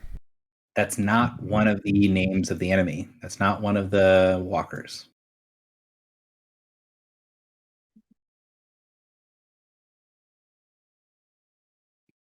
Also, it said twice here. The answer to the first question and the answer to the fourth.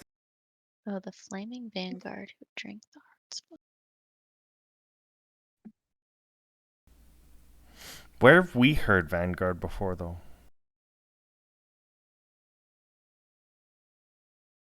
I don't know.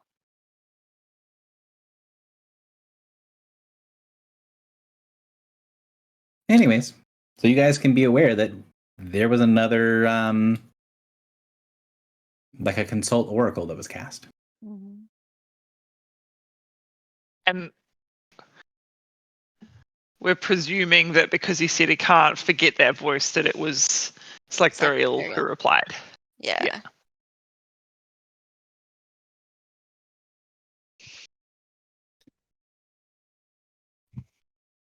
You can tell that He, was she, really they seem to be getting around a bit.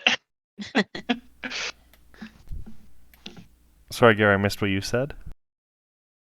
I forgot what I said, so no worries. You can tell. Oh, we knew it was the cast oracle. Is that or consult? It's probably consult oracle, yeah. The raining blood is a little tip.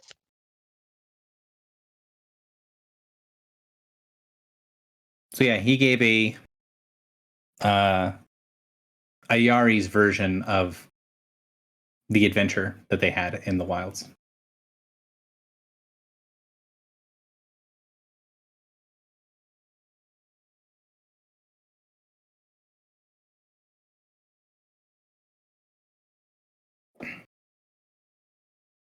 So, any other questions for Ayari? He will happily keep talking and talking about the adventure, although I'm not going to keep talking as him. No further questions, Your Honor. Phil or Drock or Griffle? Any other questions for him? And Ayari is very happy to sit and chat and talk and drink and eat. He's a very affable person.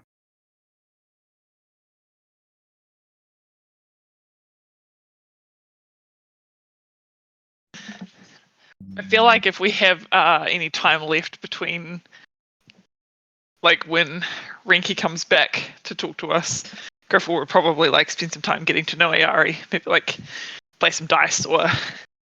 Mm-hmm. Speaking of, I feel like it's probably something that, now that I'm thinking about it correctly, would have happened when you got back from speaking with Al-Shaid. The messenger would have come to the ship and brought a message from the 301st,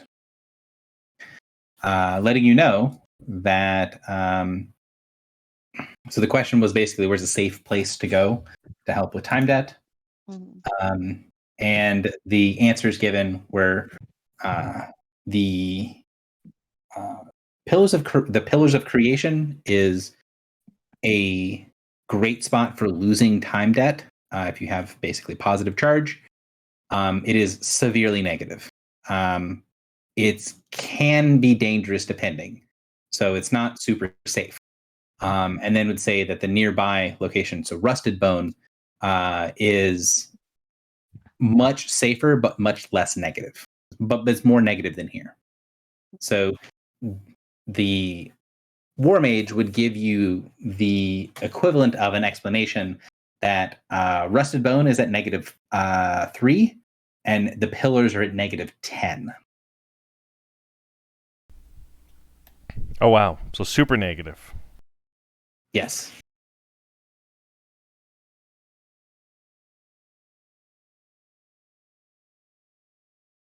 So basically, the response is, if you just want to shed charge and you're good at knowing exactly how much you need to get rid of, the pillars are your best bet because you lose it very fast.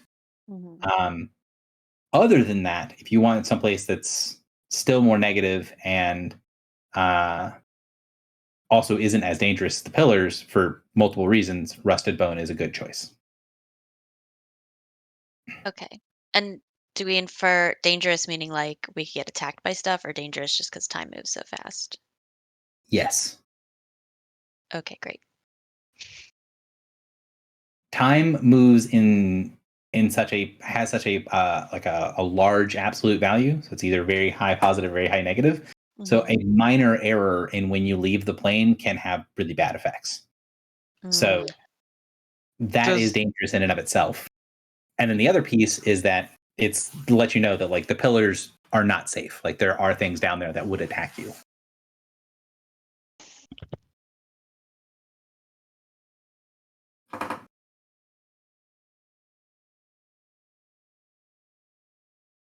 Does our ship have something or the capability to be synced so that, like the horizons on the other ships, where they have like a standard time? So if we went to the Pillars of Creation, we would know how long we need to be there. But again, if our ship is there anytime it accrues, it can slough off, right? It's only us that needs to be between our ship and 0. So it's less of a danger for us is how I interpret that because of our ship. Basically, the ship can choose not to shield you against the time slip, and you need to know when to tell the ship, okay, now put the warding back on me. So the answer to that question is basically someone can give you the like numerical calculations you would need to do. The ship does not have the equipment to be able to have a horizon. It just doesn't have that. You can get that, and you were told previously by the Legionnaires, the Legionaries can tell you we would go to Silver Spire and we would get one of those things installed. Like you should do that at some point. But they can basically just give you the math, and someone will have to make a check to properly calculate exactly when to dip out of the pillars. Which, to be clear, you'll have to make a check for Rusted Bone as well, but the DC is going to be much lower at Rusted Bone. But I thought in game terms. As long as we were between whatever the ship's charge is and 0, we were still fine.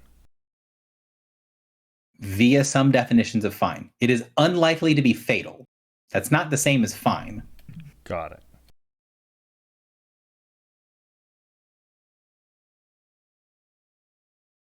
And just to be clear, like the way that the ship works, we don't have to worry about our crew.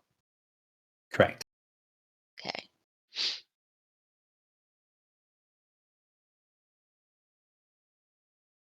The ship will balance itself out. But you have to, since you guys don't have a horizon, you have to do the math to be able to go down there and have it work out. Yeah. Gotcha. Oh, I did mean to ask Ari one more thing. Ari, Echo must stay with you because she has had the same time shift. Are you able to look after her for the time being until she regains consciousness? Not the kind of woman I was looking for. But if that's what you need done, yeah, I guess you can leave her with me.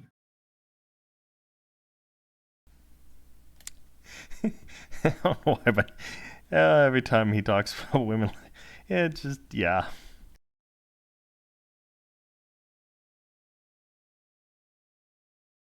All right, so I think the next thing we need to do is talk to Clotho. Drock's dreading that moment. So, we can is do other that- stuff. Is that still the plan? Yeah. Take over. I still want to know if she'll, like, protect Three Trees, so. Well, you gotta ask her. So Drock has used this ability enough times to be very aware that you do not have like a talking connection for any decent length of time. It's going to be very quick. So you can't have sort of like a longer conversation like you guys have had with some of the other NPCs. If you're going to have this thing with Clotho, it has to be like, I'm not going to be, I'm not going to actually pull out a timer and be like, you have 5 minutes to talk. But We should just go to the Pillars of Creation and talk there. yeah, but I am going to basically say you need to be mindful of exactly what you say, because you're only going to have maybe like 3 or 4 call and responses. Like you say a thing, she responds, you say a thing, she responds, you say a thing, she responds. That's probably about as far as you're going to be able to get. Yeah, that's fair. So I'm saying Drock would know that he has to pick his words. So I think with that knowledge, JP, what do you want to set? What do you want to set up as what you're going to say? Yeah, I'm just typing it out. Give me 1 minute. Okay, cool. So is the plan to let's head to brain. Head to the pillars and spend some time there?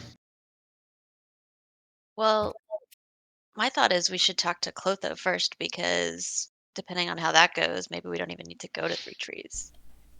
Well, we have to go and bring her the name regardless.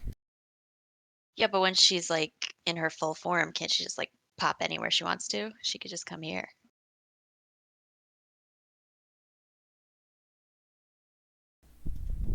I don't know if her powers extend that far.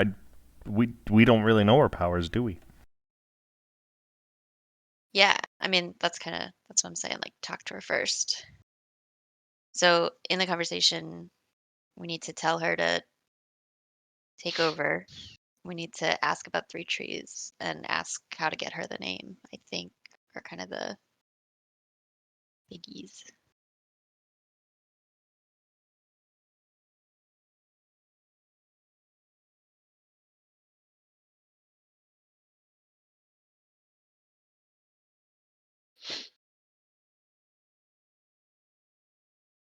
So I think maybe 3 or 4 questions or 3 or 4 statements is probably the max you're going to get. So JP's, I know you're still typing. It sounds like that's more or less our constraints we're going to go with. So we've got Yeah, that's basically what I'm thinking there. based on her answers.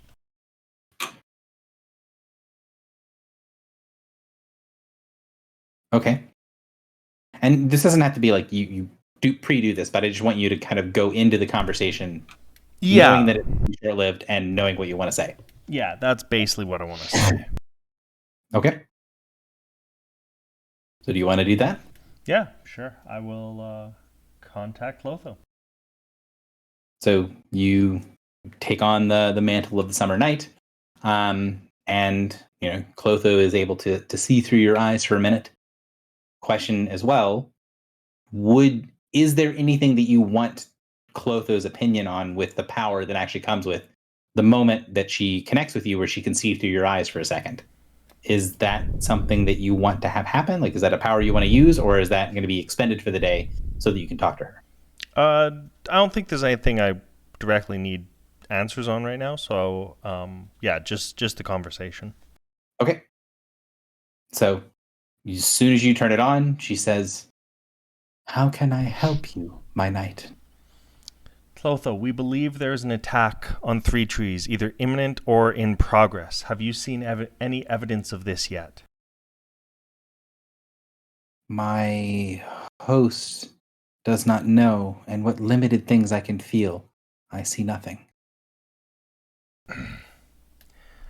We are unable to teleport to the Prime at the moment. Our horizons are not aligned. We are working to correct that, and we'll make that our next destination. If an attack takes place prior to that, would you be able to take control of the baby now and protect Three Trees? If you are asking me to remove my seals, I can, but the child will be destroyed. Or better said, it will never come to be. We understand. However, we feel that that is the lesser of the evils that may happen if Three Trees is attacked and Narsenhar is unleashed. You believe it is worthy that I should be me again, my knight? If there's a danger, yes. The connection fades.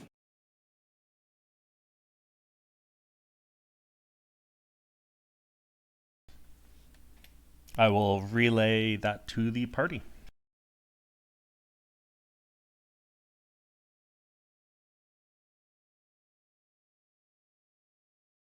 All right. So what's the group decision? Griffle, Morin, one. It's been a very talky episode, but it's also not been super balanced as talking. I think time is of the essence. I think we could do the maths to get ourselves to get ourselves back to the Prime without blowing up.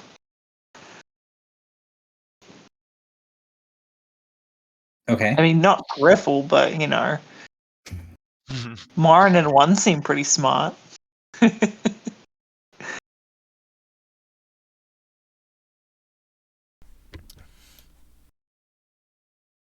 So plan is do math, trust in math.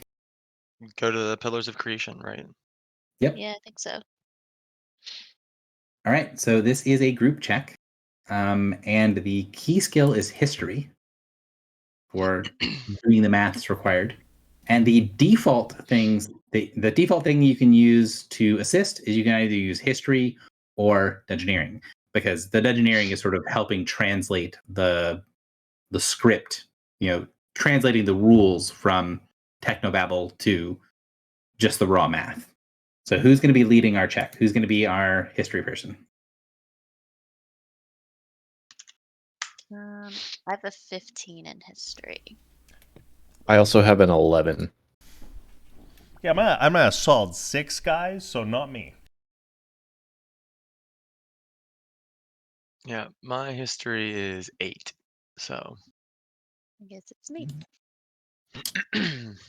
Kylie's doing the math? Weird. Yeah. Hopefully my character is better than I am.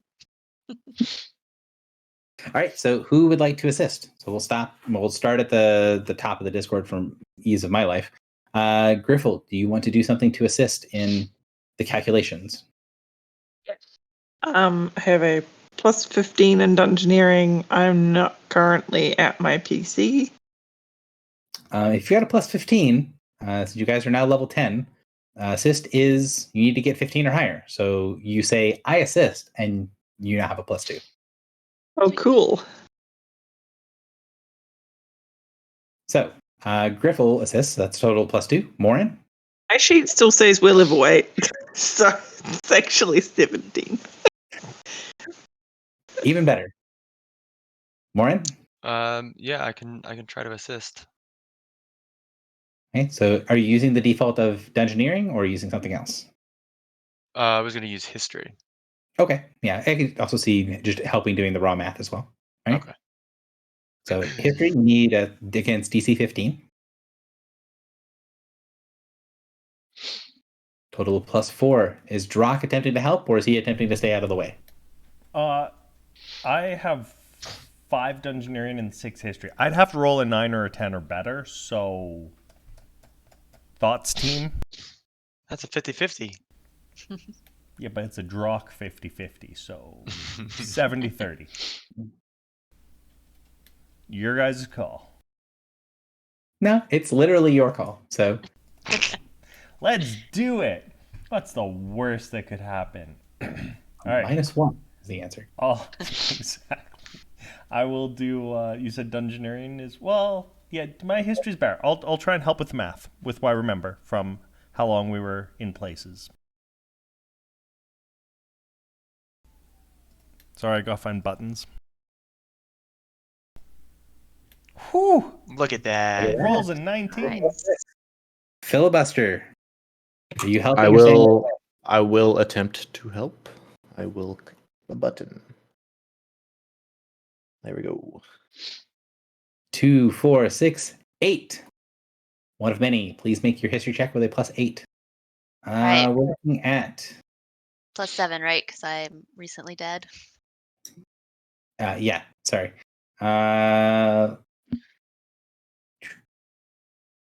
DC. Where is the DC for this? Hang on.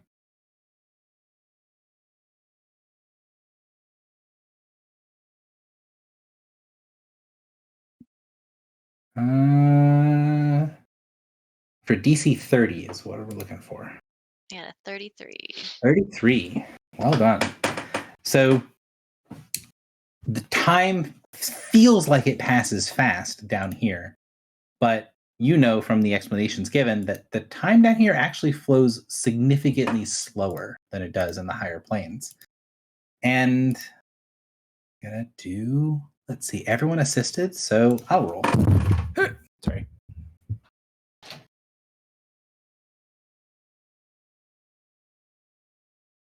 So it passes fairly uneventfully. Down at the pillars, it is beautiful. There are massive clouds of energy and gas. If you guys have seen what the real life pillars of creation look like, that's kind of what it looks like up close, with the exception that there are like asteroids and other sorts of things floating around down here. There are these massive chunks of elemental, so these are primal motes, elemental motes that are down here. Some of them that are elemental fire, elemental earth, or water, kind of spinning around in this miasma that the ship reads as being something that is very closely attuned to elements in a way that kind of bypasses a lot of sort of sentience, right? This doesn't feel like a place where elementals live. This is a place where the elements live. And being in this place, it's just, like I said, it's very pretty. And over the couple hours that you have to stay here to shake off your time debt, it is pretty uneventful. Where are you guys planning on shifting to? Because you guys needed to go pretty much plane shift directly to there, at least to the prime. What's the plan? Yeah, so 3 trees, right? Yeah. So the church ships are, hovering above Three Trees at the moment. Directly above? Pretty dang close. Okay. So I was thinking if we do, what's the range on the beacons? If we go over the lake like we did the very first time? Don't we also know that Three Trees has a spin disc and we've used it?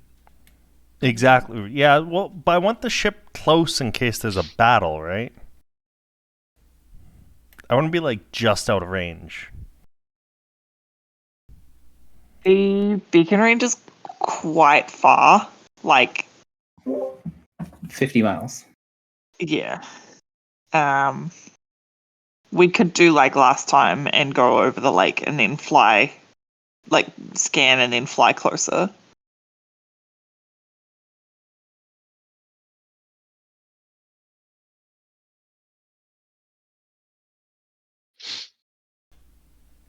We'd have to Typically be be quite able a to shield ways. itself from basically every other beacon. So Well, I'm assuming the church, if they're like looking for us, have beacons that could detect us.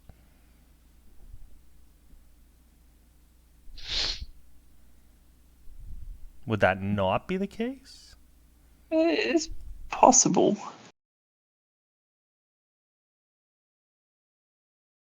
We don't know what they're capable of. So how We much just know that time- they know what we're capable of. Yeah, Gary, how much time between us like contacting Clotho and then us actually arriving will there be? Gotta give me a second here. Hang on. Wibbly wobbly, timey wimey. And I need to set the date correct. So you guys are gonna pop out 2 days later. So it's the 12th.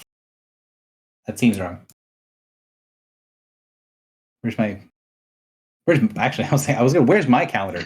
Probably easier to use your all's calendar because it is pretty well done. Nope. So Morin received the vision on the 12th. Okay, so this means you're popping out on the 14th. Okay. So it's still 2 days later? Yeah, that doesn't seem right. Because I thought we only had like 2 days worth to shed, and we're doing that at a rate of like 10 times. Oh, correct. Sorry. Math. So it's going to be the early morning of the next day, because you're shedding a times 3 at times 10. So it's going to be the 13th, which puts us at, and we're doing 2 plane shifts. We're at 64. Oh yeah, what's our ship power at? 64, and then I need to do 10. So 54 is where you guys are at once you arrive in Three Trees. Nope, that's wrong. 74 because of 1 extra day because of the extended rest. Math. So the ship, yeah, ships up all the way back up to 74% energy, or energy reserves, I should say, rather than percent energy. And you guys can pop out in a place that you guys know. You know Lake Obai. You know the surrounding areas. It is not going to be a difficult check for you to go someplace you know with the helm, with all the pieces that you have. It is a trivial check to get back to this location, as you've traveled here at least twice before. And as you guys come into the lake, or not just not like dive into the lake, but you get into the area around the lake, Superstitions ends, senses the beacon reaches out to what's around it, and you get pings from 3 different vessels. And Griffel, I will give you the full list from the vessels in a minute. I can tell you what they're called. The Dancer something? The Dancer's Edge. Yep. Dredgehammer and Sea Owl. Dredgehammer, yes. So I'll give you colloquially. That's their colloquial names. Alfat Tul Akazi, Rat Tuna Narad, and Ayun Bahi are the three ships. And so, Griffel, I will give you the stuff that you asked for back, like when we were initially talking about this. Give you the full, like, here's what's going on with it. And you'd be able to see that this ship, like, does not appear on their sensors. You feel pretty confident that the beacons aboard the ships that they have, unless they have some other means to sense you beyond the beacon itself, that you're going to easily be able to hide the ship's beacon presence, although people can physically see the ship with their eyes if they're looking, from the three ships that are off in the distance.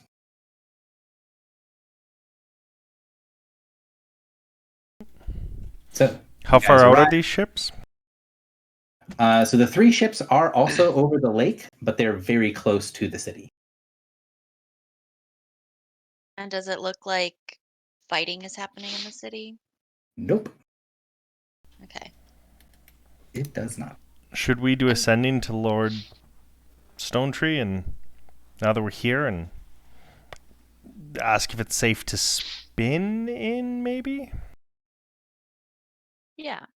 That's a good idea. Okay. So you don't have the stuff that Hatterai does to be able to do ascending. So Hatterai can either make the sending for you guys, or can give you the spell signature to be able to send to Lord Stonetree. What do you want to say?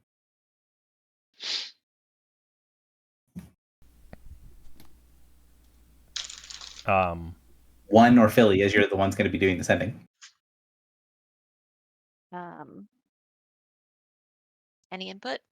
I just want to let him know we're here. Ask him if it's been in. Yeah, I think just letting him know. Okay. We're here. We need to meet with the baby. Yeah. Do you want me to type it out, Gary? Yeah, if you wouldn't mind. Sure. I'm pretty sure you don't say, we're here, we need to meet with the baby. That's just exactly how to say it. We could also ask about the status of Aegis's soldiers as well. Like, are they still there? Are they still protecting? Smart.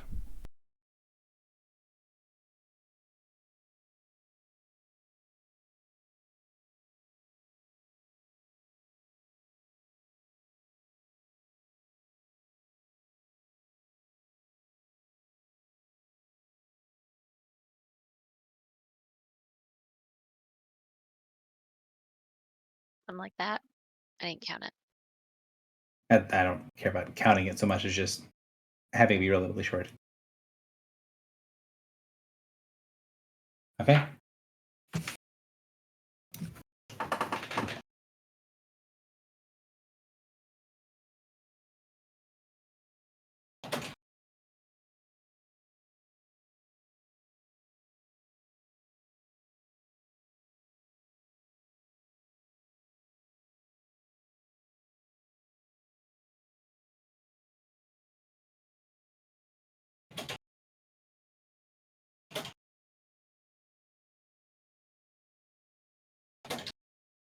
There you go.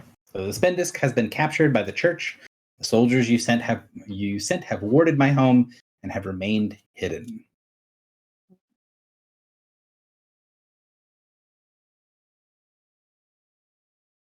Okay. So we're going to have to take more drastic measures.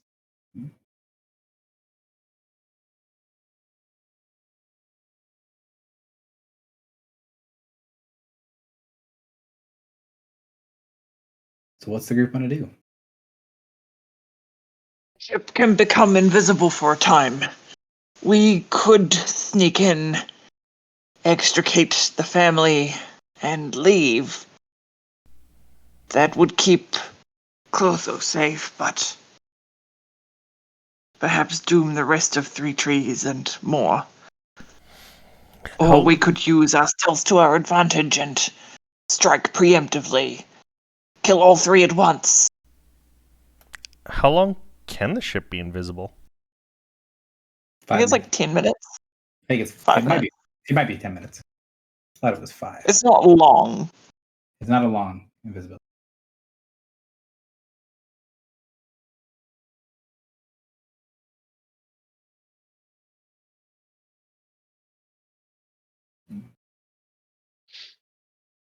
It's on the helm. Is that what it's? Can't remember. But yes, the ship can go invisible for a short period of time.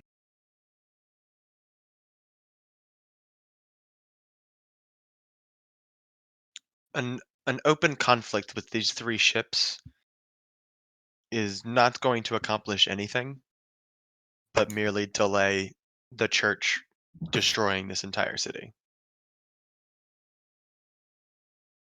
I will say, Griffle, while I don't have the full printout for you because I didn't have time to do that for prep. The short version of what's aboard these ships is they have light cannons. They're heavily warded and have multiple casters on each ship. These ships are not they're not dangerous because they're like heavily armored and have cannons. They're not traditionally dangerous. They're dangerous because they've got like well-trained spellcasters aboard.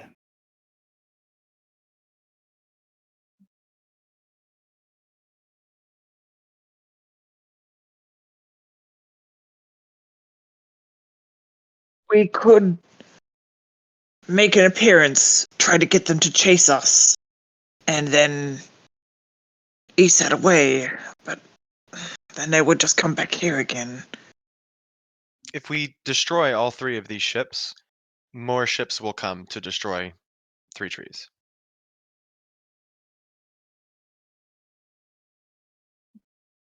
If we lead them away from 3 trees and fight elsewhere, then perhaps not? I guarantee that the Inquisition will want this city razed to the ground. Do they not already want it razed to the ground? Yes, and I'm saying open conflict with these ships, revealing ourselves to the fact that we are attacking the Church of the Elements openly, doesn't actually change the fact that 3 trees is going to be destroyed.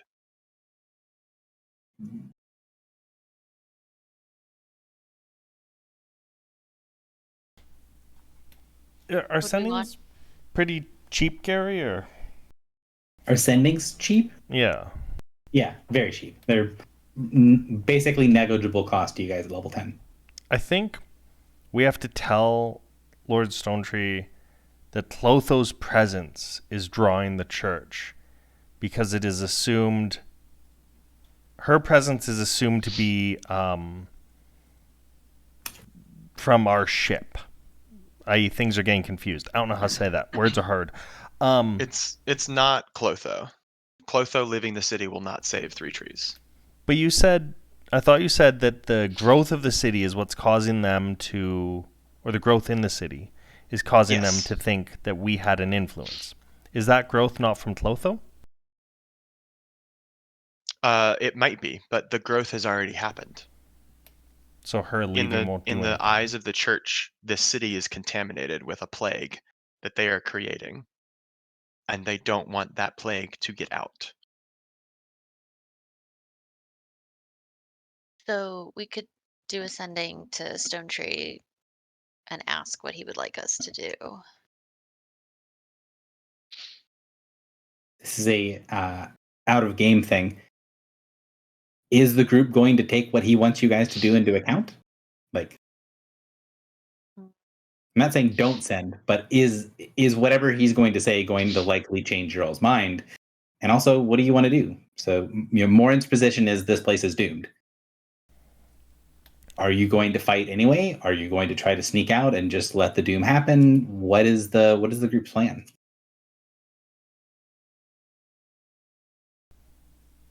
I mean, if the church believes that the plague is there, they're not going to let people leave anyway. We can't even say, the townsfolk have to flee. The church will just pursue and kill. What options are there? Well, so we could do a sending to Stonetree and say, like, we could fight and have him evacuate potentially. But then the church is just going to follow them wherever they go. How though? I mean, if we could liberate the spin disc, then the townspeople could spin to somewhere else. The church isn't going to be like, oh, you used to live at Three Trees, now you're in Hardholm, and like hunt them down probably. I mean, the church was able to follow our trail, and we have a very sophisticated airship. Yeah. Can it follow like individuals who spin though? What if we could show the church that it wasn't their contaminant without revealing ourselves? What if Clotho manifesting would tip the scales here? I think based on our conversation with Al, Clotho does need to manifest regardless of what happens at Three Trees. And we do need to give her the name. Those are the two priorities. I am in agreement with that. It pains me, but I agree.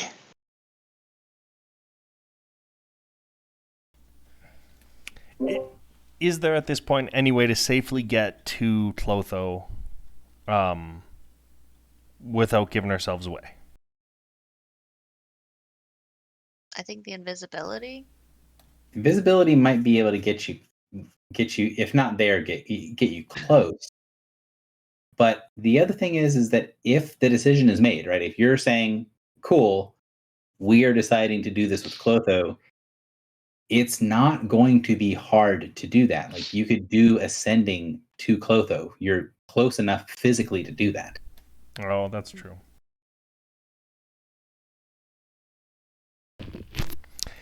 Oh, you guys are killing me. Actually, I think they're killing the child, but yeah. And the town. Twist that knife, Gary. Well, if Clotho emerges, the church might realize what's actually going on. I mean, we have no way of knowing the specifics, but when Clotho emerges, something's going to happen. Something. Yeah. That's going to shake things up.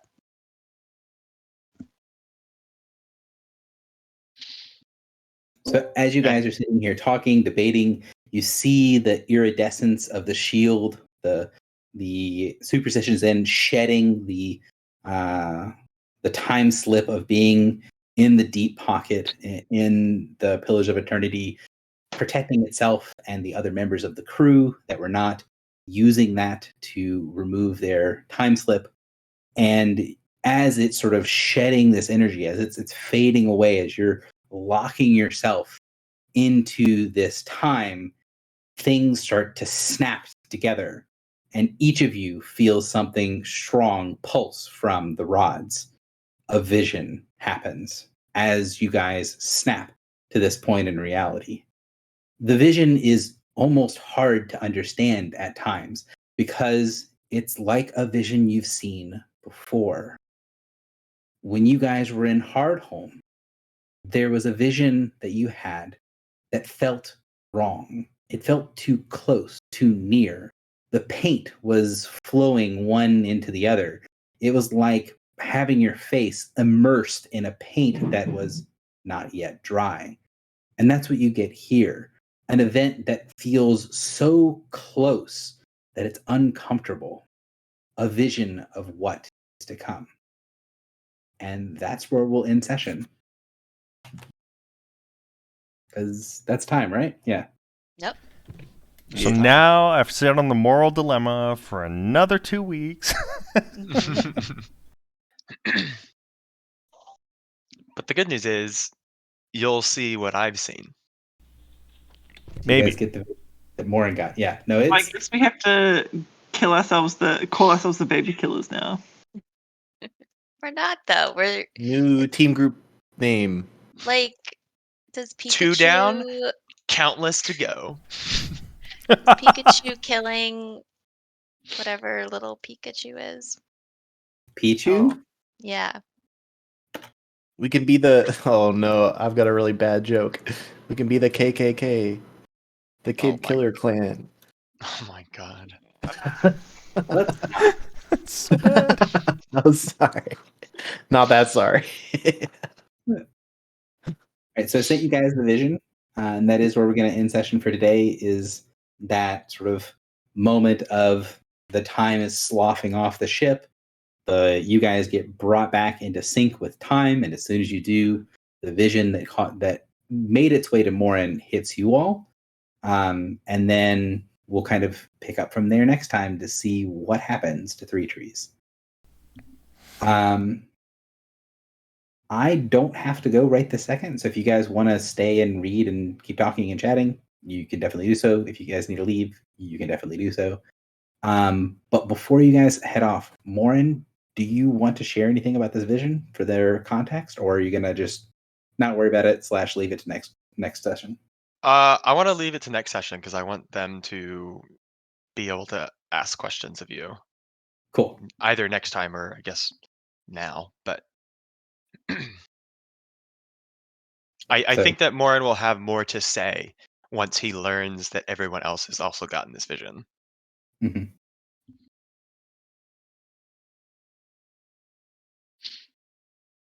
So I'm gonna be here chilling. If you guys want to keep doing stuff. I do have to run, but Yep, thank you understood. all. I have to go too. Excellently done, But Gary. I just Philly just clicked to what you're, because like Discord avatars are like quite small for me, and they're just kind of like blobs of color. And I just clicked to what it is, and I have to say, omelette du fromage. Omelette du fromage. Yes. All right, All right, see you guys. We super made fun. good choices this week. We did. Great choices. Thanks, Bye. All of our choices are good choices. Take it easy. Take care, guys.